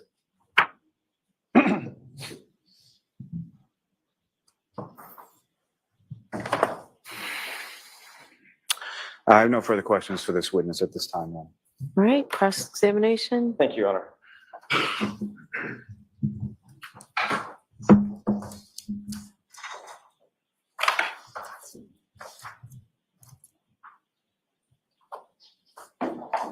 Afternoon, Firefighter Nuttall. Sir, how are you? You were coming up, I want to make sure I get the timing right. You were coming off of nearly a 24-hour shift when you got the call? No, sir. I was reporting for duty that morning. Just starting the shift when you got the call. Understood. I want to ask one quick question that you mentioned just a couple of seconds ago under questioning by Mr. Lally. With regard to the clothing, the normal protocol for clothing that's removed from a patient. Yes. You said it's oftentimes just sort of discarded onto the floor. In terms of in the ambulance or at the hospital? Either one. Yes. Okay. Both? So typically, when we remove clothing in the back of the ambulance, it's generally done with trauma shears. So we will expose and then kind of fold over. That clothing is then usually left in place. We'll do a quick roll just to check the back of the patient, and then he's usually rolled back if there's nothing found, and it's typically left there. In terms of like big puffy jackets, if you cut a puffy jacket, it just makes quite the mess. So yeah, exactly. It's a disaster. So typically those bigger jackets are just removed, and that is when we removed that type of article of clothing, that's when we noticed that his hands were quite rigid. So that's what happened in this case. Correct. You removed the big heavy jacket, discarded it, got it away from the body so you could better assess the injuries. Correct. And it was only then, after you removed this big heavy winter coat, that you could assess that his hands were stiff and cold. We noted the hands, but it came more into light, if you will, when we removed that coat. Got it. And you have as good a memory about that as you do the rest of the the rest of the scene that morning? In terms of removing the article of clothing? Correct. I did not remove any article of clothing. I was ventilating. But you remember him having the big jacket on? Correct. Okay. And you remember that as well as you remember the other specifics of the incident? Yes. Okay.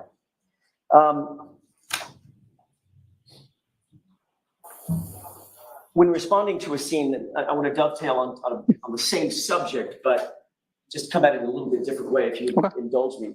When responding to a scene, one of your jobs has to be to sort of immediately take note of and assess the situation of the patient that you're dealing with, correct? A motorcycle accident is going to be very different than a drowning. Exactly. Someone in this case exposed in a snowbank, you're going to deal with or assess and note the weather. Mm-hmm. Is that yes? Yes. You're also going to note and assess the condition of the patient. Correct. As it pertains to the weather. Yes. So someone, for instance, that's in a snowbank naked, mm-hmm. no clothes on at all, is going to be a little bit different assessment than someone who's completely dressed for winter, correct? The initial assessment with every patient is going to be automatically circulation, airway, breathing. Understood. We approached this individual the exact same way. Is automatically went directly to cardiac. Make sure. I guess what I'm asking is your attention is focused on some of those details for sure. Correct. And that's how you remember that big heavy coat that he was wearing, correct? I remember he was appropriately dressed. Correct. Okay. As a matter of fact, you testified to that in the grand jury that, quote unquote, he had a heavy coat on. Yes. Consistent with how you're testifying today. Is that right? Correct. All right. Your Honor, I'd like to mark 2 photographs as next in order. They have not yet been marked. I believe it would be 160. It doesn't matter so much the number, but why don't you just show the prosecutor the photos? 161 and 162 in order. May I approach? Yes. Yes, sir. I'm going to ask you, first of all, whether you recognize what's depicted in those photos. Honestly, sir, I couldn't recall the exact, but yeah. You do recognize them? Yes. Does that appear to be what John O'Keefe is wearing when you found him? I don't recall, sir, to be perfectly honest. May I approach him? Yes. Do you recall this being part of, let me ask you a different way. Do you remember somebody cutting this off of John O'Keefe at the time? I remember the clothing being removed. Okay, but you don't remember this clothing? I could say that he had clothing removed, but I couldn't tell you exactly what it was. And you've just looked at these. What I'm holding in my hand appears to be the front and back of a... So don't hold it up to him from that distance where he said he doesn't recognize it. You can put it back in front of him. Don't hold it up for the jury, please. May I? Yes. That appeared to be a thin cotton hoodie. Yeah, that appears to be a thinner layer of clothing. Okay. May I approach? Yes. Not a heavy coat. Is that fair? Fair. Not a winter jacket. Fair.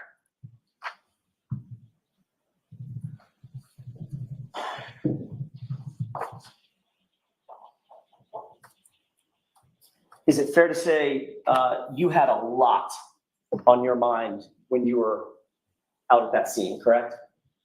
In terms of just saving a man's life. Correct. That's your credentials are impressive. You were there focused on one thing, and that is trying to make sure that a man did not die. Correct. Would you agree that that was your primary concern and your primary focus the entire time you were at the scene? Correct. You weren't necessarily worried about what other individuals were doing, correct? No. If I asked you right now off the top of your head, tell me exactly the number of law enforcement officers that were there at the scene, probably couldn't tell me, could you? No. If I asked you whether or not you remember every single civilian that was at the scene, probably couldn't tell me, correct? Outside of the 3? Outside of the 3. Correct. Any other civilians? Not that I noted. Okay. Matter of fact, you can't even identify the three civilians, other than generally middle-aged, 40s, Caucasian, female. Correct. You said all three of them sort of looked alike, right?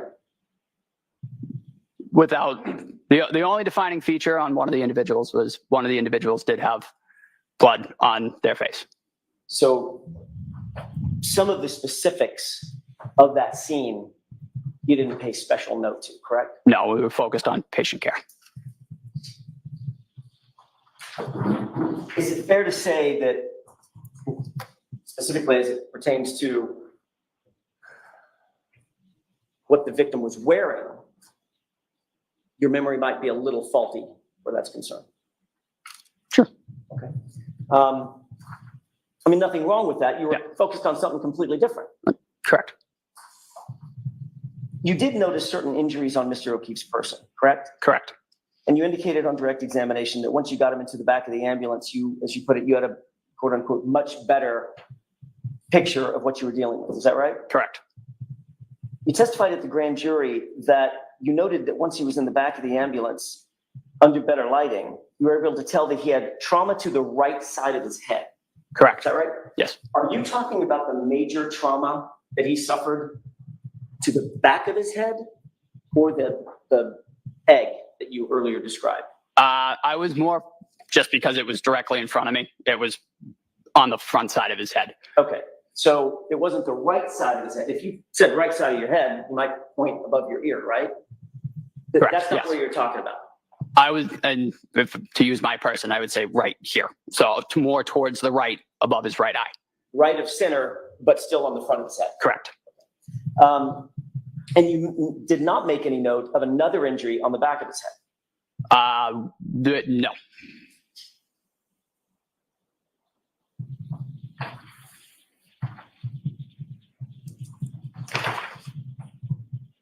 You talked about the injuries to the right side of his arm, correct? Correct. You noted that those injuries appeared to be scratches. Yes. That's your word, not mine, right? Correct. You didn't say that those were blunt force trauma. No. You didn't say that they were abrasions. Scratches and abrasions, in my point of view, seem to go hand in hand. But the word that you used was scratches. Yes, they were like furrows down. Say that again? Furrows, if you will, for lack of a better term. Just. I don't understand that word. So if you remove something, Yes. like you create a furrow in the skin, is that? Furrows. Yes, there you go. Sorry, excuse my accent. Oh, no. I'm on your turf. Fair enough. It's my accent. I'm so sorry. Oh, boy, that one. It's going to be a meme somewhere. Hey, my cousin Vinny. Yeah, got it. All right. So when you said furrows, you made your hand in almost like a claw and drug it against your right biceps. Objection. Sustained. Can you repeat the movement that you did for the jurors when you said furrows? Objection. Sustained. Just move on to the next question, please. You would agree that a very common cause of a hematoma over one's eye is being hit or punched. Correct. Is that right? Yes. You said that Mr. O'Keefe did have such a hematoma over his right eye, correct? Yes. Did you also see a laceration under the eyebrow but above the lid on his right eye? I don't recall. Did you see a laceration on Mr. O'Keefe's nose? I don't recall. You did note that there was some blood on his nose, correct? Correct. Is that possible that came from a small laceration? Yes.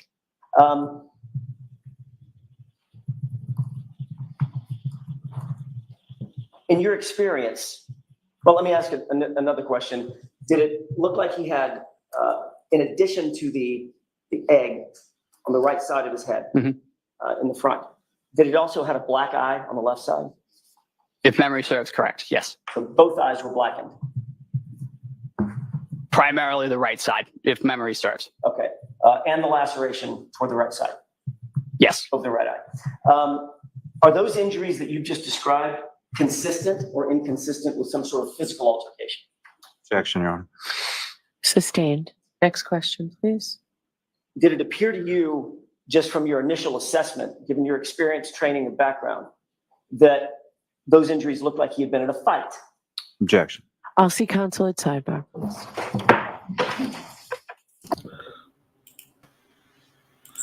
It gets too much. I should object. Well, I'm glad she objected, so we have a little break here, right? Yeah. Too bad for this kid. He was doing so good. And I'm going to tell you what happened. Lally is so hyper-focused on the cops that he forgot to do his practice or prep with these clean firemen. He just basically said, these firemen are, this kid's great. He's great. But this kid is so good. And he made a mistake. But that's the problem with Lally. He's hyper-focused on the corrupt cops. He only cares about cleaning up what the cops did. He knows what those cops did. He doesn't have to worry about the firemen because you know why? They've got nothing to hide. These guys are pristine. The kid was great. You know why? Because he, like everyone else, thought that John had a heavy coat on because it was 15 degrees and he was in a blizzard. And Lally's the problem. Lally's the problem on this one. He didn't prep his witness, and it's going to cost him. And I feel bad. I know Jackson. Listen, Jackson pounced on him like a cougar, the kid was doing so good. I like him. He's the way. Listen, he's the way all young guys should be, right? He knows his stuff. He knows the maker of the equipment.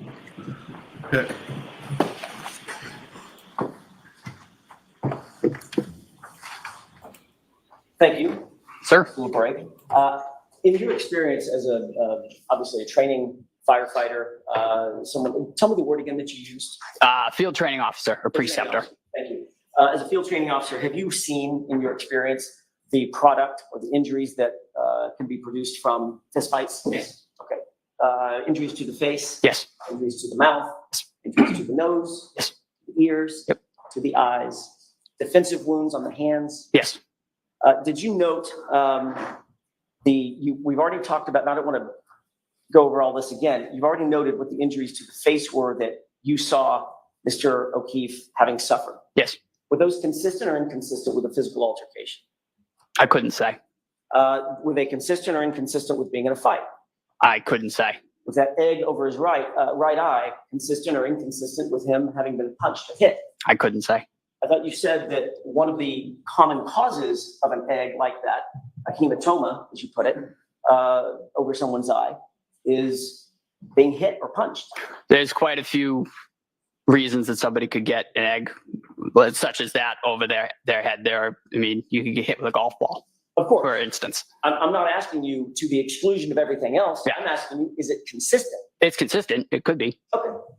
And the other injuries as well? Correct. Okay. Did you see bruising to the back of one or both of his hands? His hands were, as stated, they were very cold and very white. They were not well perfused. And when you don't have adequate perfusion, swelling and smaller injuries don't typically present themselves, if you will. So you may not have seen that. Correct. The bruising may have been there. It might have been there. It just wasn't observable just due to the condition of his hands. Just may have overlooked it. Yes. Okay.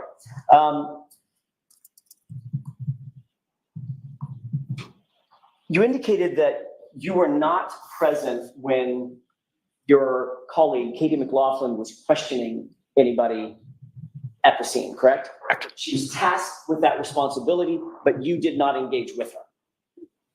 Correct. Meaning, when I say engage with her, you weren't standing there with her. No, I was in the back of the ambulance. Okay. You claim to have heard this statement, I hit him, yes, several times from the woman with blood on her face. Correct. You indicated that she was erratic. Correct. Hysterical. Correct. You said, for lack of a better term, running around in circles. Yes. She seemed despondent or distraught. Very distraught. Very upset. Yes. Was she saying anything else that you recall? To me, I heard I hit him, and then I went back, obviously continuing on patient care, focusing on patient care. Did you hear her say, could I have hit him? I heard I hit him. That's what you believe at this point? That's what I heard. Okay. Where exactly were you? I was crouched at the head of Mr. O'Keefe. Okay. You were asked that exact question at the grand jury, correct? To describe where you were and who was doing what? To my knowledge, yes. Okay. You were asked a question when you spoke to her and she said, I hit him. Were you with the other representatives, sir, there at the time? Were there other people around you? You remember being asked that question by a grand juror? I don't recall. Do you remember answering, no, there were other people around me. I had paramedics Flematti with me. I believe firefighter Kelly was there as well. Correct. So the three of us were all providing patient care around Mr. O'Keefe. And you indicated that we were all there together. You were kneeling and you were doing the airway while you called him Tony. Yes, that's Anthony, Tony. Yes. All right. He was doing the CPR, correct? Correct. And it's absolutely clear in your mind that when that statement was made, you were knelt down over Mr. O'Keefe. Flematti was doing CPR. Kelly was with you guys, and you posed the question to her, do you know him? Correct? Correct. Great. So I want to make sure I understand this. You said, as you're knelt down, do you know him, directly to the female, and she answered your question with, I hit him. Yes. But that's not what you told Trooper Proctor in a February 8th interview. Okay. I don't recall what I told Trooper Proctor. Let's start at the beginning. Do you remember having a conversation with Trooper Proctor on February 8th? I do.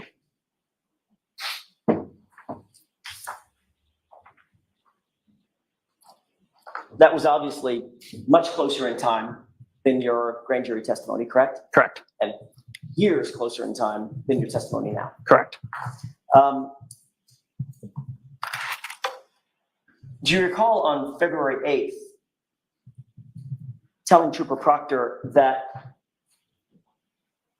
while you were rendering aid, you heard Karen say, I hit him, to another female on the scene? To another female, as I stated, I heard several times I hit him. In terms of who that was directed towards, I mean, again, focused on patient care. Understood. My question was a little bit different. Do you recall telling Trooper Proctor specifically that while you were rendering aid, you heard Karen say, I hit him, to another female on the scene, and the other female told Karen to be quiet? I do recall that. Okay. That's not what you testified to today, though. Okay. Matter of fact, that story has changed to you posed a question and she answered your question, correct? Correct. So which is it? So when ventilating a patient, typically that is also used to gather information from bystanders, because as I'm ventilating, I can real quick look around. Do you know this individual?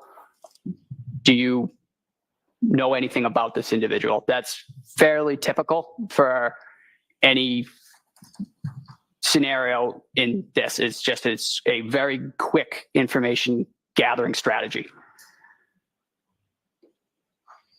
But you'll agree that your testimony today has changed from what it was from your statement to Trooper Proctor on February 8th. I don't know if it would so much say change, sir. To be honest, I don't fully recall that meeting with Mr. Proctor. So you don't, I'm sorry. I remember meeting with him. However, I don't fully remember what was discussed. So it's fair to say that your memory is a little bit faulty as it pertains to that time frame. Absolutely. Okay.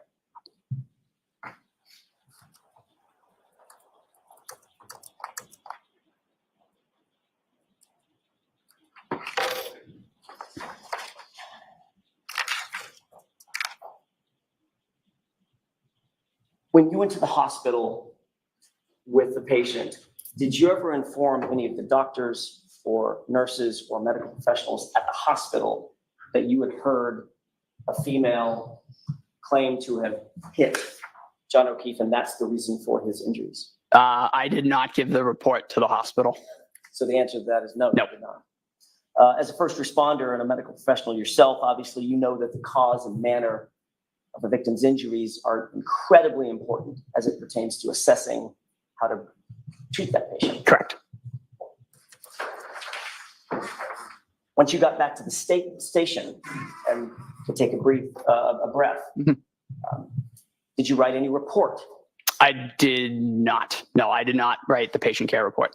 So you didn't write a report, just to finish my question, you didn't write a report that said, by the way, while I was out at the scene, I heard a female say, I hit him, and that's the cause and manner of the injuries. Not to my knowledge. Well, you would know if you wrote a report that said that. Correct. And you did not. I did not write the patient care report. Okay. At any time that day or any day subsequent thereto, did you contact the Canton Police Department, which were the first responders? I did not. So let me finish my question. And say, by the way, just so you know, I heard this woman say, I hit him out of the scene. I did not. Did you ever, on that day or any day subsequent thereto, contact the Massachusetts State Police and say, I heard this person say I hit him? I did not. So the first time you ever repeated that statement was on February 8th with Trooper Proctor. Correct. And by the time we've come full circle to today, that statement has now pivoted. In terms? You didn't you didn't overhear the person say it to a female. Now, she's talking directly to you now. She spoke directly to me, yes. Have you, just one last point, you've obviously noted that this case has gotten an enormous amount of notoriety, correct? Correct. How many times would you say that you've discussed this case and this incident with your fellow firefighters? It's brought up around the station semi-frequently. However, being involved in it, we try to stay clear of it just because we are involved in it. So the answer is, there have been many discussions. Yes. Probably daily. Frequently.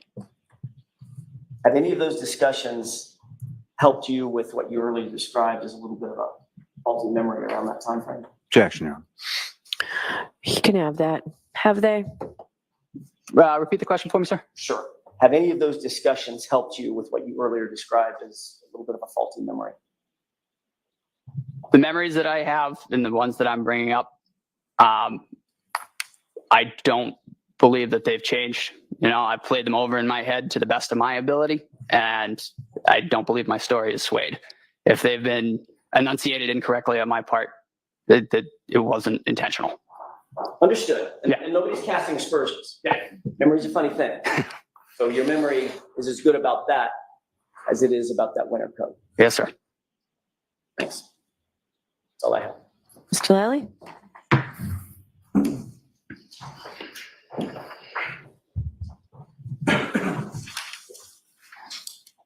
Mr. Nuttall, when it comes to being asked about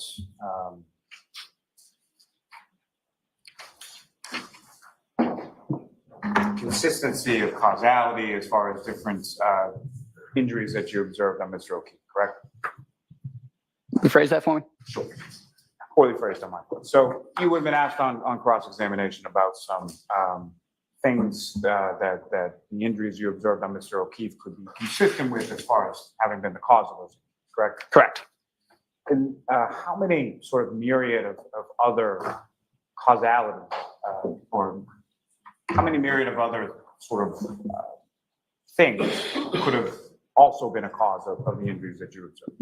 As stated, a lot. It's not typically just physical altercations. It could be, again, a golf ball could hit you in the head. That could cause similar injuries. Just for clarity purposes, when you were asked about a particular time frame, were you talking about the time frame of January 29th, or were you talking about the time frame of February 8th when you met with Trooper Prof? Sorry, rephrase that for me.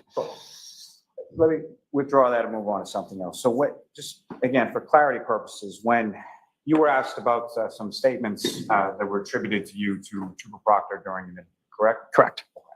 And so with regard to what you recall differently, is it the statement that the person, the female with the blood on her face made to you, or the statement of the other female telling that person to be quiet? So as stated, real quick, down and dirty, I asked, do you know this person? To which I hit him. And then in the background, I remember hearing over and over, I hit him. That was kind of pushed towards the back, and patient care took priority, if that answers your question. Do you recall specifically at this time the other statements that you were asked about as far as whether or not the other female told that female to be quiet? I do remember that, correct. And the other statement as far as the female with blood on her face, and again, that was the differentiating character between the two females that you observed there, correct? Correct. And your memory of that statement is, I hit him, correct? Correct. Nothing further.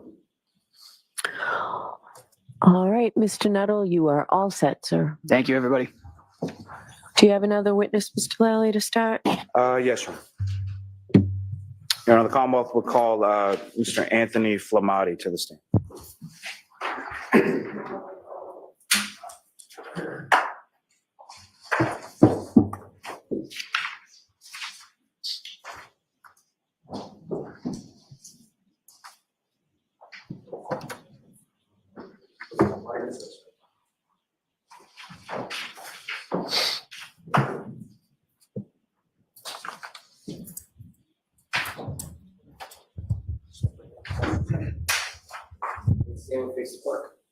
Raise your right hand. You solemnly swear the evidence you give the court and jury in the case now and hearing to be the truth, the whole truth, and nothing but the truth, so help you God. I do.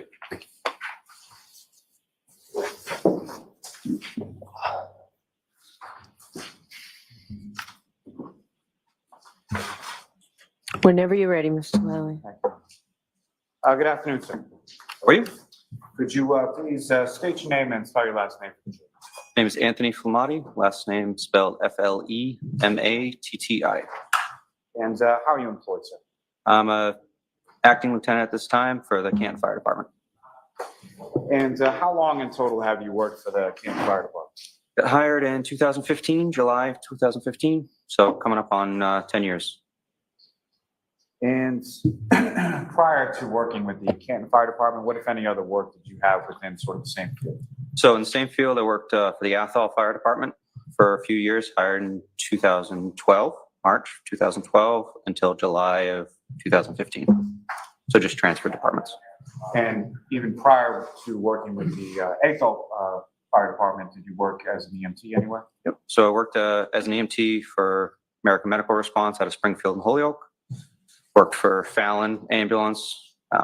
Started basic level of EMT around 2008, and then just different private ambulance companies around the state. And just starting with the EMT side of it for the first, what, if any, training did you receive or education did you receive prior to getting your certification as an EMT? There's different levels of certifications for EMTs. The EMT basic starts out with about 6 months, a couple nights a week for about, like I said, about 6 months. Take a certification, practical and written examination for that to get your basic level, and then you move on to the paramedic level of schooling as well. Can you describe for the jury a little bit about sort of what that paramedic level of schooling is? So the paramedic schooling starts, it's about 12 to 14 months, depends on the program, which school you go to. Night school 2 to 4 times a week for about 14 months, and then you start going into a clinical phase where you go into the different operating rooms, emergency rooms, OB/GYN, cardiac CCU, ICU. You do about 300 hours of education in that. Once you've completed a bunch of skill checkoffs under the supervision of an RN or a doctor, depending on the room, you would then clear that section of your schooling and then move on to a ride time phase, which is about 200 to 300 hours, depending on skills, what you need. That would be either in a fire department or a private EMS under the preceptorship of a senior paramedic that would kind of walk you through how to do the job and shadow you and supervise that you're doing things appropriately. You do that for about 200 or 300 hours. You write up different documentation, basically learning how to do it out of the clinical set and then more of in the field set. After that, you would, whatever job you have at that point, you would do an additional practical assessment, again, about 6 or 7 different stages of evaluation for physical skills. Then you would do a written test, again, with the state. At that time, it was the state, Massachusetts, to certify you as a paramedic. Then after that, they have another 2 to 6 month preceptorship within the department to acclimate you to the physical location that you're working in. And so there's a written portion and a practical portion to both the EMT as well as the paramedic training? Yes, that's correct. And you successfully completed that and received certifications in regard to both? Yes. And those certifications, are they something that is just sort of a one-time blessing, or is that something that has a continuing educational component and a recertification? That's correct. So every 2 years, we have to do a 48-hour refresher.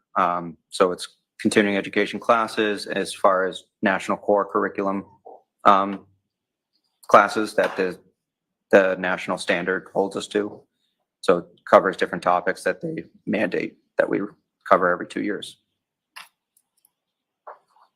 And your certification is up to date at this point, is that correct? Yes, sir. You mentioned that you're currently a lieutenant within the Canton Fire Department, is that correct? Yes. And how long have you had the rank of lieutenant? I'm a temporary acting lieutenant, so I've been that since, I believe it was February, up till this time. And within the town of Canton, how many fire station or firehouses do you have within Canton? So we have 2 different stations, headquarters and Station 2, that we operate over. Do you work specifically in one, or does it sort of rotate between the two? Depends on the rank. So as a firefighter, we rotate through the different positions, or different stations. As the lieutenant, I'm the lieutenant right now at Station 1, so headquarters. And where is Station 1 located? 99 Revere Street. And with respect to each of the 2 station houses, how many sort of different vehicles and apparatus are located? So we have, depends on what's obviously in service for mechanical issues and stuff, but we have a primary engine, a backup engine. We try to have at each station. We have 1 tanker truck, 2 ladder trucks. We have 2 primary ambulances and then a backup ambulance as well. So we try to have at least 1 engine, 1 ambulance, 1 ladder at each station, and then we'll have the backup pieces for that. And I believe our tanker truck right now, or our water truck, is out of Station 2. And Station 2, where is that located? 7 Sassamon Street. Now, as far as the sort of shift, how many people are assigned to, when you're assigned to, let me ask you this first. When you have a shift, what hours is that shift sort of concern? So for shifting or shift work, it's 8 a.m. to 8 a.m. the next day. So we work 24-hour shifts. We'd have a 24 period off from work, another 24, and then we're off for 5 days. And when you're assigned to a certain shift for that 24-hour period, are you assigned to sort of a specific duty or a truck, or how does that work? We're usually just assigned to a specific position for either the 10-hour or the 14, depending on rotations, overtime, that kind of stuff. But we're usually assigned to an individual piece or individual position for that shift, at least, whether it's a day shift or the whole 24. And so starting with just the ambulance, if you're assigned to the ambulance, how many people and what are the different roles in the ambulance? So the ambulance, we would have 2 people assigned to the ambulance. We rotate either through seniority or through care level, whether paramedic, EMT. If you're both paramedics, then it would go by seniority and swap back and forth for call volume and teching, who's in charge of the call. And then we would also cross man with the ladder as well. So depending on the call that comes in for service, we would either, on a fire call, we could take the ladder, medical call, we could take the ambulance. And with respect to the engine, how is that sort of divvied up, or what are the different roles on an engine? So with the engine, if we have a full staff of 13 members, we would have 4 people on the engine. If there's a couple people off vacation, that type of thing, we could do, it's the driver, the step, and then the lieutenant in charge of the engine. Now, if I could turn your attention to January 28th into the evening of January 28th into the morning of January 29th, were you working on that occasion? Yes. Okay, you were working 8 a.m. on the 28th until 8 a.m. on the 29th, is that correct? That's correct. And which firehouse were you working out of on that occasion? I believe it was Station 1 at the time. And what was your assignment in relation to that shift, whether it was ambulance, truck, or engine, whatever? That would have been ambulance 1. And who, if anyone else, was assigned to ambulance 1 along with you with that? At that time, I was working with Matthew Leahy, not Leahy, sorry, Matthew Kelly. We have a lot of similar names. And what, if any, disparity was there between sort of the experience that you had versus the experience that Mr. Kelly had at that time? So Mr. Kelly had just started with the department at the BLS level at the EMTB, probably 2 or 3 months prior. I had just finished up his preceptorship, getting him onboarded as a new hire EMT, so very minimal experience at that time. So fair to say any sort of medical calls, you would have been sort of what they call the lead paramedic, is that correct? That's correct. Now, with reference to that particular time frame, the 28th, 29th, what, if anything, were you aware of as far as sort of weather, forecast, that? So leading into that shift, I knew there was a storm coming, and I had always lived a good distance away from work. So I would try and tie overtime shifts in so I wouldn't have to commute more than once back and forth. But with the storm coming, wanted to not have to drive into the weather. So I picked up overtime the night before that shift. And about what time did you arrive the night before? The night before, I arrived at 6 p.m. 6 p.m. is the start of the shift. And so you were essentially on shift for a relatively significant period of time leading into the morning of the 29th, correct? That's correct. And you mentioned that there was a storm that was forecasted. What, if anything else, do you recall about sort of what type of storm or what was predicted? Predicted it was going to be a pretty significant storm, heavy winds, heavy snow. Not something I wanted to drive in the morning. So if the opportunity arose, I took the overtime for that night. What did it turn out to be as far as? Exactly as predicted. We hadn't gotten much snow up until about midnight or so, and then snow developed since pretty much then on. And in a moment, I'm going to ask you about a call around 6 a.m., but just if I could take you back a little bit before that, over sort of the overnight shift, did you have any dispatches or calls that you responded to, say, after midnight, but prior to 6 a.m.? I don't believe so. I don't recall how many calls were prior to that. That one was kind of the key of the night. So you mentioned sort of, what, if any, memory do you have as far as like sort of when it started to snow? It would have been after 10 p.m. for sure, but I'm not sure exactly.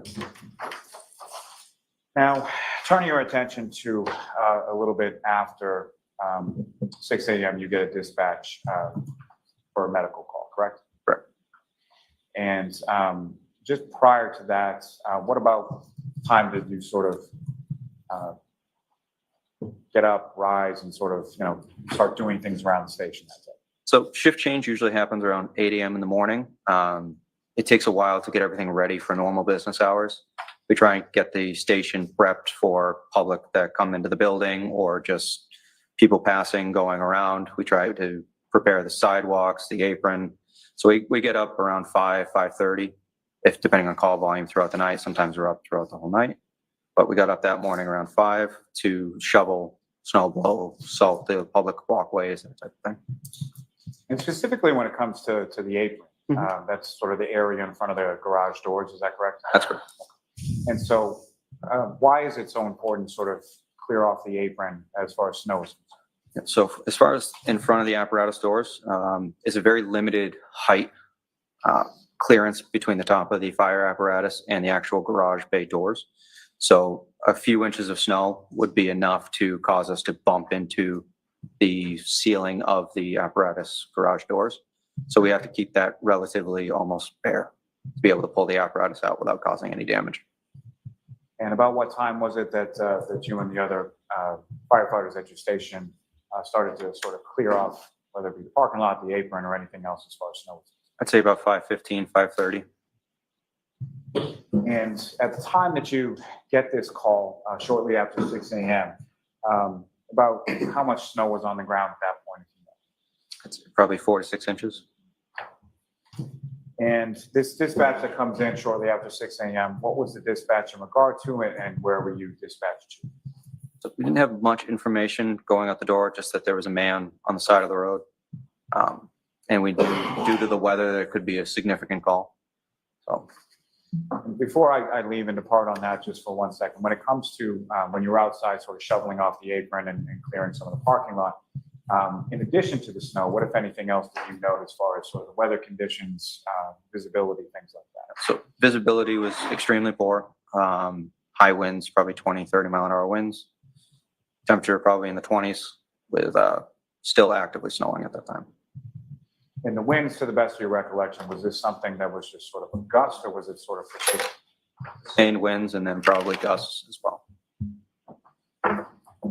And so you received this dispatch, and you, I'm presuming, get in the ambulance and go, correct? Correct. And who, if anyone, is in the ambulance with you when you respond? So responding in, I had myself, Matthew Kelly, and firefighter Nuttall had come in early as well to try and beat the storm and get in on time, because he was scheduled to come in at 8 a.m. that morning anyways. But with the heavy snow, wanted to make sure he could get in and be able to relieve the people coming off. And within the ambulance, where was everybody sort of situated on route to the call? I believe Matthew Kelly was driving, I was in the passenger seat, and Nuttall was in the back of the truck.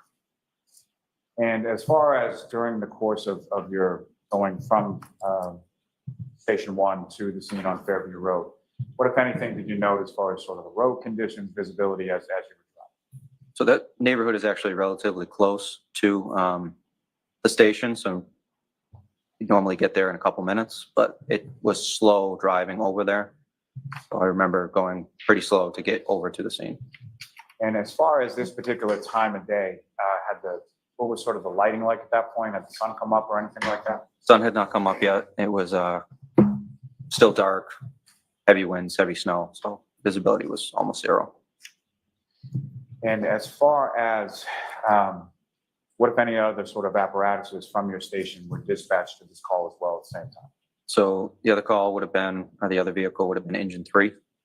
And just engine 3, car 5 will sometimes go. That's the shift commander for the department, depending on the nature of the call, how it comes in, and the ambulance. So it would have been the 3 apparatus. Do you recall who, if anyone, was in either car 5 or the engine? So car 5 would have been, at the time, Captain Wendell Robery. And the engine, it would have been Frank Walsh, Katie McLaughlin, and the lieutenant for the engine was Greg Woodbury. And you mentioned it took a little bit longer than without the weather to get to Fairview Road. Is that correct? That's correct. If you have any idea approximately how much time elapsed between the time that you received the call and the time that you arrived on scene? I'd have to refer to the EMS report. That is going to be more accurate, but I believe it was 5 or 6 minutes.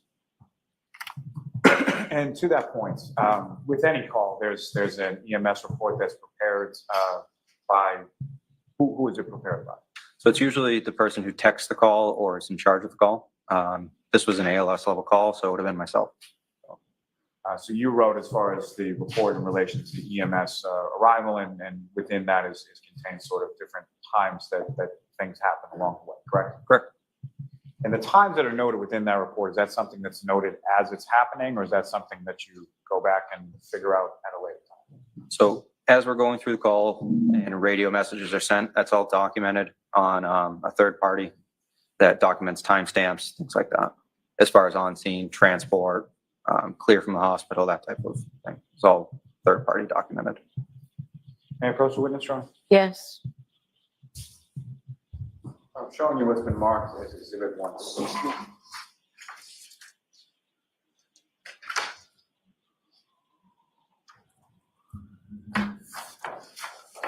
Specifically turning to the 7th page and asking you to direct your attention to the far right column. You see that portion of the report, sir? Yes. Okay. First and foremost, what I placed before you as Exhibit 160, that's your report, correct? Correct. Okay. And on that right column of the 7th page in, what, if anything, do you see with regard to times? So we have our dispatch time, 6:06, en route time, 6:07, on scene, 6:14, at patient, 6:15, and we had transported from that scene at 6:27 and arrived at destination at the hospital, 6:45. That destination hospital would have been Good Samaritan Medical Center, is that correct? Correct. Now, if you could, going back to sort of your dispatch from Station House to Fairview Road, can you describe sort of the path as far as what direction, what route you took to get from one to the other? Yep. So from Revere Street, we would have come out, taken a right onto Revere Street, gone to the end of that road, taken a left on Sherman, driven all the way up to Chapman Street, taken a right on Chapman Street, gone up to Fairview Street, and then taken a left on that. That would have brought us down to the address. And as you're coming down Fairview, are you familiar with that area? Yes. Okay. And so as you're coming down Fairview, is there any kind of grade or elevation to the roadway as you're coming down? Yep. So that is a downhill towards about halfway down the road. So a pretty good grade that's coming downwards. And the address that you responded to with 34 Fairview Road, when you're coming from the direction that you were coming off of Chapman, is that a residence that's on your left or right or something else? That would have been on the left. And when you arrive on scene, what, if any, other sort of vehicles or apparatuses do you observe beyond sort of what you've already described as the... So we had the fire apparatus. There was another vehicle, bystander vehicle, that was on scene as well. I don't recall if police were on scene at that time, but. And when you first sort of pull up to the scene, what, if anything, is it that you observe even prior to getting out of the truck or the ambulance? So as we're pulling up to the scene, we see two female parties, non-uniformed personnel, that were going back and forth between the body and the side of the street and back and forth. Appeared to be a female party that was pushing on his chest and then going back and forth between the other female party and the patient. And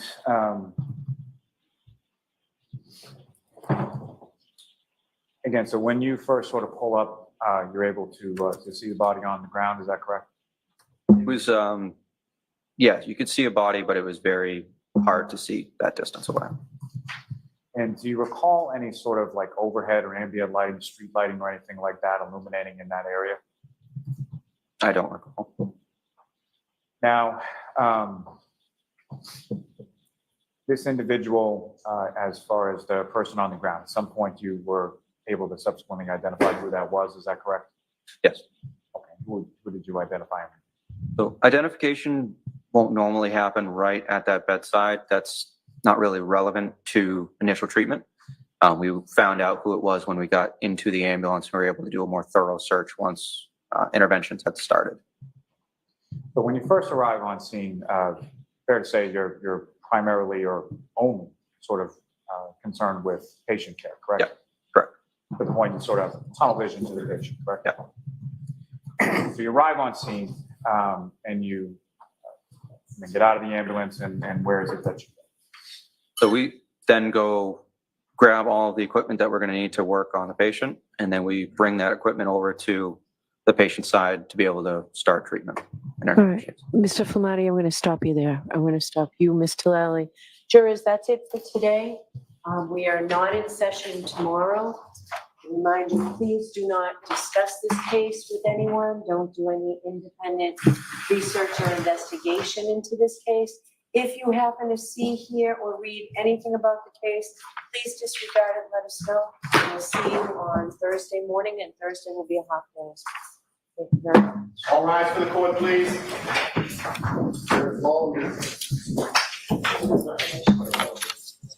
I'll keep the background on in case they come back. So there's no court tomorrow. I wonder why. Yeah, I will keep it going in case they come back. So okay. So we'll see. I don't think they will. No, but sometimes they do. Sometimes, you know. So right. I'll just keep it going. But anyway, we can still carry on. Sure. So there's no court tomorrow. No. Before, because you have to go to the dentist in a bit. So before you go, so tell me, you know, what's the significance of? There's two things here, right? The coat and the I hit him. You know, that he won't let go of that. He's saying, I hit him. He heard her say that. How significant do you think that is? Well, I mean, I thought it was funny that he brought up my cousin Vinny. That was like a huge slip. He brought it up. Okay, so a coat. Listen, his mind goes back to a blizzard, right? Everyone thinks that John should be wearing a coat. That would be a logical thing, right? To his credit, he's probably seen hundreds of accidents, hundreds of scenes like this. And, unfortunately, I still go back to Lally. Had Lally prepped him on his testimony, on his, because he said it. This is the thing. He said it on direct examination, took the coat off. And I said, whoa, a coat? You want to jump in on that? It's up to you, but No, they're not there yet, so it's fine. Carry on. So you knew, I just knew, all right, that Jackson was going to pounce on that. So, and I felt bad for the kid because he was very credible, engaged. He knew his stuff. He knew everything backwards, forwards. But unfortunately, he made a mistake. And the killer was Jackson's last statement. And he talked about, you can be wrong, just like about the coat. The kid, it went over his head. It went right over his head. And Jackson never said another word about it. That will be a soundbite forever. All right. Yeah. So I hit him. All right. Well, let's face it. That's nothing new to us. It's does he put the right connotation? Karen said herself. Did I hit him? Or did I hit him? I hit him. Or I hit him. It's the kid even said it. My cousin Vinny. He's the one that brought it up, but they didn't touch it. So like I said, I thought the kid was good. Again, day 2, no gloves laid on Karen at all. As a matter of fact, nothing on Karen. Right. No, the only thing I would have said that was that the whole build-up now of I hit him stuff could have caused, it's looking at this from a jury point of view. It's what they're taking in on this. It's not what we think on how we interpret it, because we know different things. It's how are they going to interpret that? Are they going to latch on to that, or is it not that significant? Well, I think what Jackson will eventually do. See, the problem is, in 6 weeks, they're going to forget about what Nuttall said, Timothy, right? Yeah. But he will bring it back, and he'll say, and just remember that firefighter or that EMS guy, how he said, I hit him. You do remember he's the one also that said he had a big snow jacket on, right? And we now know there was no snow jacket. So, these guys are masters. Listen, you just know. Again, Lally did not do his job. Yeah. He's more focused on the cops. The fire guys, listen, they're trained. They have no skin in the game on this. They don't have any reason to cover up, to frame Karen. No. Their skin in the game was to get John quality treatment, get him to a hospital, get him the care he needed, and that's all they had. They had nothing to do with anything. That's fair. Try to save John or provide the quality treatment he should have received. No, you need to go now. So I'll go play Tom's CPU. Okay. And I'll be going off it in a little bit after Tom's finished as well. But I'll play Tom now. So no court tomorrow. Thursday. Same thing, right? Same thing. We'll tee it up. Well, not tomorrow. Thursday. Yeah. Morning, 8:15, right? 8:15 Thursday morning. We'll be back here. And so tonight, at 8:00 for you people who want to join me, I'll go over very briefly, but I do have a special guest that'll be coming on. I think you want to see this person. There you go. I'll be watching it for an hour. That's all we're going to do. I'll be watching it tomorrow morning. Everyone have a great day, great evening, and we'll see you all back here on Thursday with Dylan on the corner. Yes. Alternate corner. All right, my brother. Thank you very much, Sean. Ciao, and I'll see you on the other side. Ta-ra, buddy. Okay. Take care, man. Right, we'll just watch Tom now then with this one. Let me get it. Tom is there. Hang on.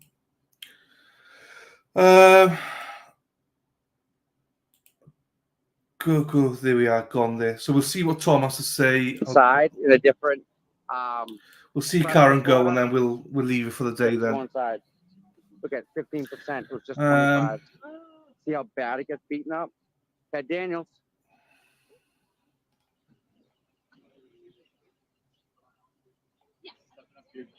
Trying, bud. Trying. He notices. Yeah. I mean, it's pretty high tech. Yeah, I agree with Ralph. I think the thing we need to always remember, though, is that we need to think what the jury are thinking at all times, because they know nothing about it. So how are they going to interpret it? They could interpret it, as you just said, that she slapped a punch, but we need to get that through. It doesn't matter what we think, obviously, with our vast knowledge, it's how is it portrayed? I'm always intrigued by it. Always intrigued. Thank you. No, thank you, guys. Thank you, Mia. Thank you, everybody. Thanks, Sean. Mentioning my cousin Vinny was quite deliberately linking the I hit him to the I shot the clear quote in the film.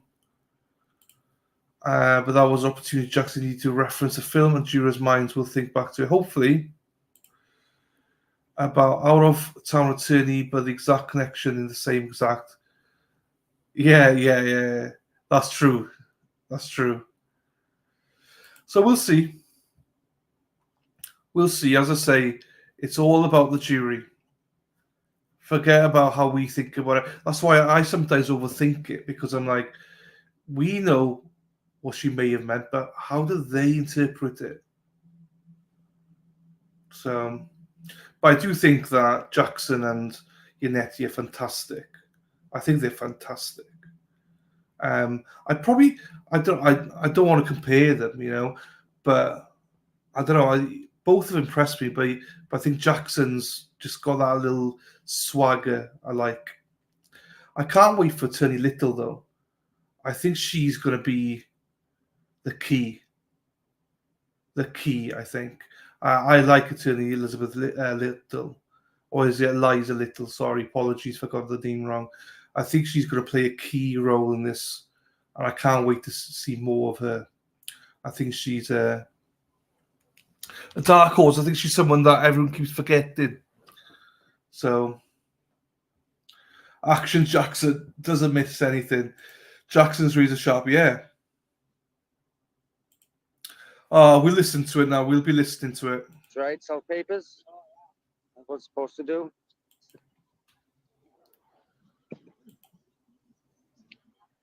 Now the sun's starting to come out too. Bloody hell. So if you wanted to, would this actually attach to? I just had a quick glance to see the streaming and stuff like that. There's people still streaming it. As in, they keep pausing. I can't handle that. I can't do it. Hey, Ruka. I'll see what I missed. I'm back for half an hour. We will not be here for half an hour, Ruka, but you're more than welcome to stay in chat. Thank you to the chat as well. The chat's really good. There's a lot of great information here. Tony, I didn't know that you worked in the kind of medical fire field, It's always nice to know about all the differences of experience in the chat.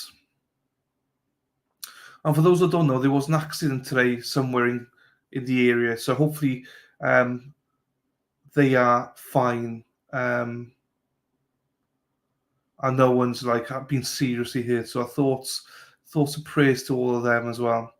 So yeah, I mean the whole jacket thing is interesting. That's for sure what's gone in today as well. So, but the cross this morning, I thought was fan-friggin-tastic. That's a great example of a cross. Great example.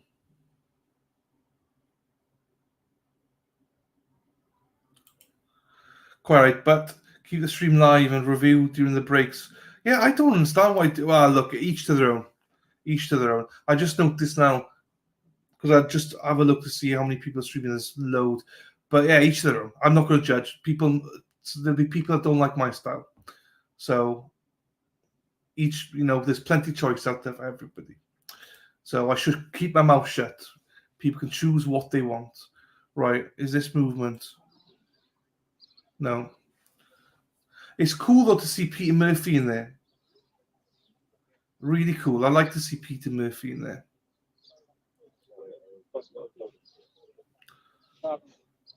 I got to watch Parents Mom do that. Shorter in law enforcement before escaping to board. Mighty Beats the same. Like, he was in law enforcement. Now he's escaped as well. There's a lot of you done that, actually. No, more than that.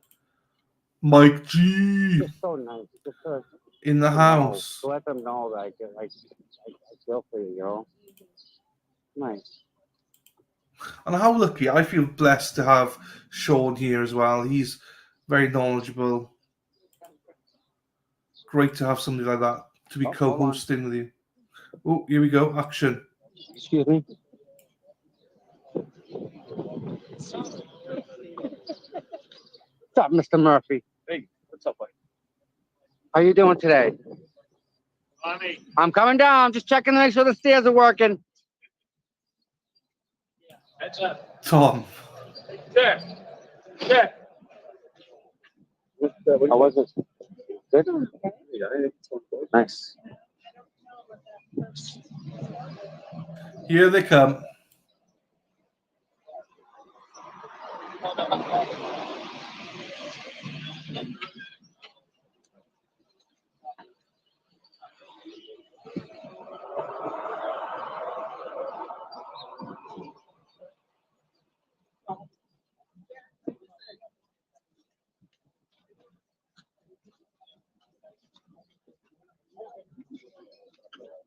Great job. Hi, Karen. Good luck. Love you.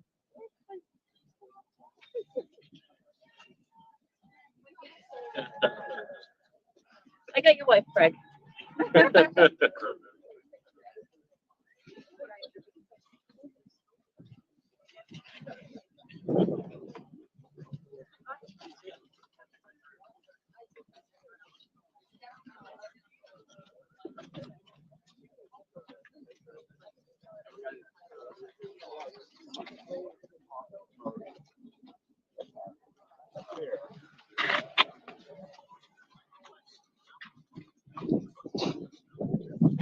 Same here. I love it. To find it, hours and hours later when it's much more snow.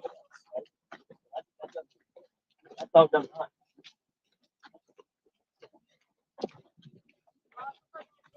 No, Christine, no.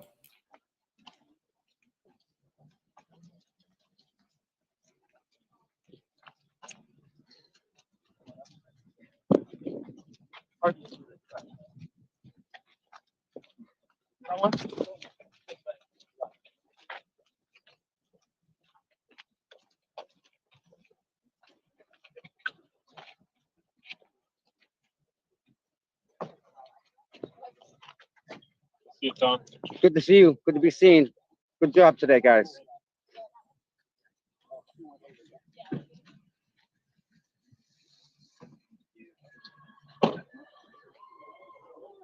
How you liking the GoPro?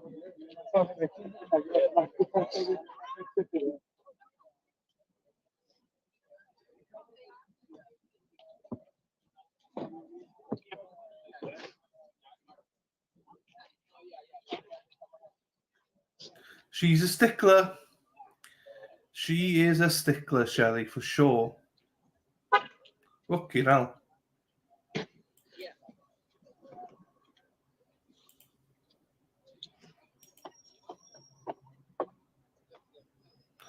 She's like Darth Vader, though. Jesus, stop it. Dude, you got some nice shots on that coming down there. Down. That was nice, huh? You're doing pretty good with that, man. I'm telling you. That's pretty good. All right. Okay. Who else we got here? We got other people here. Who we got? Let's see if he interviews Peter Murphy.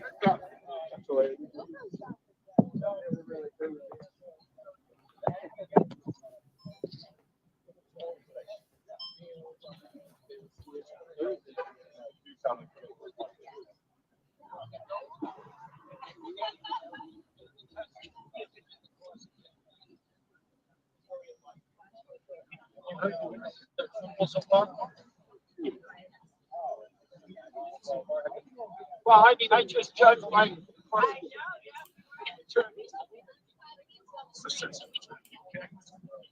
a great day.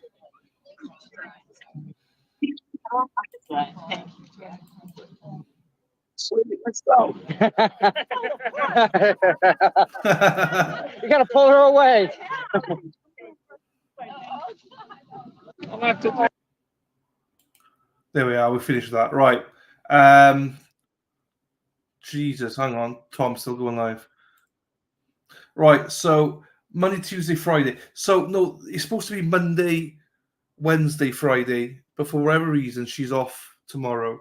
So no trial tomorrow, unfortunately. But back Thursday for half day, and then Friday's supposed to be 1 p.m. and she needs to be throwing down the double chins. Wicked sight. I was upset about the short days, but maybe it will help the jury stay focused. I think so. It could be quite intense. Like, obviously, as an audience, we want to watch it all the time, 7 days a week. Do you know what I mean? Let's get it 12-hour days. But in fairness, it probably works out better for attention spans as well. But it's weird. There's no court tomorrow. Some people say no court Friday. There is court Friday, but I think this judge just does whatever the fuck she wants. Do you know what I mean? Very classy family. Classy family. With everything that they've been through and people say about them, classy family. Someone just said in TV's chat that jurors are visiting 34 View. Oh, maybe. No, they can't be. No, they can't be, because she said, see you all back here on Thursday. That's what she said. See you all back here Thursday. So I don't think that is the case. The jury is supposed to visit Fairview Friday. Oh, is it this Friday? Okay, that makes more sense. If the jurors losing wages, they prefer longer days. I don't know, because most people that had a hardship have been let go. So I'm not sure how much significant impact that does have on it. But for a jury, I think for Karen's sake, I think it works out better. Also, they get $50 a day, Jesus, and their food paid for, which is more than most people have. And from that witness who TB had on, was like a lot of people there were like, that's probably more than they get from the job anyway. So it shouldn't take the whole day.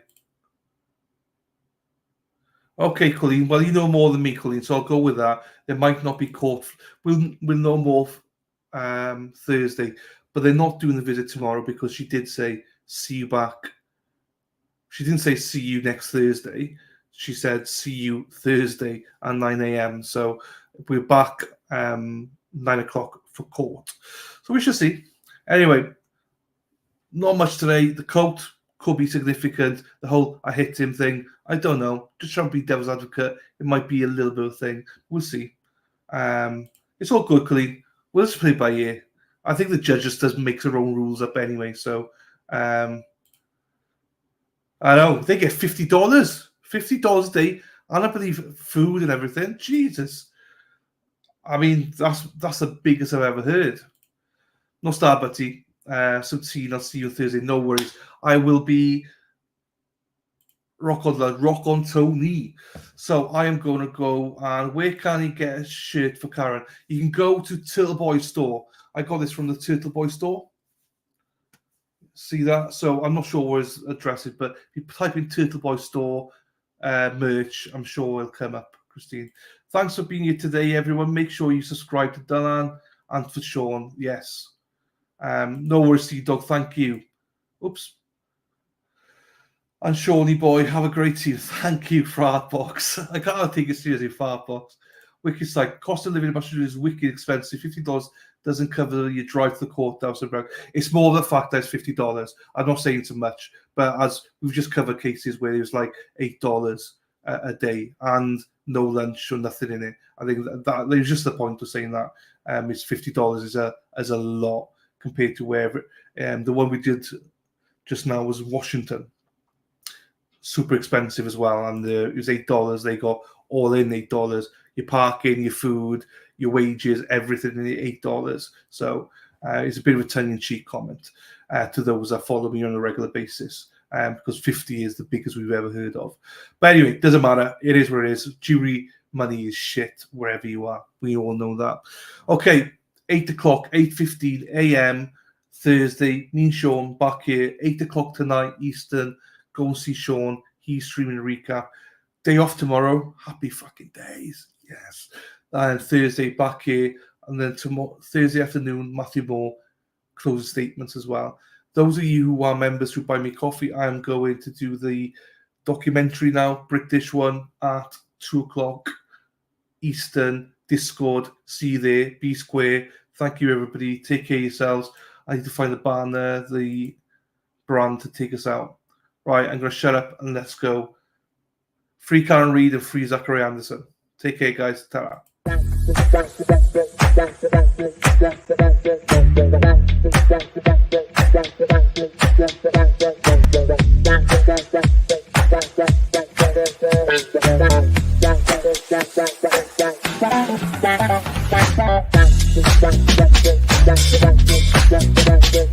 Thank you.